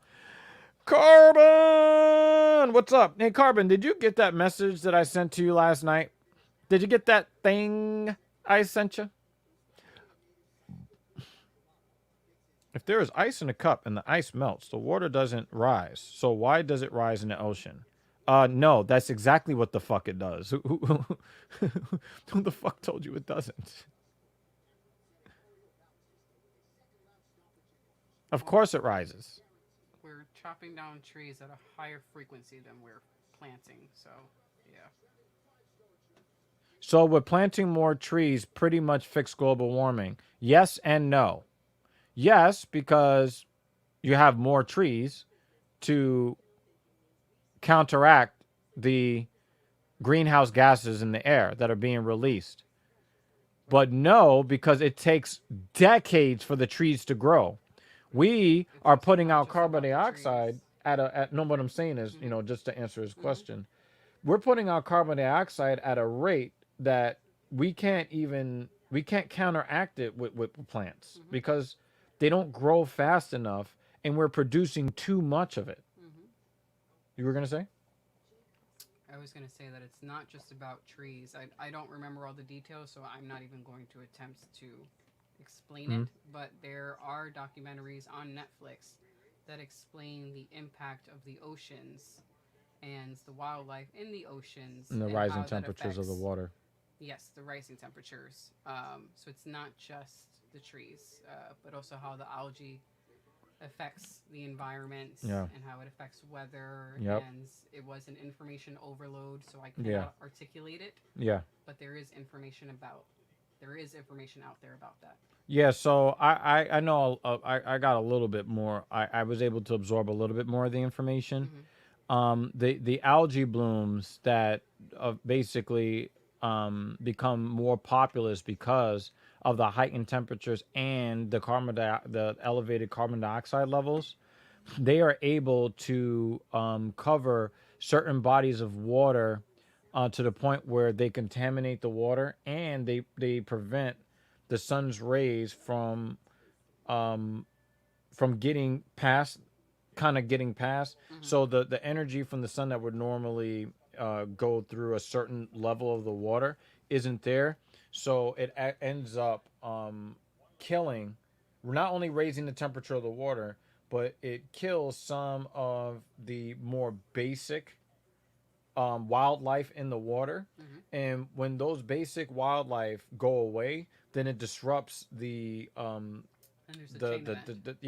disrupts the food chain. Yes.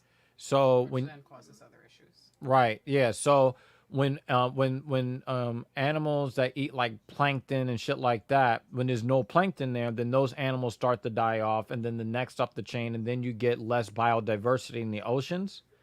You're gonna have a lot of fucking problems. So there are so many different. Oh, and not to mention all the garbage that is breaking down in the oceans. Like there is a lot of problems in our environment that is leading to climate change, and not just the greenhouse gases.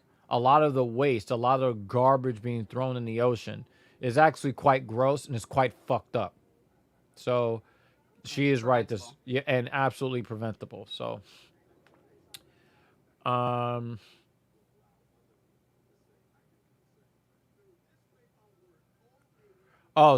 ice is less dense than the water. So the amount of mass that the ice takes up is going to be more than the water. So I think that's what you were talking about. So if you've ever taken a full bottle of water, when you put it in the freezer, you'll notice that the bottle will budge, the cap will break, because even though it's the same amount of water,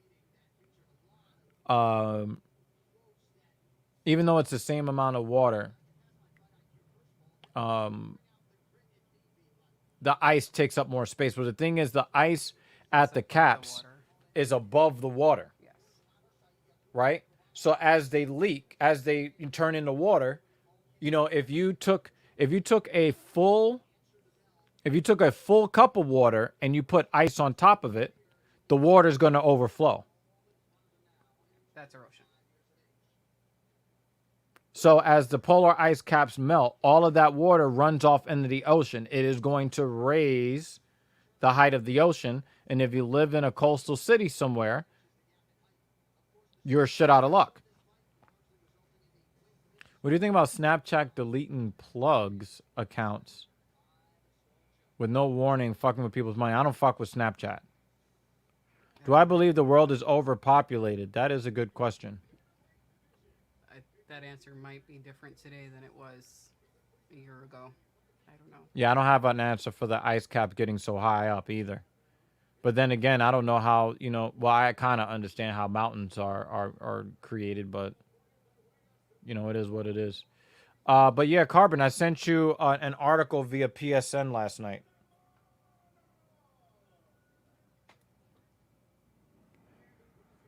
Yeah. You saw it.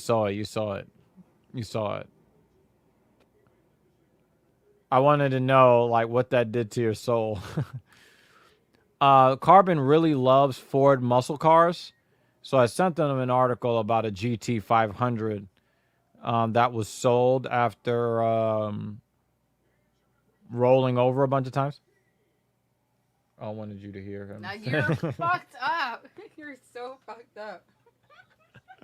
I was just thinking, why did he stop talking now?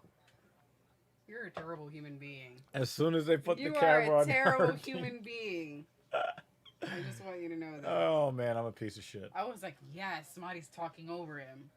Nope. No. Damn you, Dr. Evil. Doesn't he look like Kevin Hart a little bit? I have to see his face again.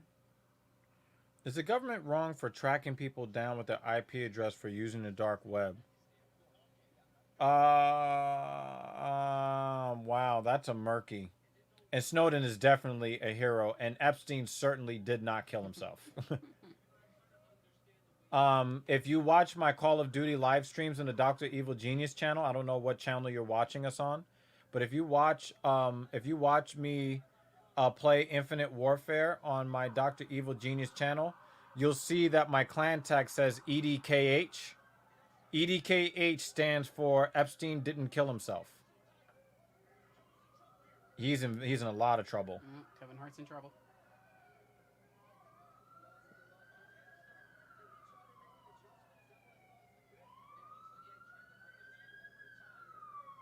He rolled through. He rolled through. Good job surviving that. A lot of celebrities have chilled with Epstein. That's a different kind of conversation. Carbon says, literally at my dealer, we have a 2019 Bullet, a 2021 GT500 Track Pack Carbon Fiber Edition. That name is too long. And a 2014 GT500. I know you want one more than anything in life. 130. Oh, that's right. Everything's going for above sticker. I can't answer this question for you. I cannot answer this question for you.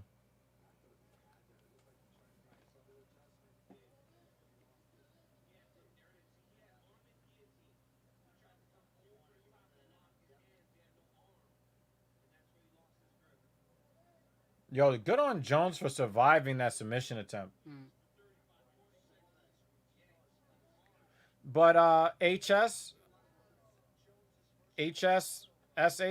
I don't know like what you were trying to do when you created that name, but HS, definitely subscribe if you haven't already to the Talking Shit podcast. We talk about a lot of different things as far as social commentary in the world at large. I think that you'd enjoy our videos because we give our perspective on a lot of different things. We don't always agree, myself and Captain Paul, who had the duck out of the stream. He had to duck out of the stream because his internet went out even before the hurricane hit his municipality. Definitely stick around. Yeah, BlackRock is a really murky company, a corporation that should be getting some They really should get some scrutiny. Honestly, I would just want to get Firebird again. The old one. The one that burned, right? I'm not done typing yet. I think anytime you press enter, depending on where you're typing from, it will send. It will send instead of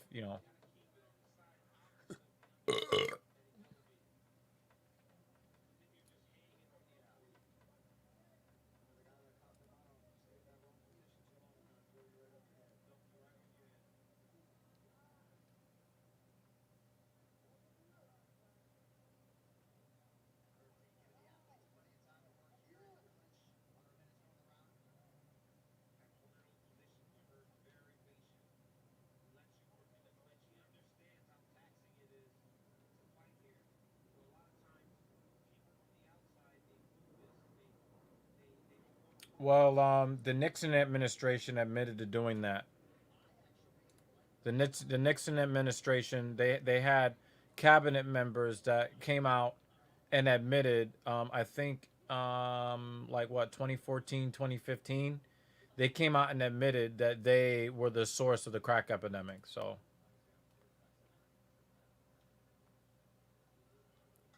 oh, your Lincoln burned. I had the Firebird a couple of months, then I couldn't afford it anymore and bought a paid off Mustang. Wait a minute, you leased a Firebird or you financed a Firebird? They don't even make those anymore. I mean, how much were you paying for that? Carbon. Where do you go when you smoke DMT? Is that I don't know. I don't do drugs. I couldn't tell you. You're going to have to ask like somebody like Joe Rogan. I think Joe Rogan's done DMT. I think I think um Mike Tyson might have done DMT. I think this thing is gonna go until 1 a.m. Still got 3 fights after this. Yeah, it started at 10 o'clock, and I think it's usually like they put on 2 fights an hour. this main card also seems. You couldn't afford the insurance payments? Oh, and the gas. Oh, okay, okay, okay. I was about to say, like, what? I don't. Yeah, Carbon. I don't really understand why you love like American muscle as much as you do, but I understand that a lot of people do. You're also from Middle America, so that makes more sense. Me, I'm one of these bougie New Yorkers who wants to drive German luxury. You know, Excuse me. my first car was a BMW. My second, a Mercedes. My third is going to be Mercedes, and I'm hoping that my fourth is a Porsche. I'm hoping. I'm hoping.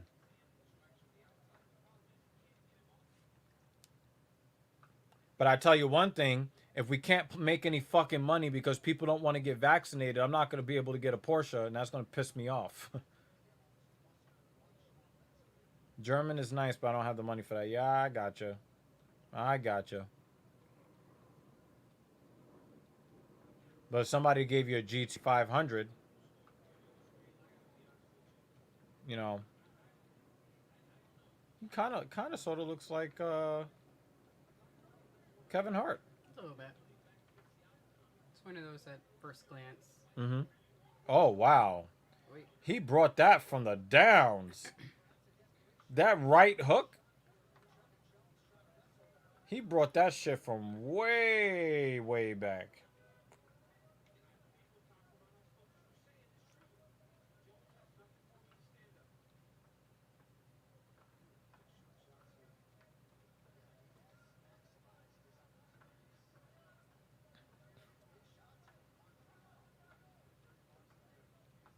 Are these really big shots?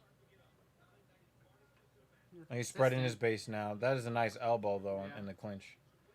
But it looks I like think they'll Jones has add got up. his hat. He's got his hands clasped. If he's not careful, he's gonna end up taking some damage right here. Your first car was a 2005 Lincoln Town Car. That is for a 76-year-old man. That's what a Lincoln Town Car is for. A 76-year-old man. Wait. Oh.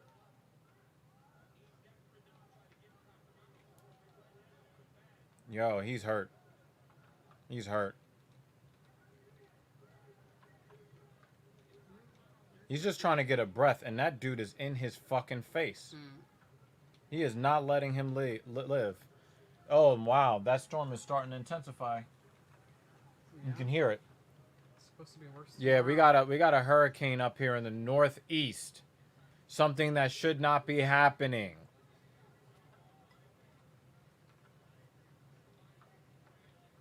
You bought a Firebird for $1,500. Had an issue with the supercharger. Wow.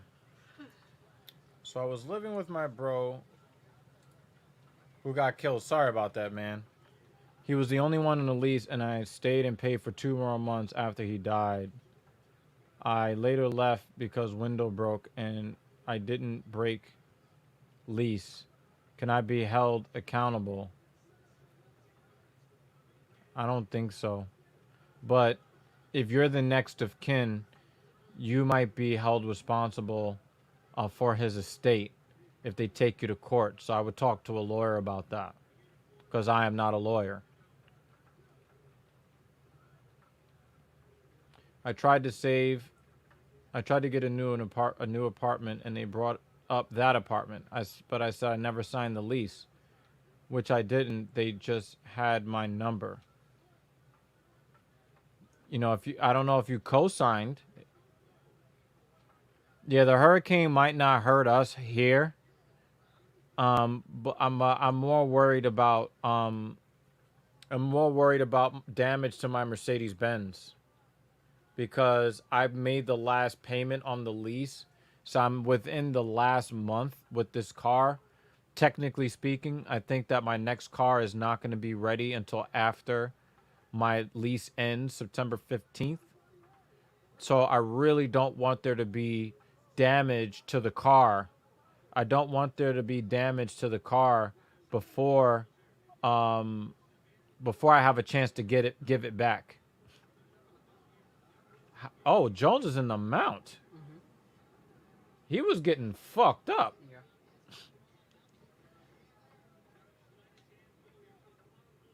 Yeah, drop those elbows, Jones. What are you waiting for? Wait. Oh man. Oh, he's so lucky right now. I believe in child support if it's necessary, but I believe more in families. Just so that people know what I'm answering. Do I believe in child support? I believe in child support only if absolutely necessary. And it should be gender blind. And the child support should go to the children, not to the mother. So if you saw what that evil wench did to PJ Washington, gross.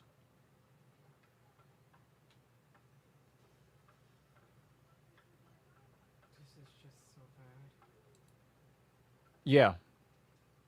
Yeah. The Ford Maverick is, I think, the cheapest truck that's going on sale. I think it starts at just under $20,000. Very, very interesting. You're like, I want it said properly.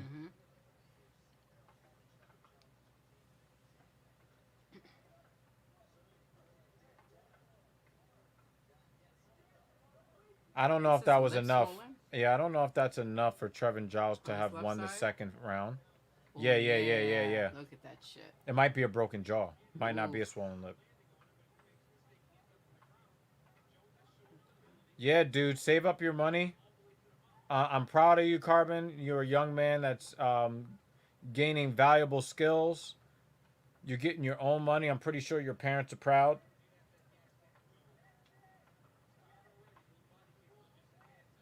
Yeah, I agree with you, HS. I agree with you. I agree with this. But I don't mess with it anyway, so, you know. I built one at the dealer, and it was about 32K. Yeah, the Mercedes that I built was about 81.5K. Oh, you start the regular classes in college? All right, okay. But yo, I think that you're going somewhere in life, Carbon. I really think you are. Is CNN fake news? I think that all of the major news networks are fake to a certain extent. Anybody who wants to give me their opinion and they call it news, it's fake. Your opinion is not news. It's just your opinion. So I want people to tell me what's happening and then let me decide how I feel about it. So that goes for all of them.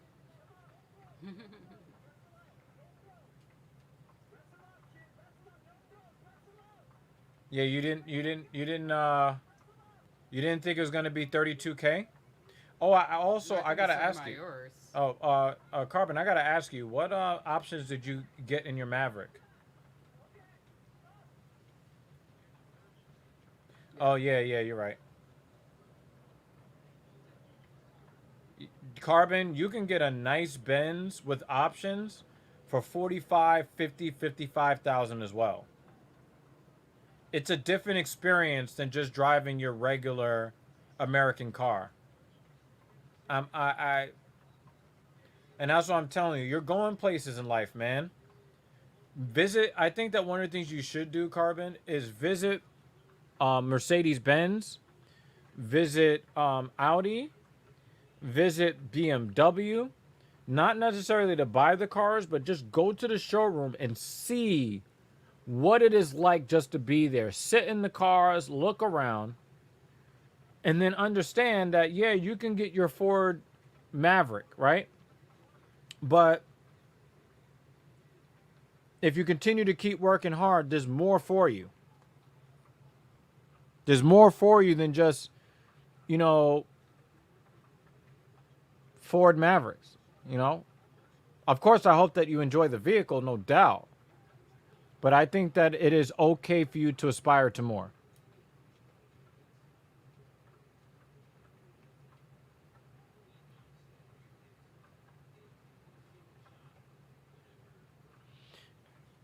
It looks like Kakramanov, if that's how you say his name. It looks like he has gotten tired the same way that the other guy got tired after having a dominant first round. And basically, he's opened up the gate. He's opened up he's opened up the possibility that Trevin Jones could steal a 29-28. Hey, yo. Trevin Giles, what? It's just payback. It got done to him. Grab it. Cyber Orange Blackout Package, FX4 Package, 4K Tow Package, 2.0 EcoBoost Engine. Okay. Oh, man, that's tight. That's vagina tight. Oh, he's changing it to a Darce. Stop reaching in. Get your neck back, dumbass. And he's all Darced up. He's done. He's asleep. He's asleep. He tried to tap. He did try to tap. It was just one quick. Why did he do that? He just kept trying to. He should have let that fucking single leg go. Well, 99. Yo, niggas going to sleep tonight. We going to sleep tonight. We going to sleep at the shower. Yeah, so fucking sticky. Yeah. I would be getting the highest trim level, which is called the Lariat. Includes leather and fancy. Yeah, get yours, man. Get yours. I mean, I understand that the Maverick is an entry level vehicle, but if you can make it not feel like entry level, do that. Look at him crank that shit up and switch to the Darce. Look. Yeah. Why doesn't he let the fucking single leg go? And now you want to do something? Yeah, I tried, and then he passed out. Yeah, Herb Dean was. He couldn't see it. Yeah. No, the thing is, the guy was covering. Yeah. Yo, he put that motherfucker to sleep. Carbon, if you want, you can go on the Mercedes website and you can look up the GLE 450. And then when you look at most of the options, I clicked on most of the options. So if you want to check that out, go on the MB USA website, and I got the Designo white metallic paint, and what was it, the AMG line night, and then most of the options.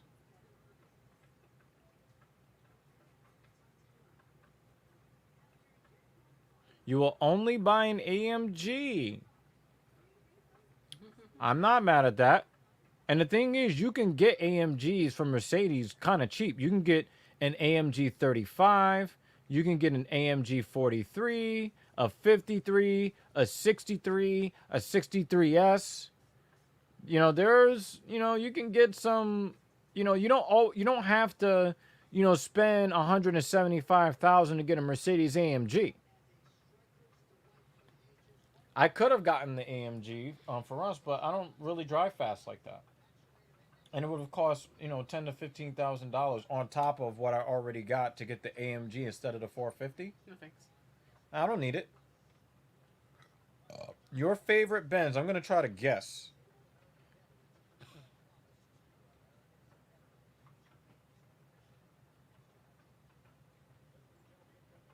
The AMG GT. I think that'd probably be the AMG GT because it's the most muscular of the Benzes.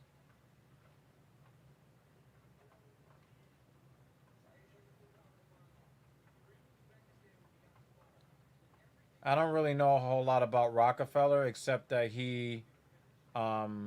except that he paid. Oh, then you're just gonna have to tell me because if it's old, I'm not gonna get it.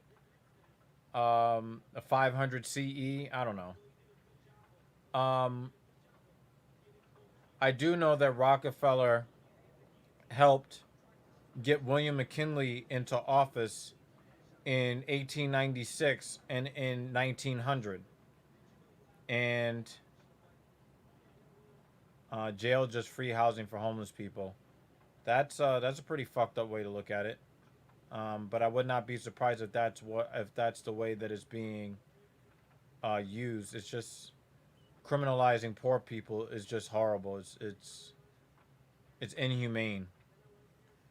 Um, but about Rockefeller, he helped get William McKinley into office and traded their support for him and his religious zealotry.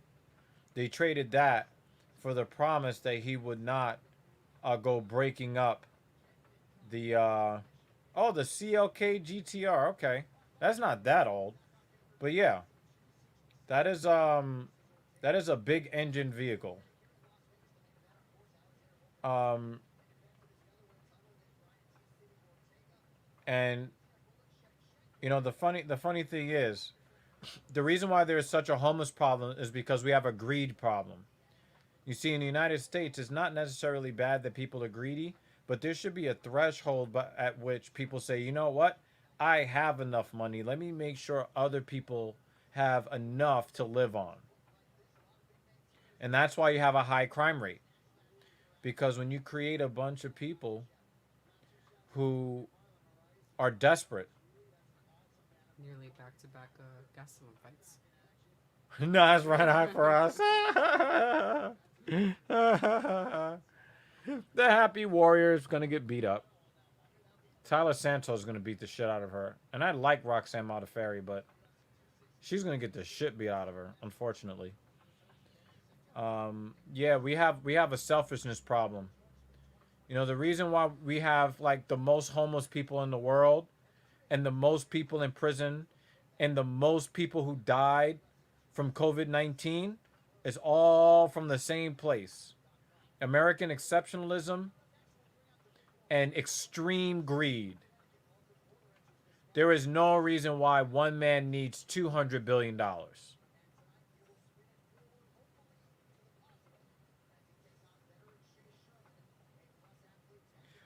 But anyway, um, so the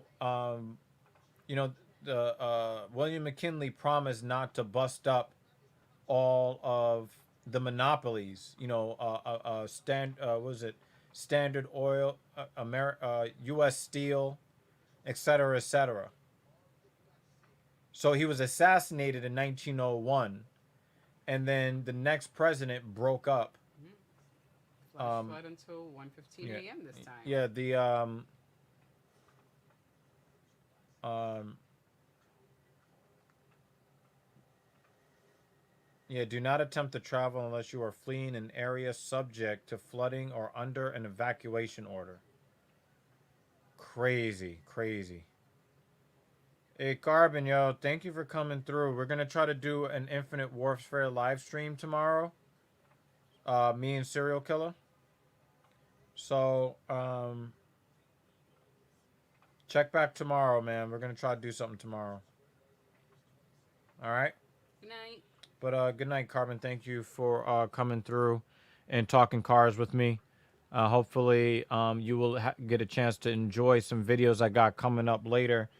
In the case that everything goes the way I need them to go. Need to make some money.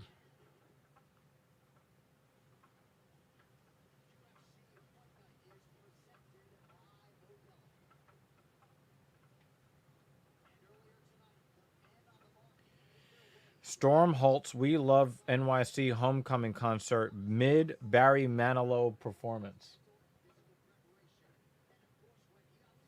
Hmm. Yeah. Oh, Carbon might want to join up. Okay. Nasrak Haparast?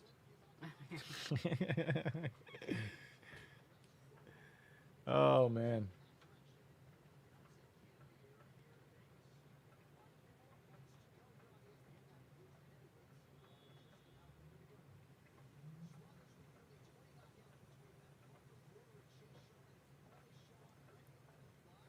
Damn, man. Life is going to be rough the next 24 hours. Checking out the alerts in certain parts of New Jersey.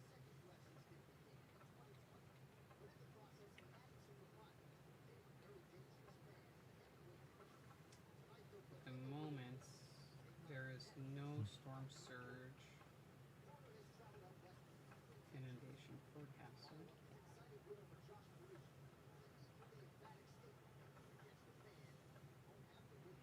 There's little to no threat of storm surge. I think NoFab is a fraud. It's not backed up by science. It's basically just guys that want guys to be the best versions of themselves, and they don't want them to be addicted to prawn. And I think that is admirable, but there's scientific basis in the benefit of self pleasure. But I think that it is preferable if you have somebody to help you. So, ooh, make sure there's nothing in my hair. Oh, that's just my gray hair. I think. Yep. Yep, just a gray hair. It looks like lint. Some bullshit. Yeah, that's basically the story. Some guys just wanted, if you, the thing is that if you get too used to self pleasuring, then your ability to be excited by a woman's touch is impaired. So the longer you go without self pleasure,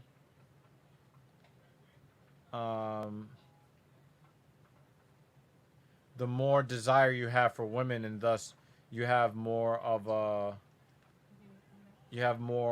Oh, cherries. an opportunity to enjoy relations with a woman. There's cherries in there? Uh, Oh shit! I'm about to get some cherries. secret stash. No. Yes. Okay. Hey, Adrian, how you doing? I appreciate you. We have not been washed away by the hurricane yet. So, I had the watermelon. It helped. and yeah, you know, I'm creeping towards 40, but I look better and better every year. The watermelon did help me. You know, my physique is going to just continue to keep getting better. Have an egg. Um, I'm helping these ladies here. Their physiques are getting better every single day. You know, we're moving forward. Our appetites are actually picking up. We also walked a lot today. Yeah. You know, you definitely burn, you know, your activity rate for the activity multiplier for BMR today is definitely up a little bit. Mm-hmm. They were trying on dresses for this wedding that we're going to next month. Mm-hmm. To be honest with y'all, I was looking at titties. I was like, yeah, titties. Those are eyeballs that are looking at titties too. Look at those eyeballs. Those are like the. Yep.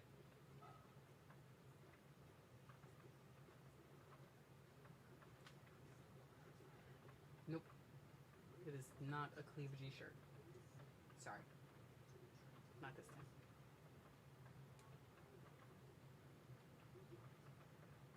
Titties. Boobs.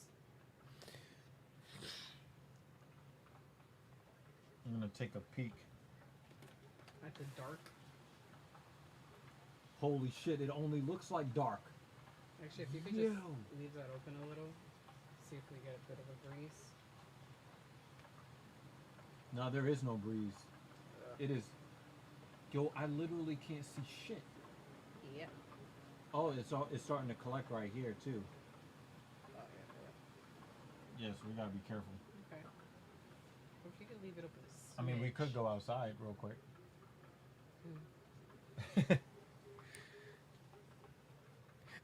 He said, dude, I like teats too. And that is not a conspiracy.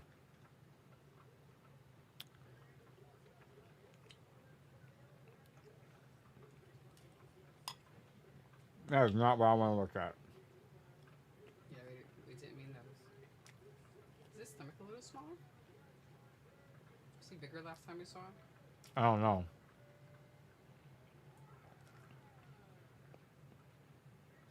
But I know that he wishes that he could fight. I know he wishes he could fight with a shirt on, though. He may have been a little jigglier last time we saw him.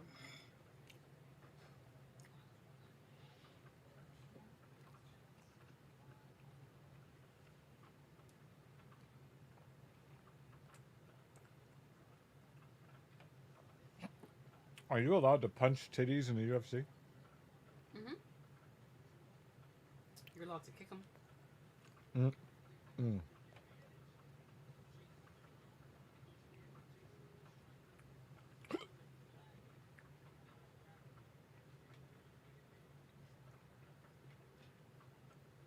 This is a fight that I said at the outset I didn't really care too much about, but if they're going to sling leather, then and somebody's going to get tilted, then I'll take it. Mm-hmm. Well, he really did telegraph that kick, didn't he?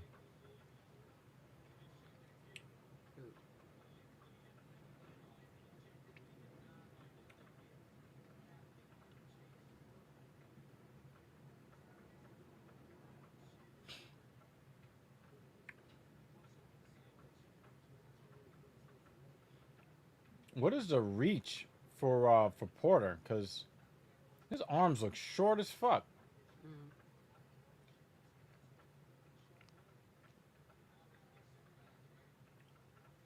Oh, he touched that jaw though. He touched Sherman's jaw there though. Porter is very portly.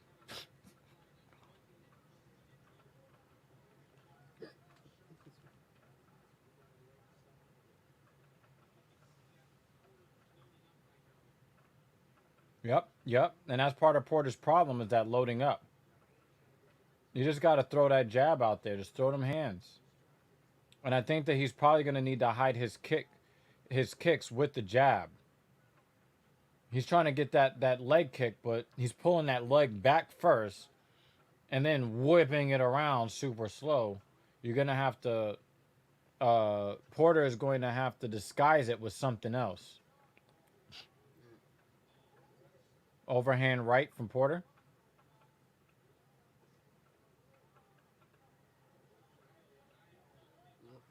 Yeah, you can already see it. You can see it forming. Yeah. Ouchies.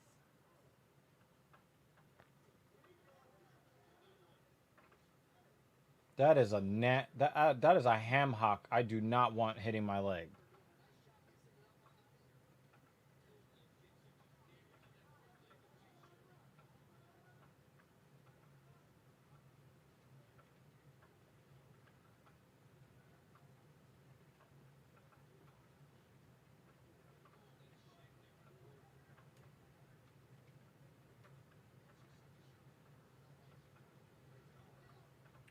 And the thing is, it's very clear that Porter has the height and the reach disadvantage.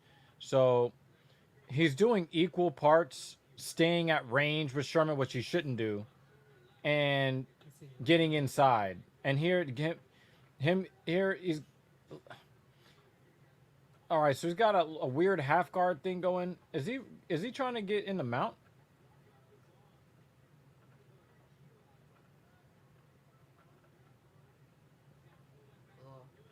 Oh, That looks painful already, or it's about to be. I think Porter's bleeding. Can't look away. Yeah, I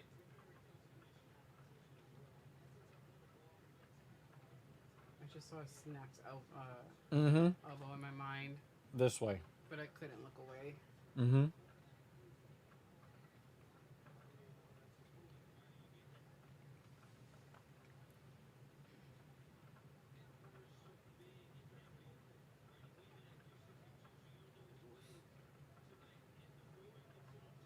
Does this win the round for Porter? Oh, that's a lot of weight on his neck. Mm-hmm. It looks like he really wants to drop those elbows. Mm-hmm. I do not want to be Chase Sherman right now. Well, at least he's not just laying on him.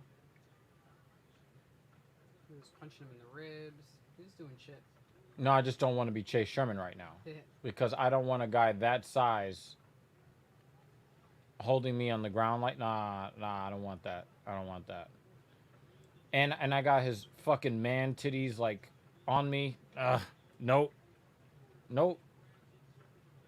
Not interested.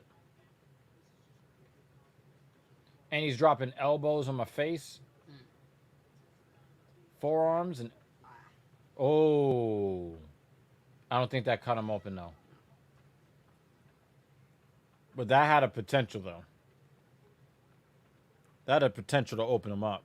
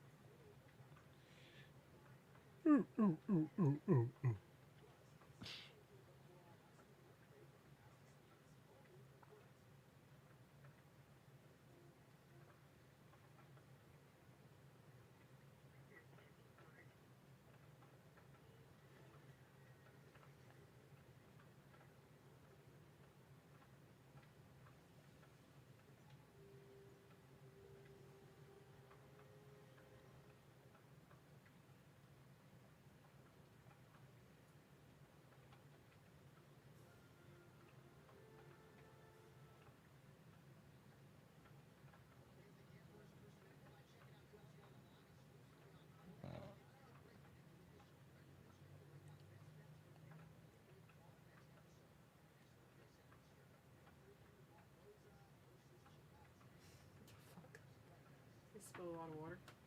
I think so. Or his fucking sweaty titties were leaking. And to wipe that shit up. Ew, gross. You did that to yourself.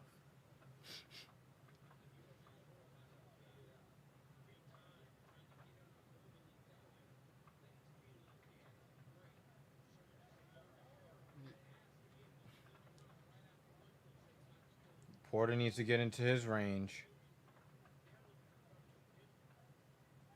Nice counter off the calf kick.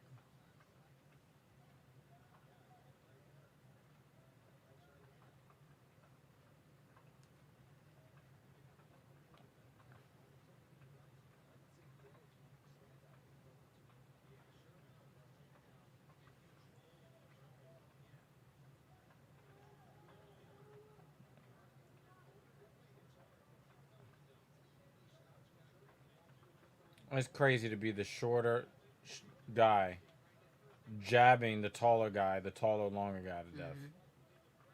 Just knocking their head back. Yep. Now, every time you get touched with the jab, you have to reset. Oh! Porter is... Chase Sherman's got a chin. I would have pretended to get knocked out, at least, if I didn't get knocked out by that. I feel like his nose is just going to be smushed by the end of this. Mm-hmm.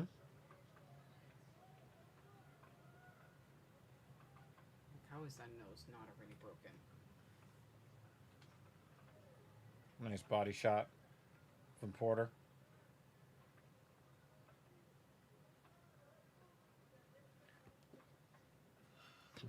A lunging left hook.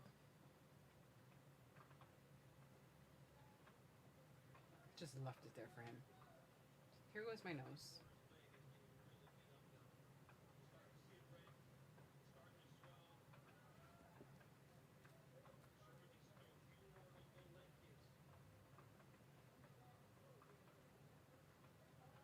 Another shot to the body.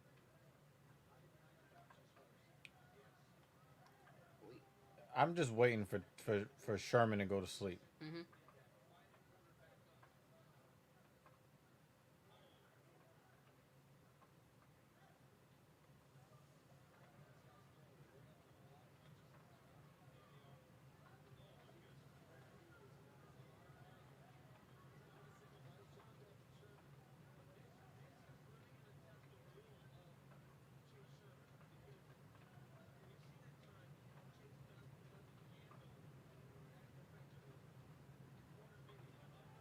Wow.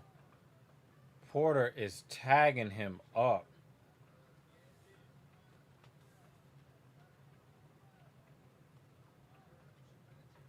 But Porter's nose is kind of bloody now. So that might affect his breathing. Oh, he locked both hands and then just let him go. That was weird.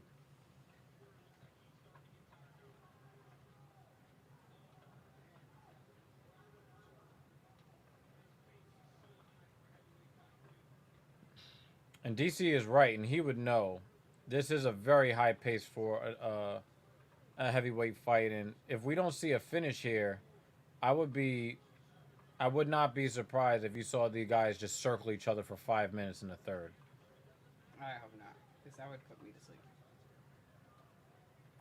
Well, I don't think the next fight. Yo, but he's throwing. Yo, Porter's. Did he just headbutt his belly? Maybe. Porter just shoved his head in his belly.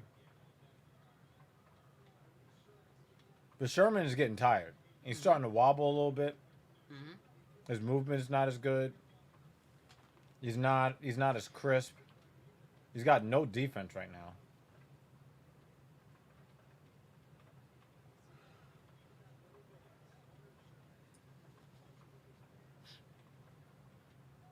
But Porter's arms are starting to get a little loopy as well. You see he's kind of pushing his strikes now?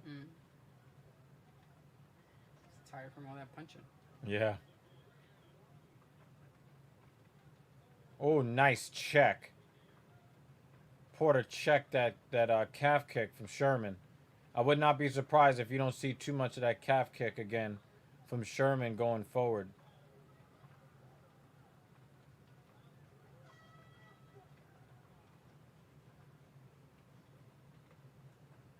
Uh-oh.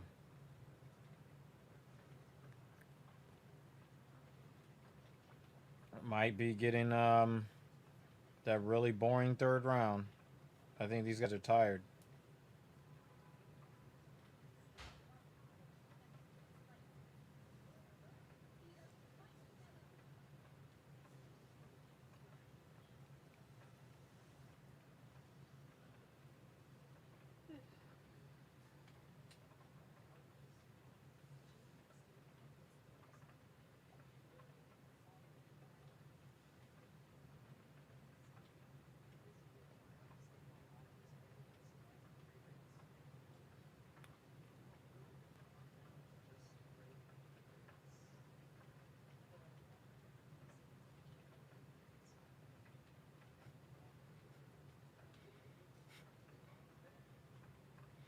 Here's a meme about insecure girls.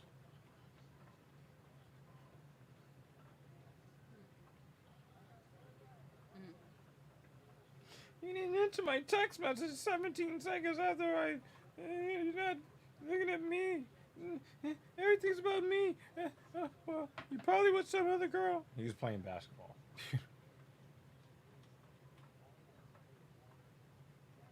Ooh. Now, if Porter was smart, he'd be chopping Chase Sherman's lead leg. He'd be chopping that shit down. Alright, let's just knock him out now. Let's end this early-ish. Sherman, no, he wants to wrestle Take a him. nap.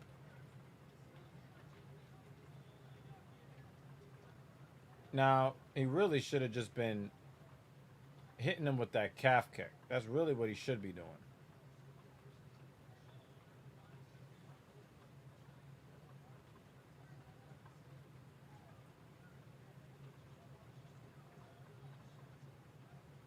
Sherman is tired.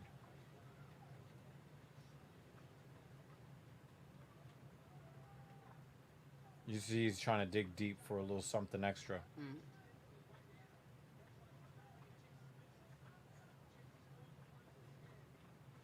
And Porter's not even thinking about how tired he is. He's tired, but he's not thinking about it.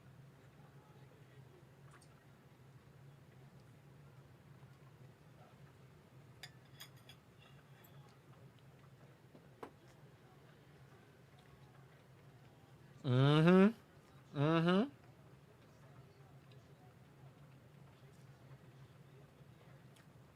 He's punch drunk.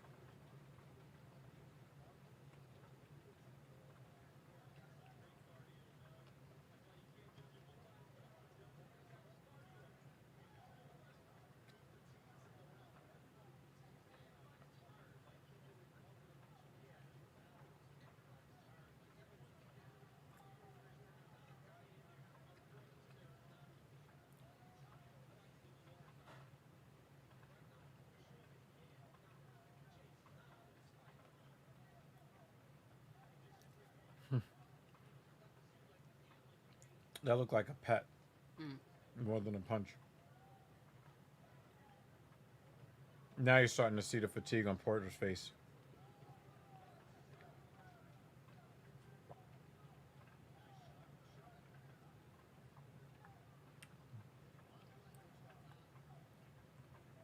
I got Porter winning this fight. Mm-hmm.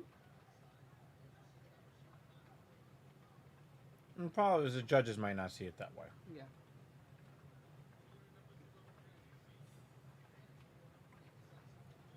Now, you could tell that these guys are both kind of rubbery at this point, Mm-hmm. but they're trying. Chase Sherman is a tough guy. But I think that Porter would have done better if he would just chop Sherman's leg down.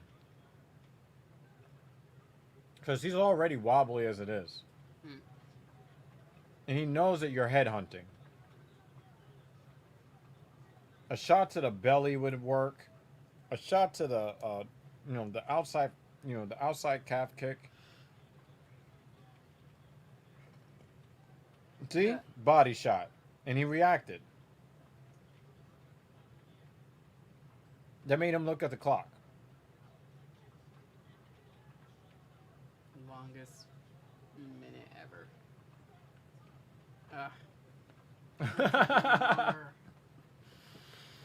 The world's longest 5 minutes.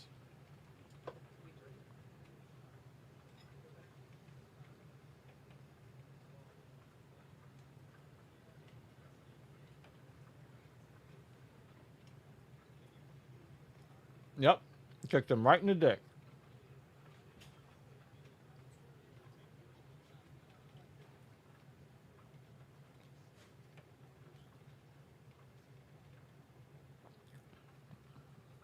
And as tired as Chase Sherman is, he's like, listen, you checked my cup, but that's not why I'm tired.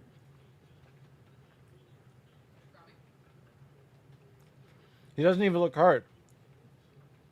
He looks like he's just trying to breathe. Yeah. The longer I stay awake, the more hungry I am.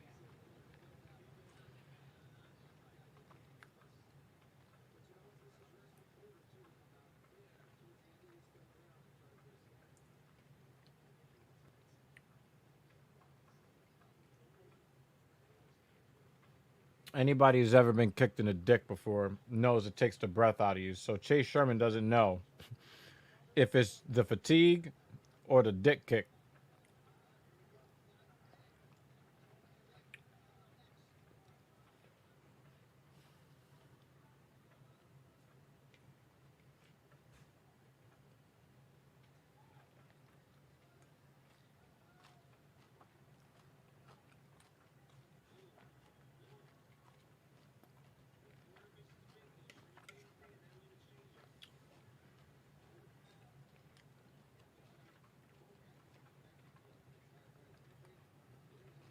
"30 seconds.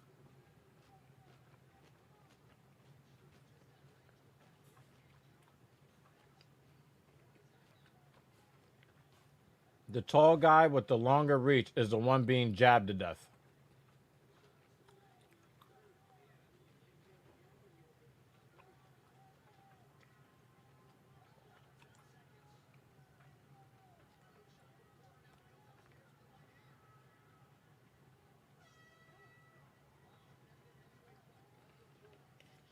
Not the worst heavyweight fight I've ever seen that went to the distance. Not the worst. But with all the stoppages, I thought that this one was definitely going to be an early knockout. It wasn't.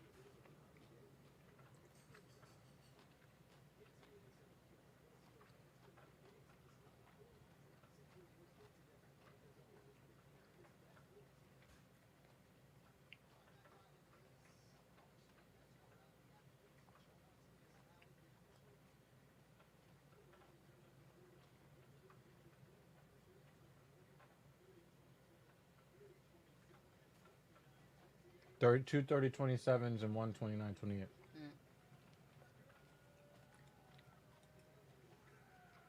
Yeah, he definitely won.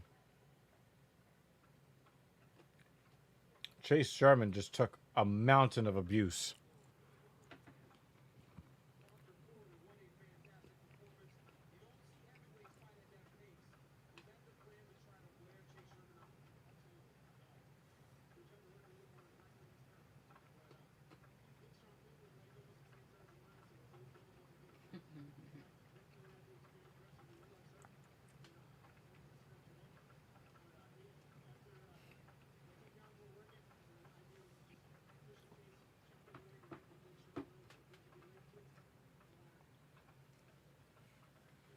I'm just gonna see what the neighborhood looks like real quick.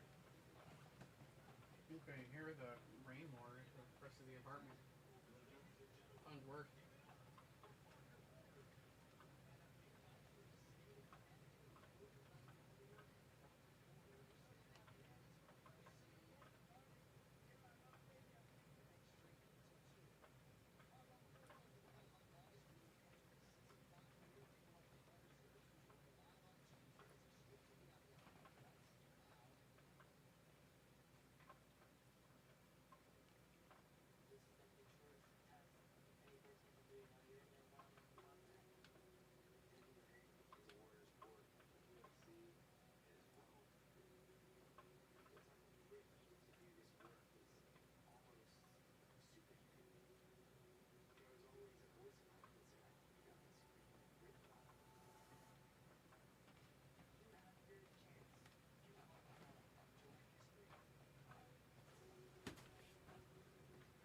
You guys know what's really weird about it?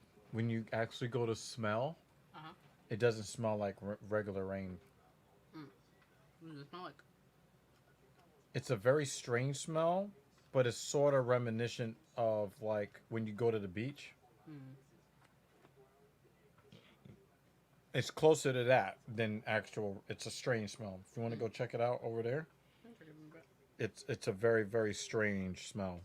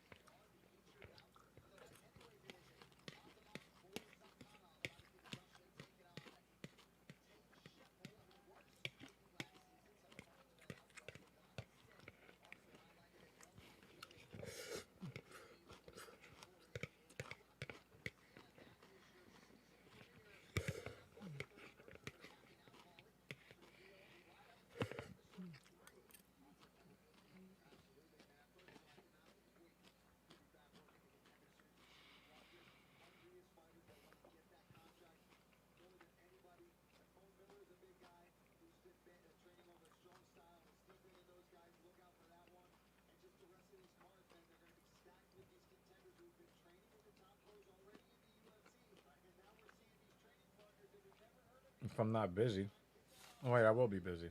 It's a Tuesday. Yep.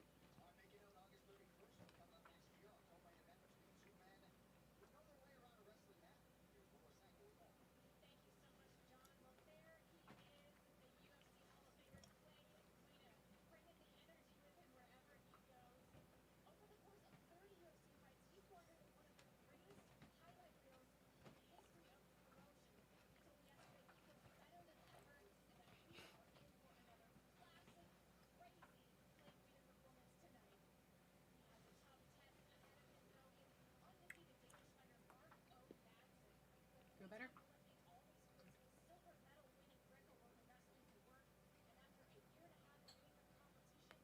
Ooh. Very nice. Mm. How's your boob?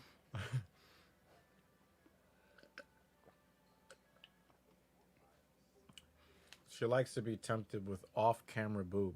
He doesn't like a good flashing.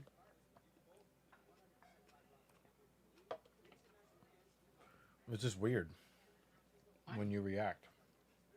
What's wrong with my reaction? It's weird. It was like, ooh, ooh. I'm tired, okay? I'm trying to satisfy my craving with tomatoes.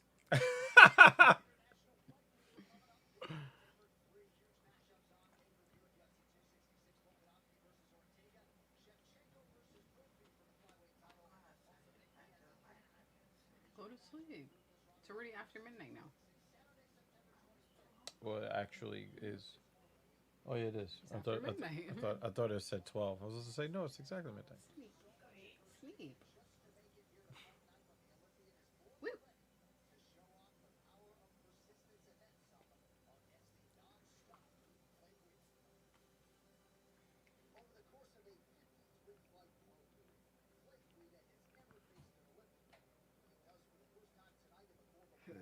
Excuse me.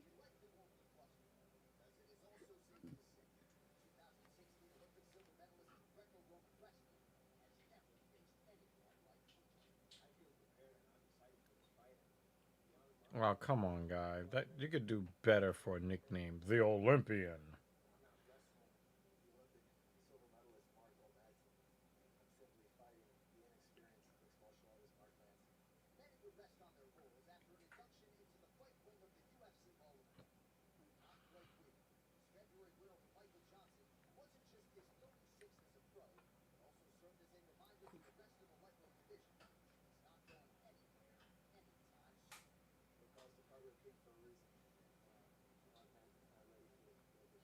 He looks like a fucking caveman. Oh wow, that was that was his own kind of savage. Mm-hmm. Good night.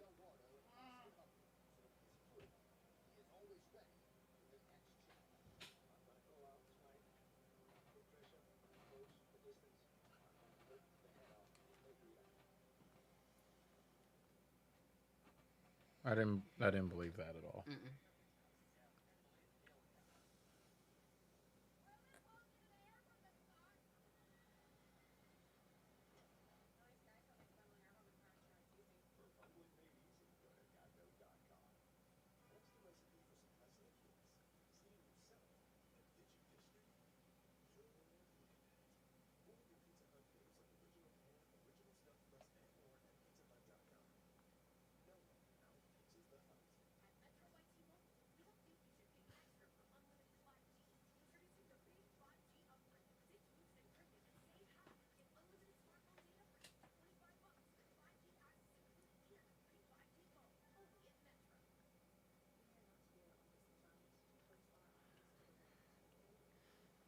We're got just 2 fights left on the card.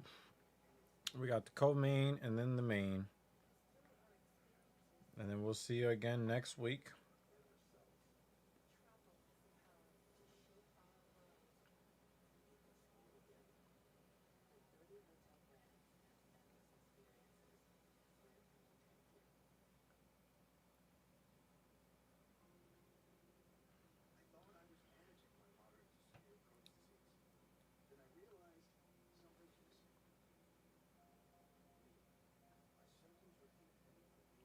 Yeah, they said he fell.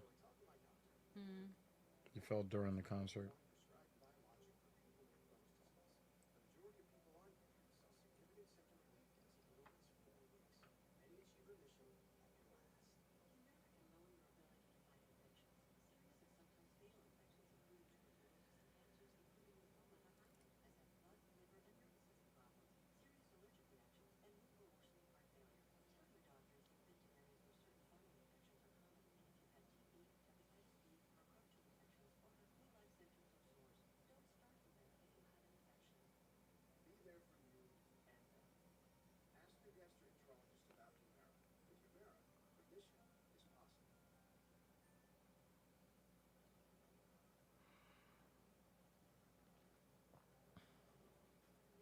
That was very strange.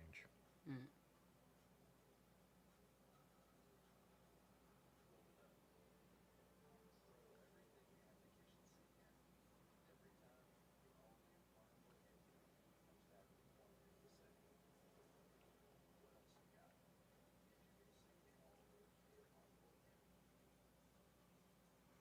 I don't know if I could drive a car called the Carnival. Mm. We need this match to start now. Somebody paid him to just put a line through his fucking body hair. Mm. It's fucking strange. Reminds me of Rob Van Dam. Except his hips still work. Oh, shots fired. You know I still love Rob Van Dam. Oh wait, I got my Van Dams wrong. I was thinking about the other Van Dam. Because we were just watching his film the other day. Okay, wait. There's nothing wrong with Rob Van Dam's hips.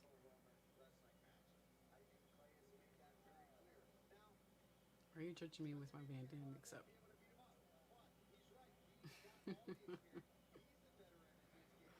Hmm.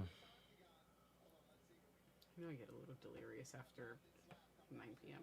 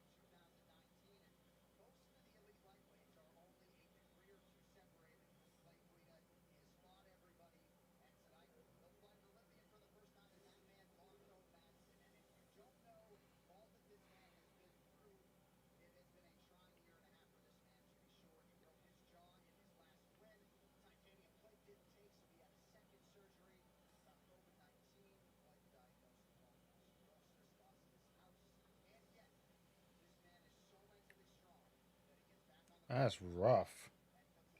Damn, that's rough.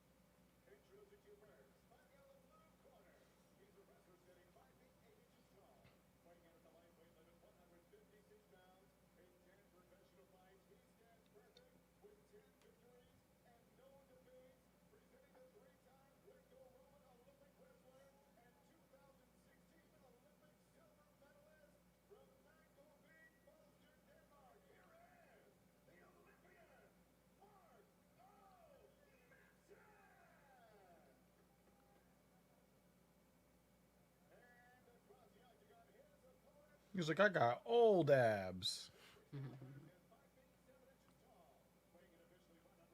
I almost thought they said Johannesburg. It's Johnsburg.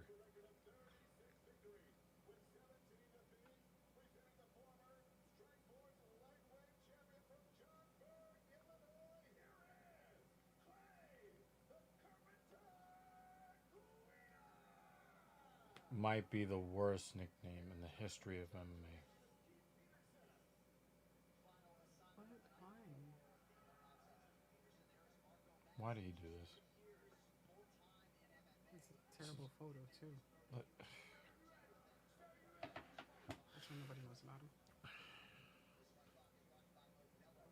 so much to force him to change his nickname.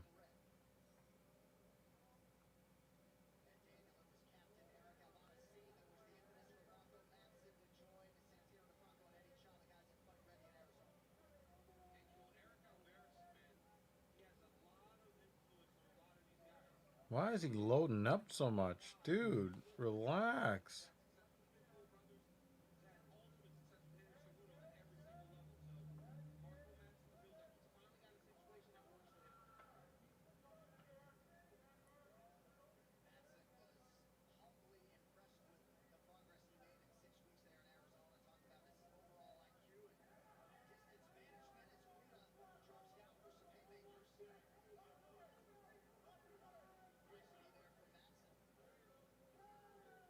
Nice needed a body from Madsen.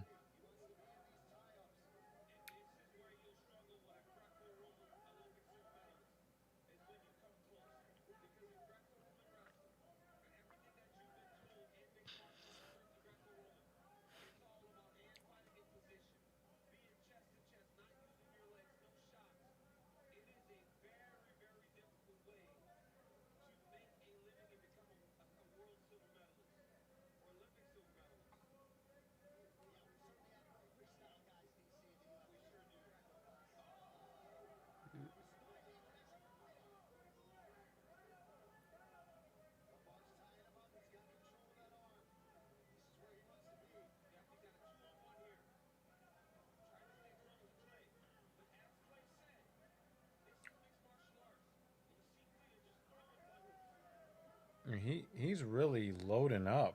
Mm-hmm.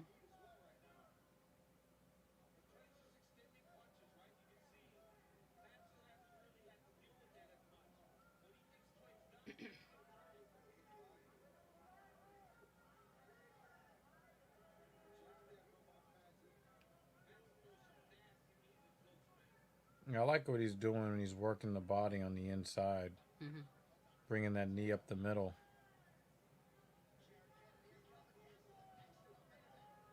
This is a pretty interesting. Yeah. The thing is, you think Clay Guida is like 67 years old. You know, he's got his AARP card. You don't really, but the dude's a dog. Mm-hmm. And Mark, and this Mark Madsen guy, he's not undefeated for nothing. You know, Mm-hmm. and you see Guida understands that he needs to stay out of the clinch with him, but I think Madsen is doing the right things on the break.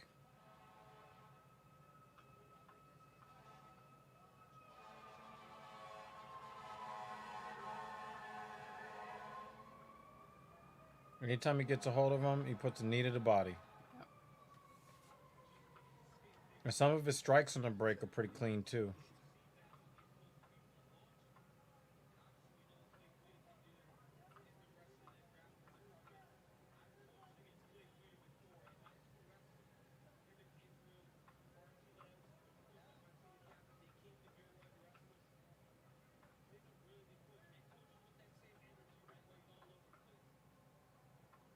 So what ends up happening sometimes when you get two really good grapplers is that it becomes a stand-up match. Yeah, that was he felt That that. was a good one. Yeah, he felt that calf kick, that outside calf kick.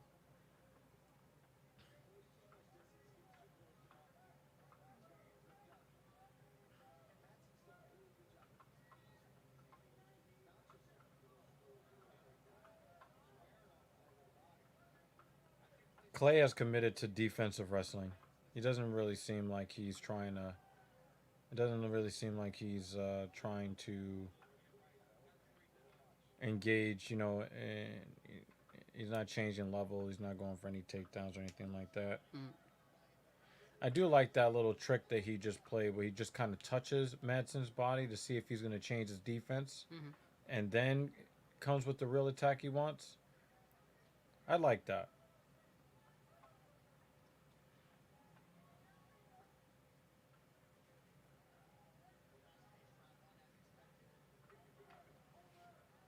I think Madsen wants to see if he can slow Guida down, but from what I understand, Guida is known for.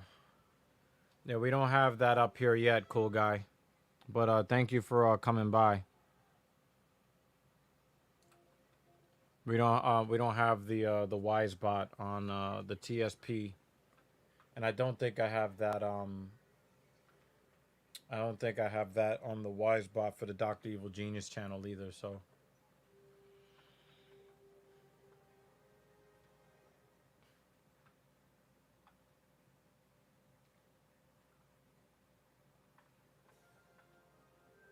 that was stupid as fuck. Stupid fucking commercials.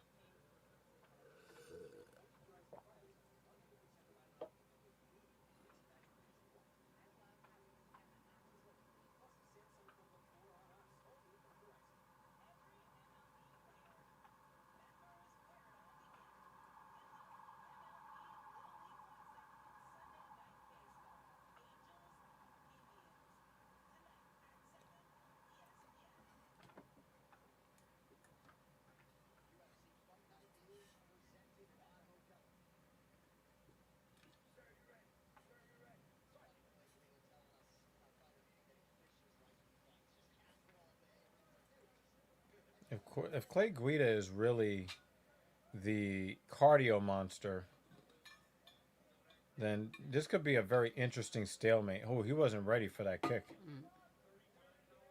And remember, during Clay Guida's heyday, they didn't do a whole lot of calf kicking and all of that. Mm-hmm.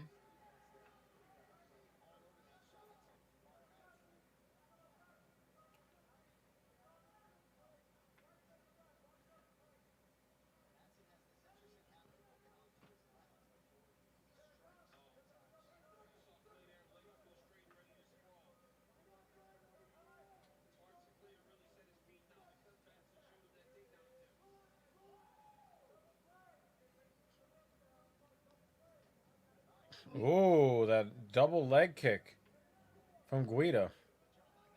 So it looks like Guida's added it to his arsenal. I'm still not sure how much Guida is used to getting hit with it himself. Again, that's not like what they were doing during his heyday in mixed martial arts in the UFC. Now everybody's trying to chop at that calf kick. Mm.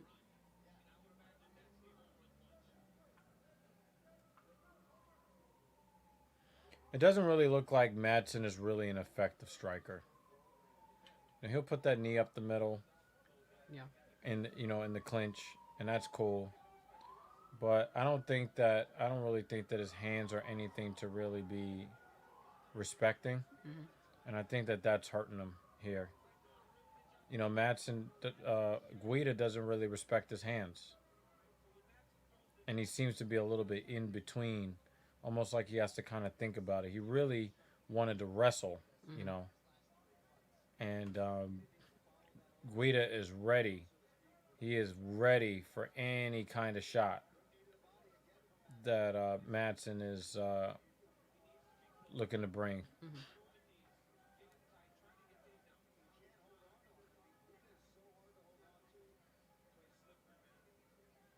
I mean, he does look greasy. Mm-hmm.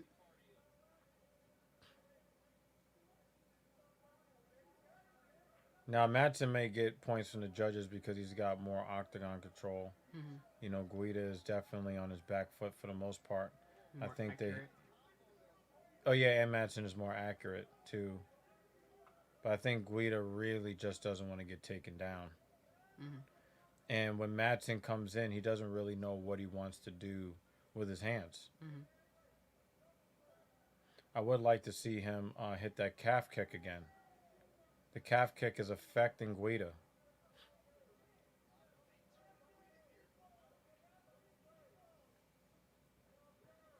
Instead, he's the one eating the calf kicks. And the thing is, Madsen's also got a lot going on in his life that's not so positive. Mm. I think that he came here for some offensive wrestling, and it looks like maybe he's getting a little bit frustrated that he can't get in and get the grappling done that he wants to get done. Mm-hmm. I'd like for somebody to just get knocked out. Yeah, I just don't think Guida's just gonna stand in front of him.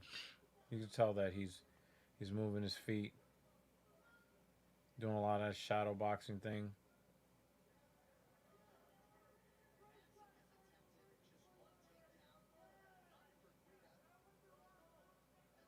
Yeah, Guida's not gonna do that. Yeah, I think he's just worried about trying to keep it on the feet. I think that Guida does have the advantage on the feet. Um, I think that he's a better striker than Madsen.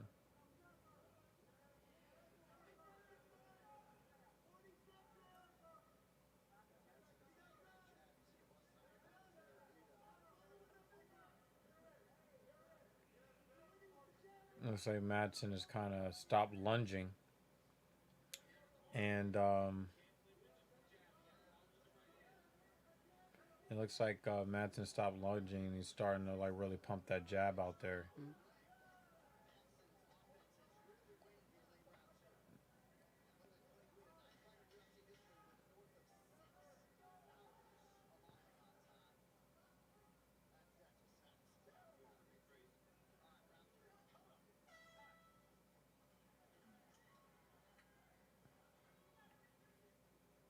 Wow, he went right to sitting down. He's Mm. tired, but I think he's also a little frustrated too.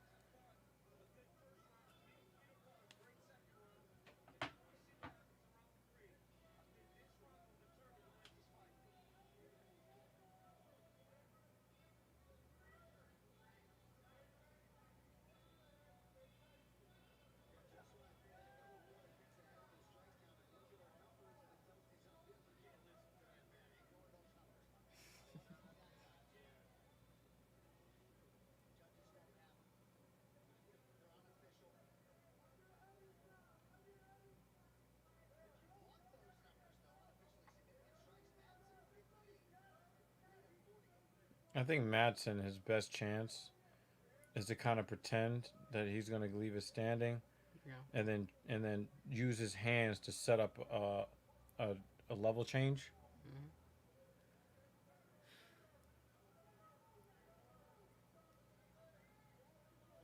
Hmm. Guida is fighting like a mosquito, though.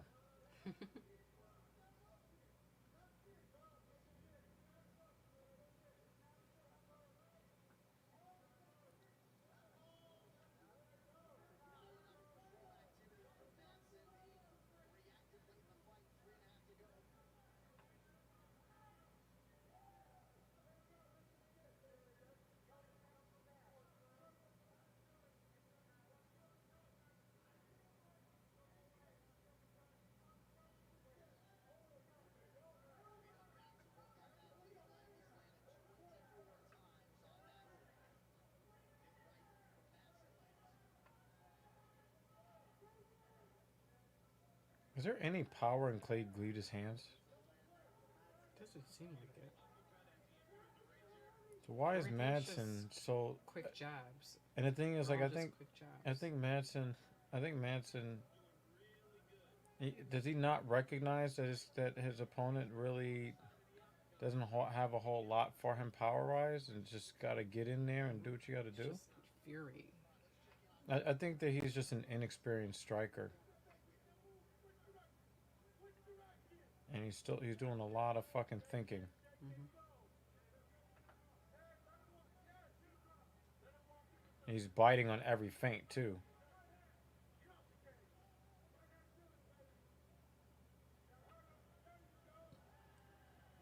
That was a nice knee.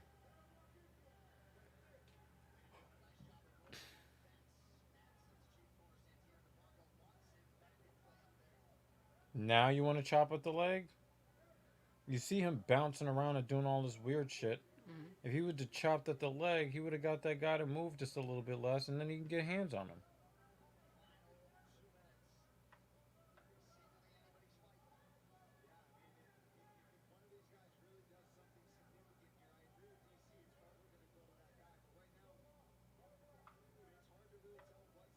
Nice body kick.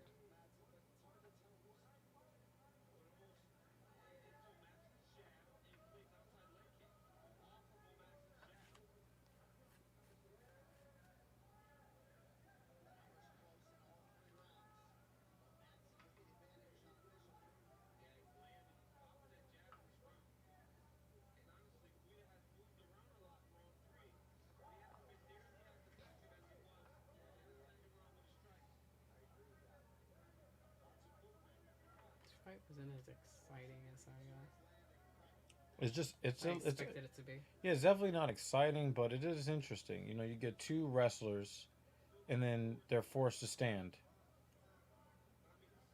So what makes it less than entertaining is the fact that it's two wrestlers throwing hands instead of getting into somewhat of a grappling heavy exchange.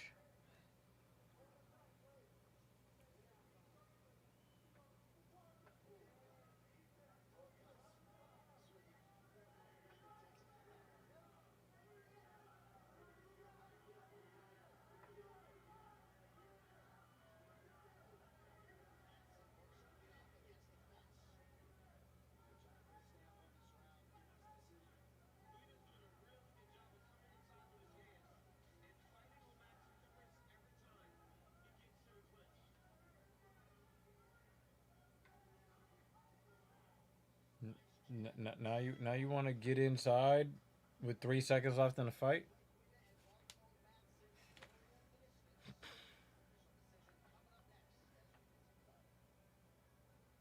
I would not be happy with that performance if my name is Clay Guida.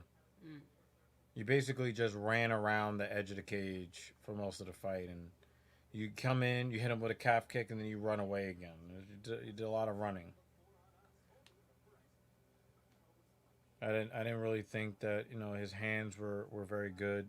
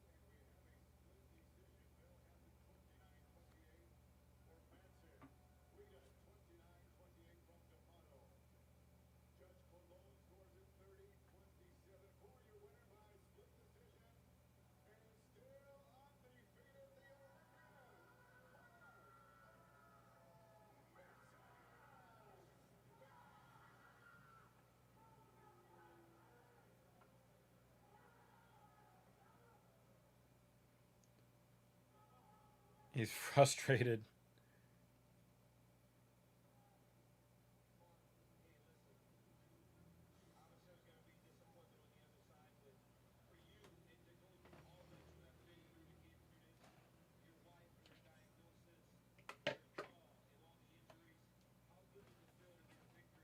Wow.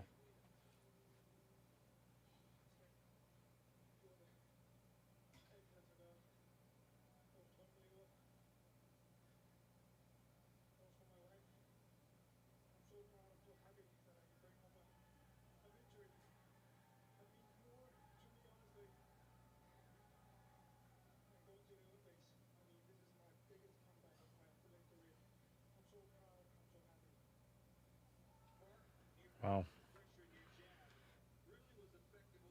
I just didn't like the way, I understand why, Clay fought a defensive fight, but don't I don't love the way he approached the fight.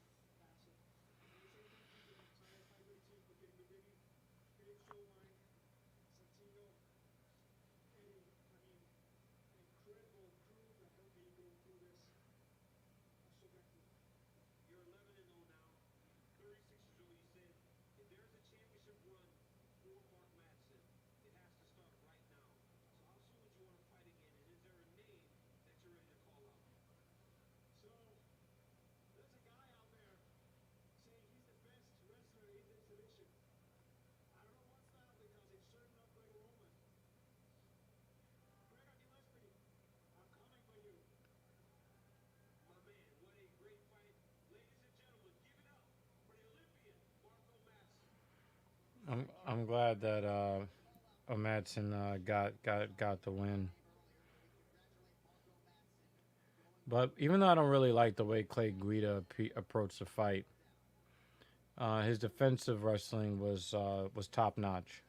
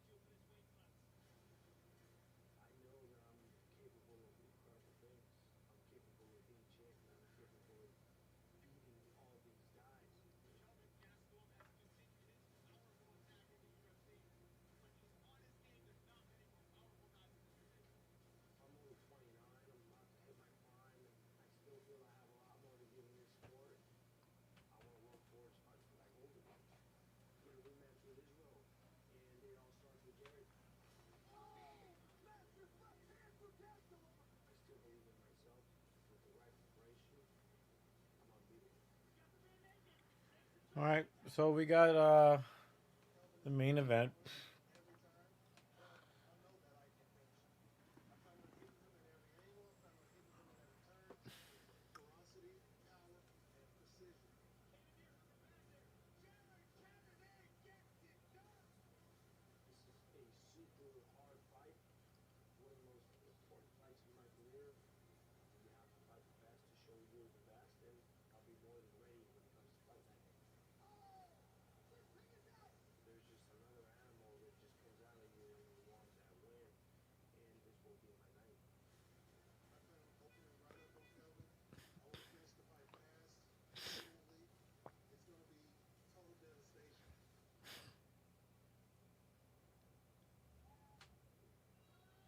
I just see Cannonier winning.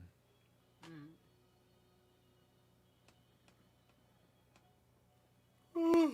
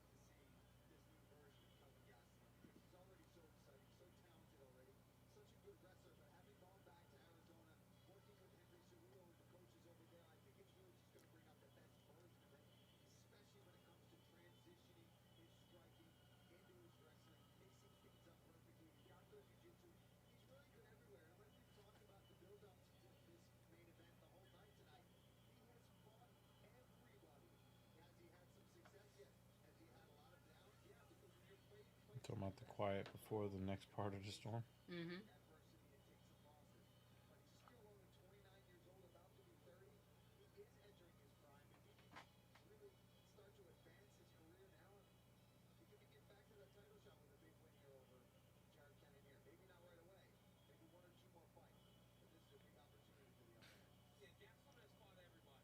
Looks like it's going more and more off the coast Mm-hmm. of Long Island instead of like right over the middle of us. Yep.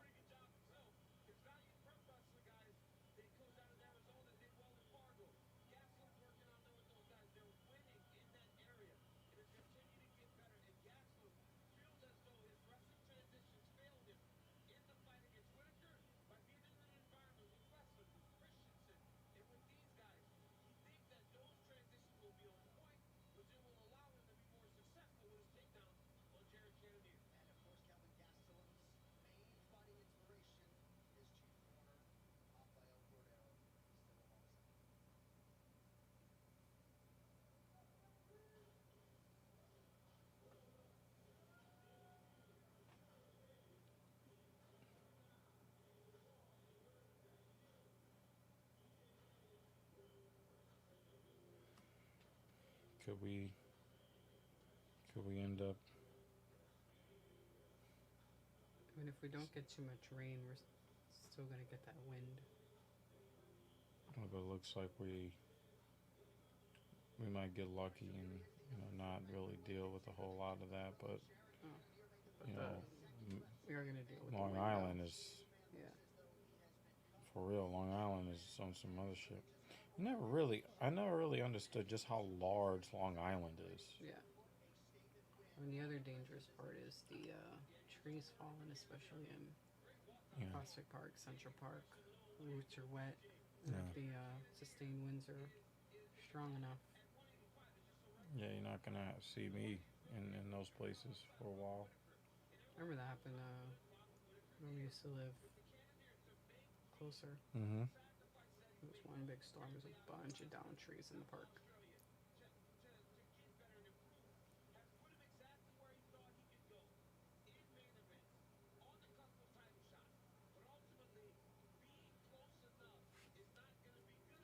Did they forget his mouthpiece?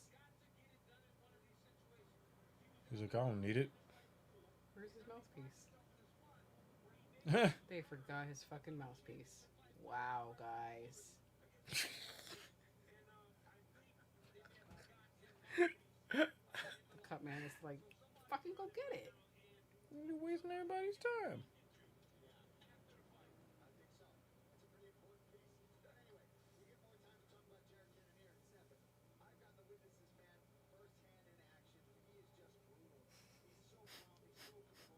That's the most aggressive he's ever applied to Vaseline.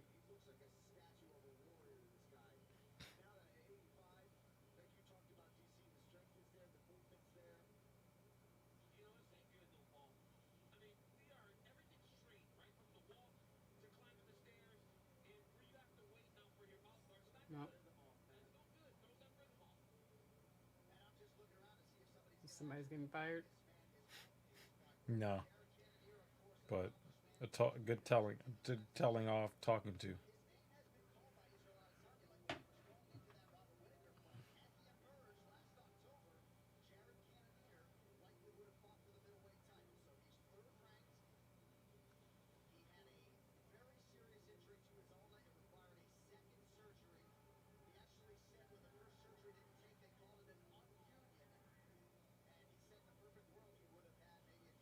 Here they come running. It's hilarious.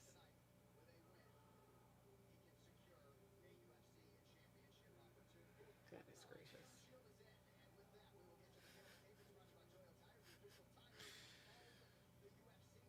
You had a lot of fun with that. Mm-hmm. Look at that 6-inch reach advantage.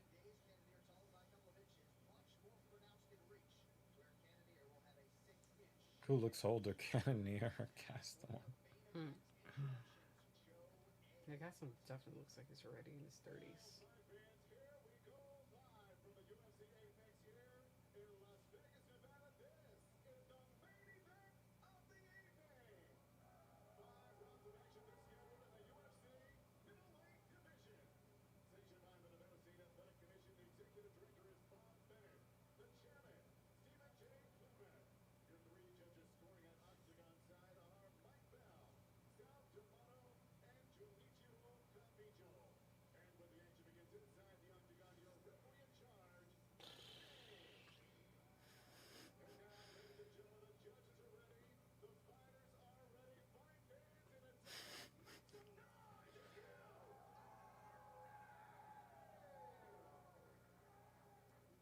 His announcing is better today than most cards.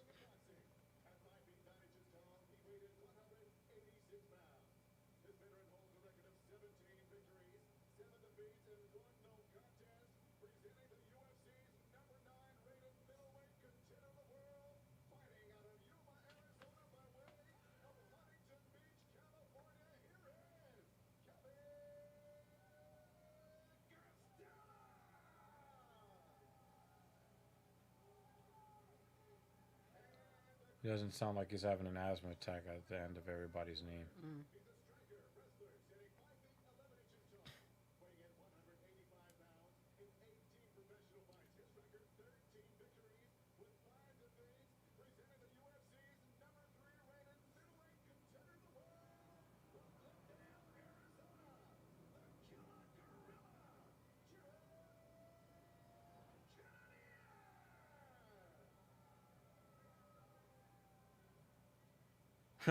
He's like, okay, can we fight now?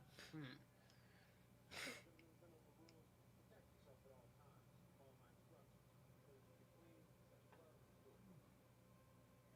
Built black guy, fat Mexican. I thought Kevin was going to appear much shorter than Yeah, him. I know, I And so, know. Yeah, they were definitely more closer in height than I was anticipating. And the thing is, Castellum keeps getting in these fucked up matchup with guys that are taller and longer than him. hmm. And he's always trying to get in on the inside. And, if they are able to um, control the distance on him, then he just loses the fight.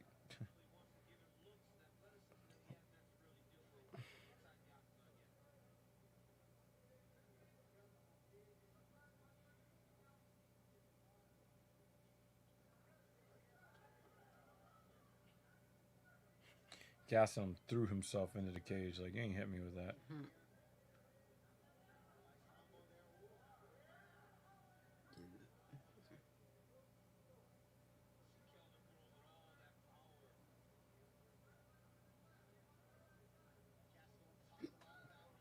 Yep, he switched stances just to hit him with that calf kick.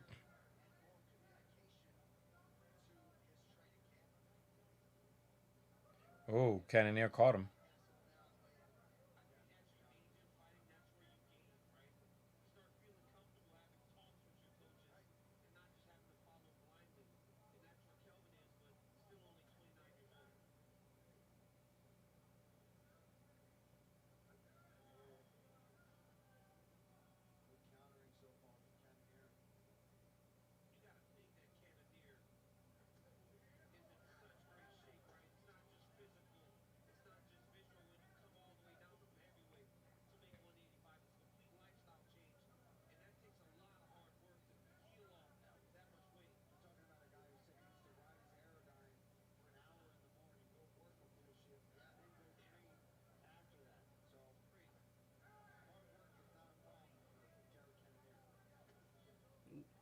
That was a very quick kick from Cannonier. Mm-hmm. Nice calf kick from Cannonier.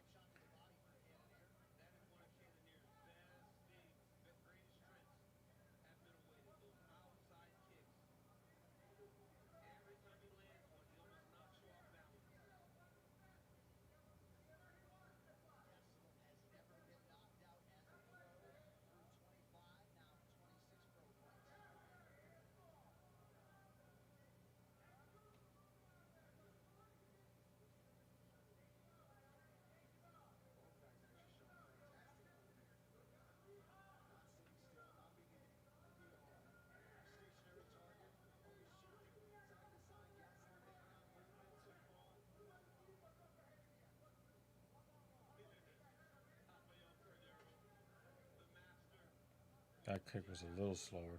Mm.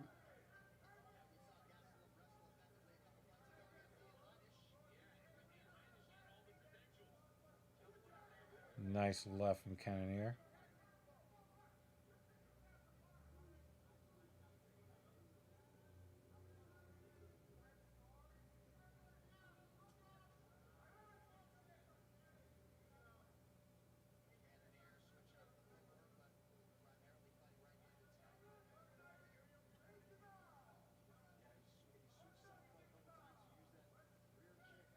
It looks like Gastelum is seeing everything or almost everything. Mm. And the thing is, he's a really good fighter. It's just I think the matchups at 185, they're just difficult. But the thing is, he can't fight at 170 and he can't fight at 205. Yeah. And it seems like all of the guys at the top of 185 are rangier, Mm-hmm. and they've got the kind of power to put. I mean, Cannonier is off heavyweight fighting at middleweight. Mm-hmm. It's just not a great matchup for Kelvin Gastelum. Though Gastelum, Gastelum needs to be respected.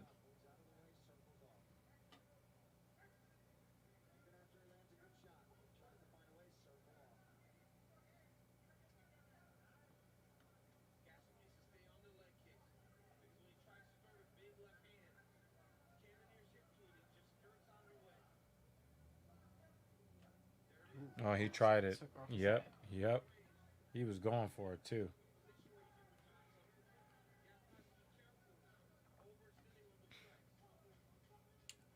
Good footwork from Gastelum there. If he had any kind of accuracy there. Mm-hmm.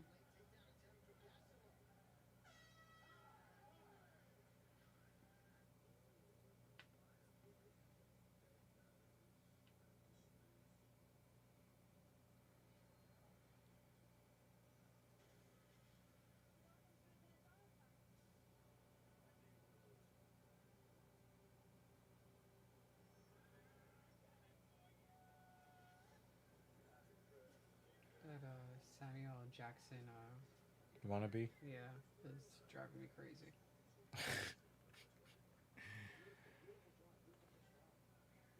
When I first saw it, I was like, wow, he looks horrible. Then I realized it's not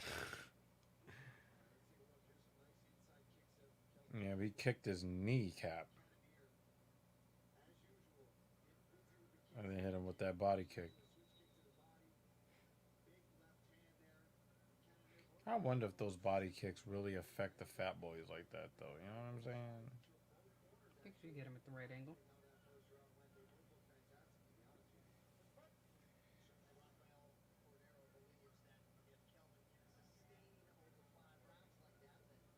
I keep forgetting it's a 5-round fight.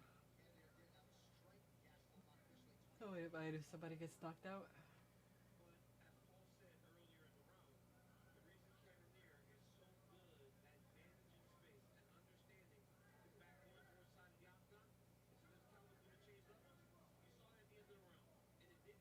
Cannonier's timing is off. Hmm.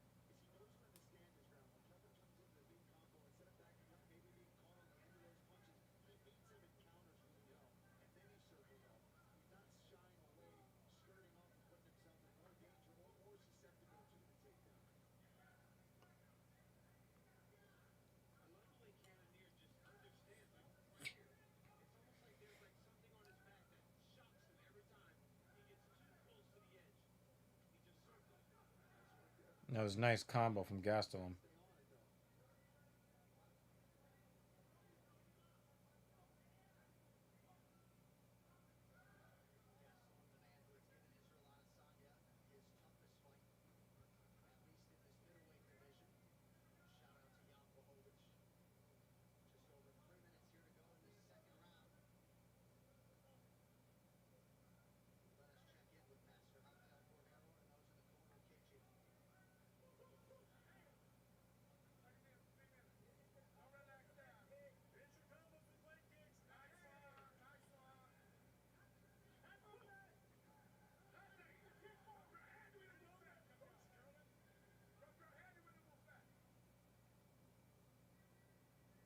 I don't like how Cannonier's extending his fingers out towards Gastelum. Gastelum's hitting that inside leg kick now. Not seeing as much output from Cannonier now. Mm.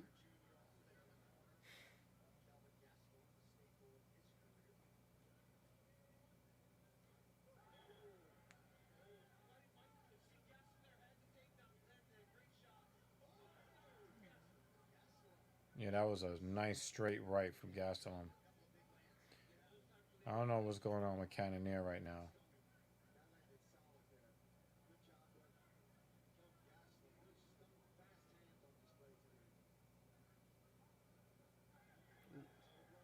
Yeah, he kind of knocked, kind of stung Gastelum there a little bit too. But when Gastelum gets inside, he doesn't throw his hands, he doesn't throw elbows, he doesn't throw knees. You know, that body kick was working for Cannonier before. He's not throwing that. Mm. He's really not throwing anything.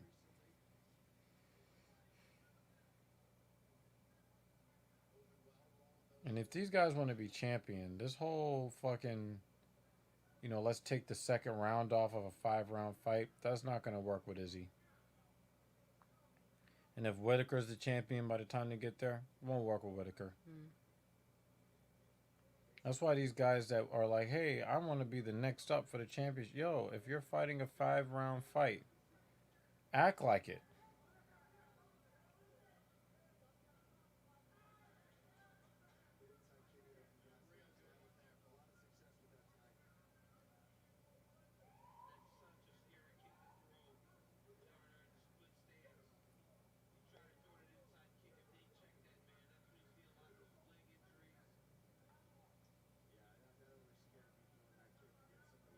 Look, like everything he's doing, like it's almost like he's looking for that.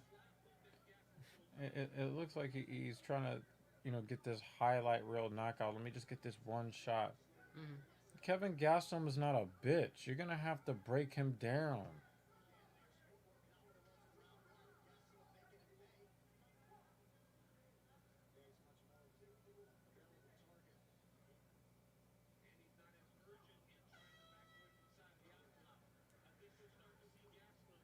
So technically, Cannonier outstruck Gastelum, but I think Gastelum was the better fighter in that round.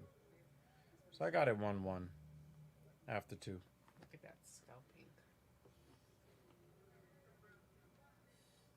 Oh, look like John Bertham. Bernthal. Mm.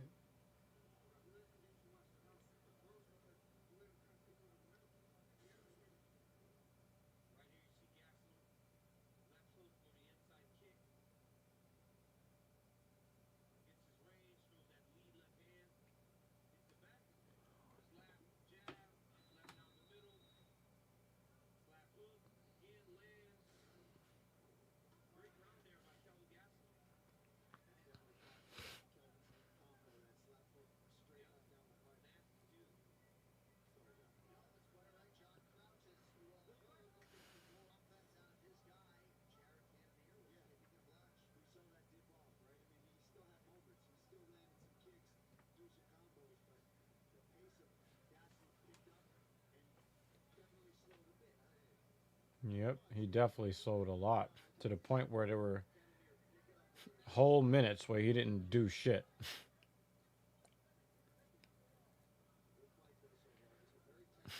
You know, a lot of guys got it 1-1 after the second round.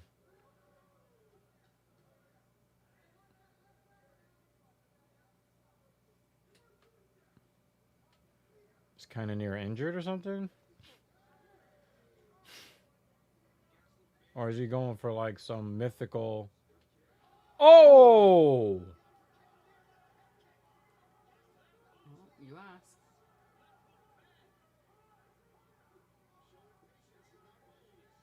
Yeah, but it's going to take more than that to get Gastelum out of there.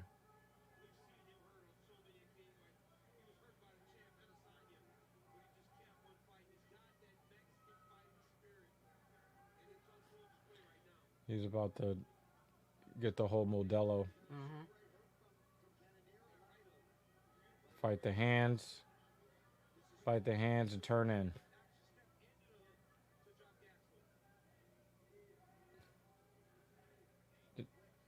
No, his hands are still locked, right? Turn in. Get the underhook. Get away. That's how you do it, Cannonier. And he got him with a straight right. It wasn't even the head kick. Mm.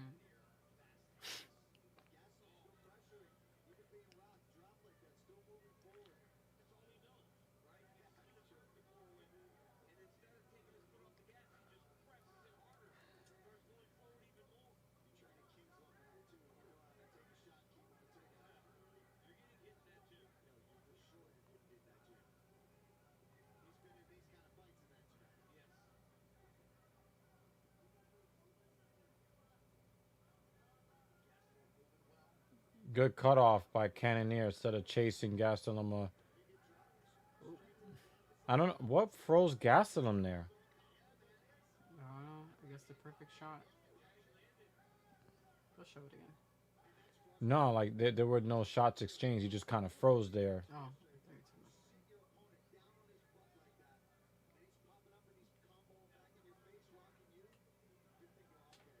It's almost like maybe like he had like a certain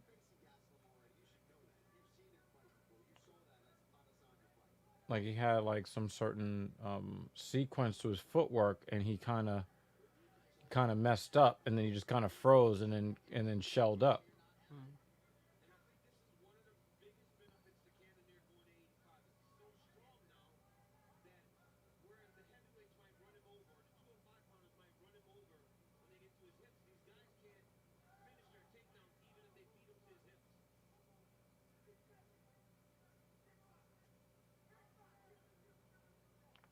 That strike was defended.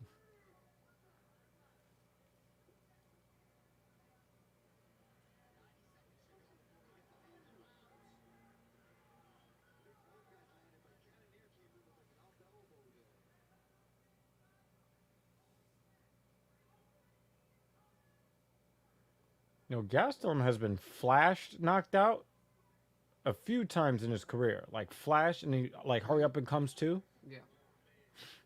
They're like, no, no, no, no, not happening. Yeah. Like what happened with Shane Burgos, the opposite of what happened to Shane Burgos.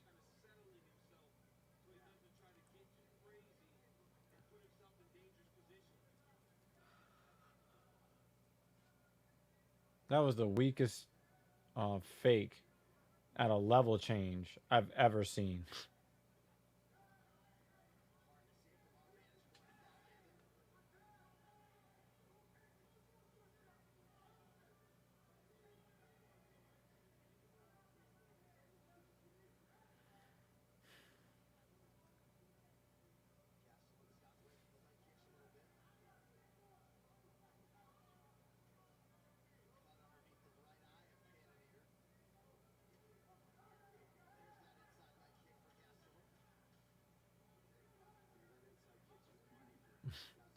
I think the announcer like basically coached Gastelum there.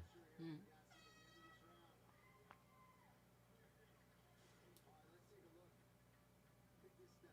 Yeah. Oh. He's like, nope.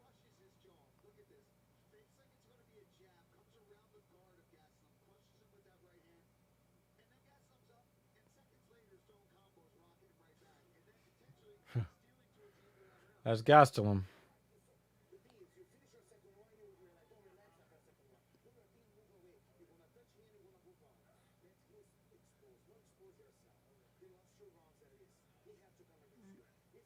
Nah, I think Cannonier's got 2 rounds. I got Cannonier up 2-1.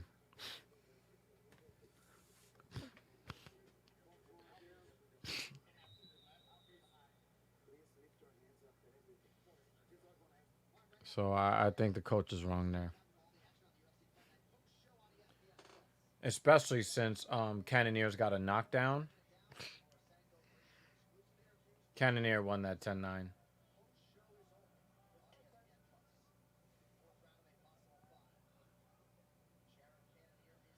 It's a good fight.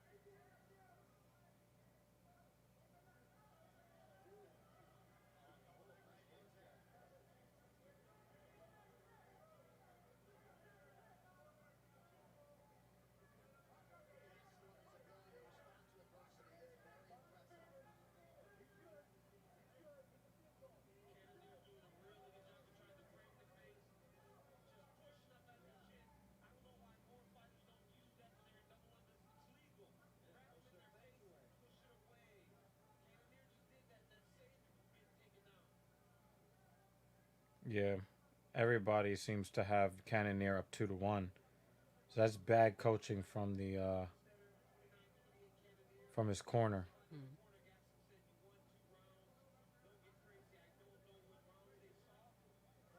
Hmm. Yeah, exactly that.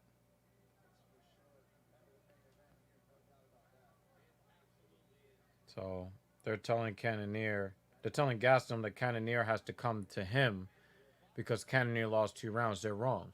But Cannonier's going to come to you because he really wants this highlight reel knockout. Because taking a fight like this doesn't help Jared Cannonier. It's 3 against number 9. Cannonier can only be hurt by this matchup. He can't really gain unless he gets a highlight reel finish against a guy who's never been knocked out. So,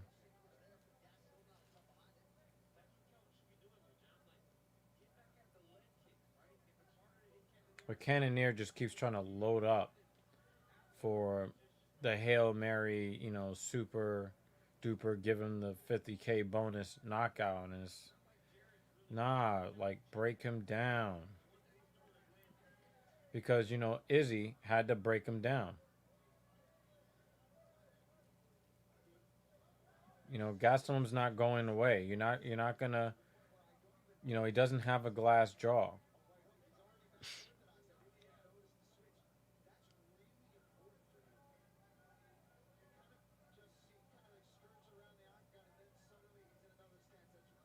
Oh, nice head kick from Cannonier.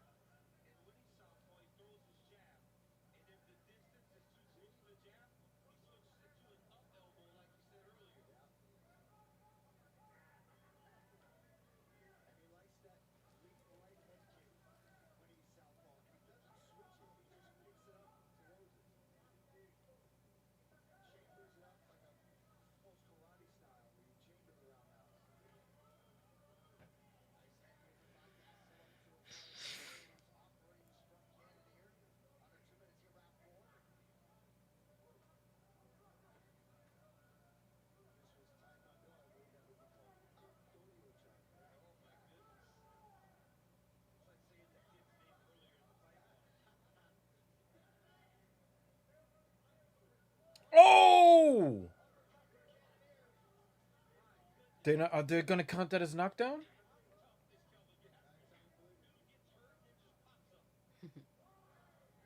But are they official knockdowns though?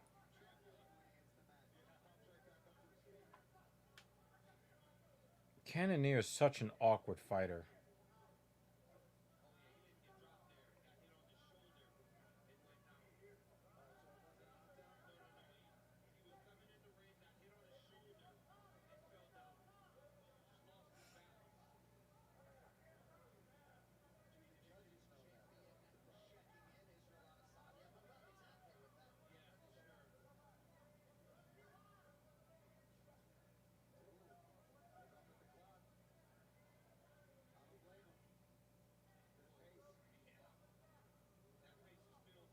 I don't know what the coach was looking at if he thought that Gastelum won round 3. Maybe he thought Gastelum won round 1 and 2. Mm.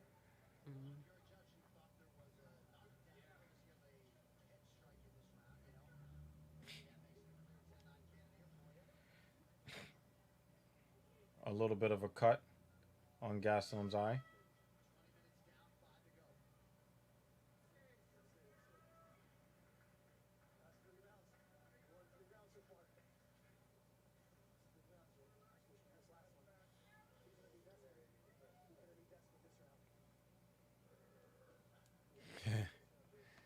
You got all of these coaches saying the other guy's desperate. Mm. It's got swelling right in the center. Yep. He's going to be on Star Trek as one of those characters.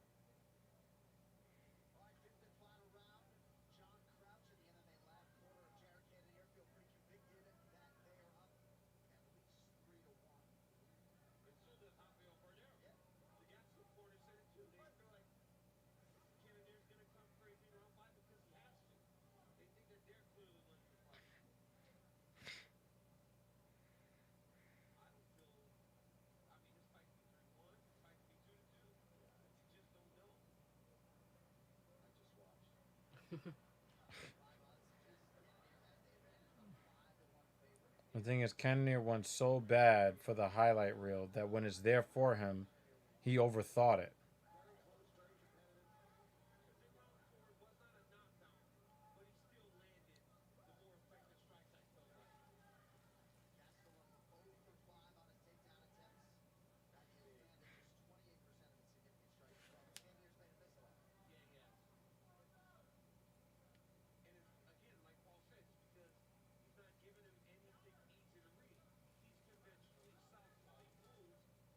Oh, that brace was nice.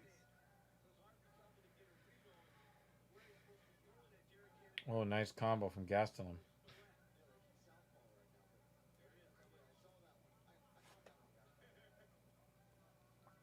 This fight is cutting the pace.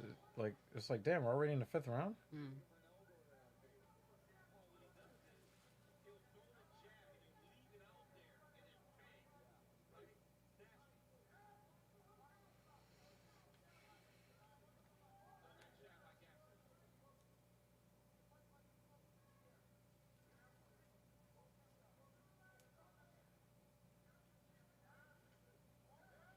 The exchange.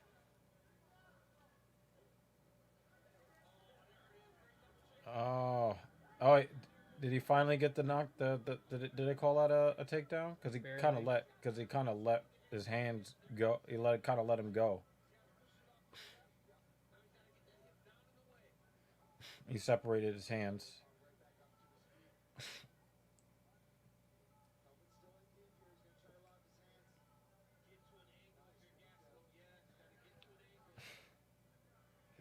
He separated the hands. Now if Cannonier would just move his feet, no credit for him. Yeah, because he let him go.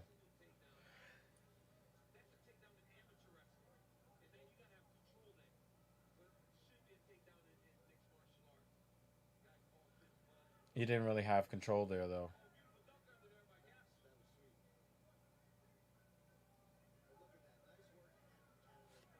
Defensive wrestling is pretty good for Jared Cannonier. But the thing is, like, Gastelum kind of dumped Cannonier and lost control of his body when Cannonier hit the ground. So I think that's why they didn't count as a takedown. Nice 1-2 from Gastelum. Cannonier's got to do something here because I think that there's a possibility that the judges could have given round 1 or round 4 to Gastelum, even though I thought that Cannonier won round 1 and round 4. Obviously, Cannonier won round 3. Gastelum won round 2. but I don't trust the judges because they suck. Yep. So Cannonier has to do something in the next 30 seconds because right now Gastelum looks like he is the fresher, sharper fighter, more effective.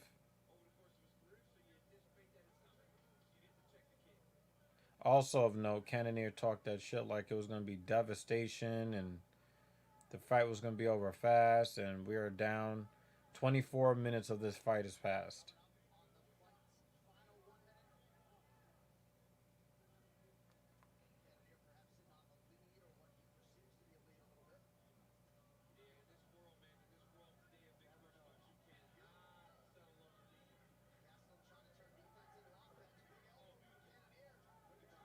Yeah, that was a nasty elbow.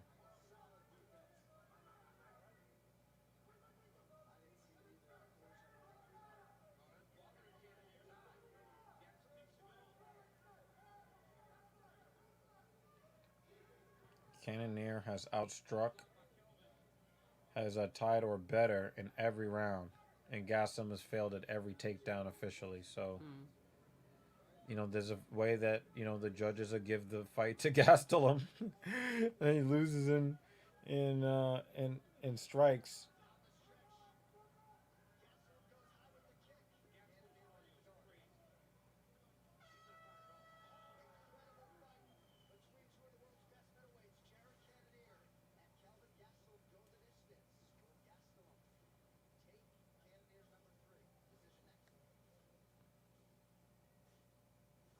Well, Gastelum lost his last fight, so you don't win one and then go to third.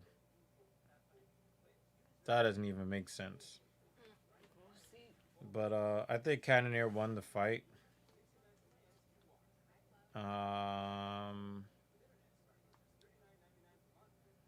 I guess you can get the water going, right? Yeah. Fucking sticky as fuck. Yep. We're straight to bed. Yep.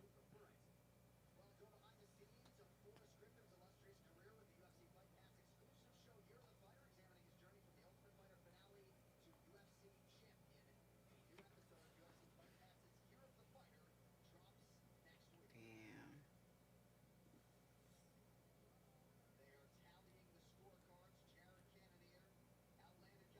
That's nuts.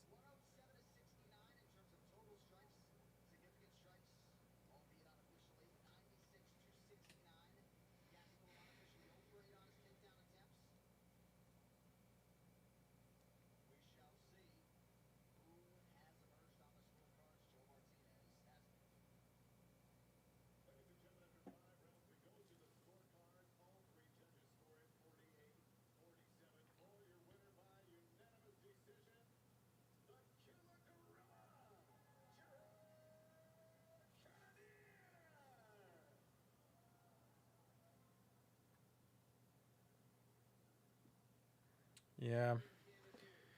Okay. Uh, I'm not gonna argue with that. Well,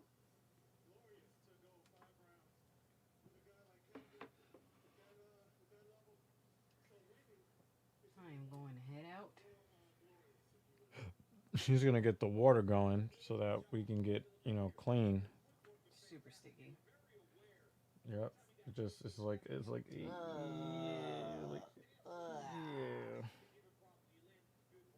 Have a good night. Or a good morning. Yeah, pretty much. Or good afternoon. Good something. Have a good hurricane overnight Ugh. if you're in the Northeast, like we are. Make sure everything is charged. That's where I'm going to take my cable. I just hope that when I get up in the morning and I step, the carpet's not sopping wet. Oh, God. Don't even put that in the universe. God, but nope. We're not putting that in the universe. We should close this window up. Just in case. Same for the living room. Okay. I'm going to escape. Yep. Congratulations to Jared Cannonier on maintaining that number 3 ranking in the division.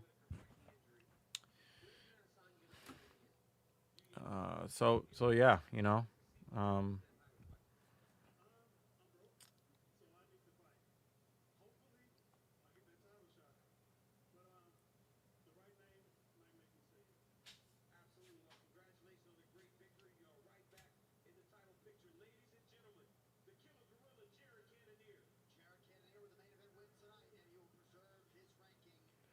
Well, I want to thank everybody that came through tonight's live stream.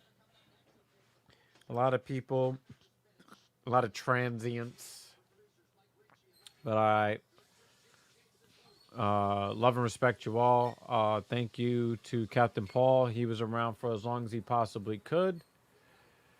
And I'm signing off because I was around for as long as I possibly could.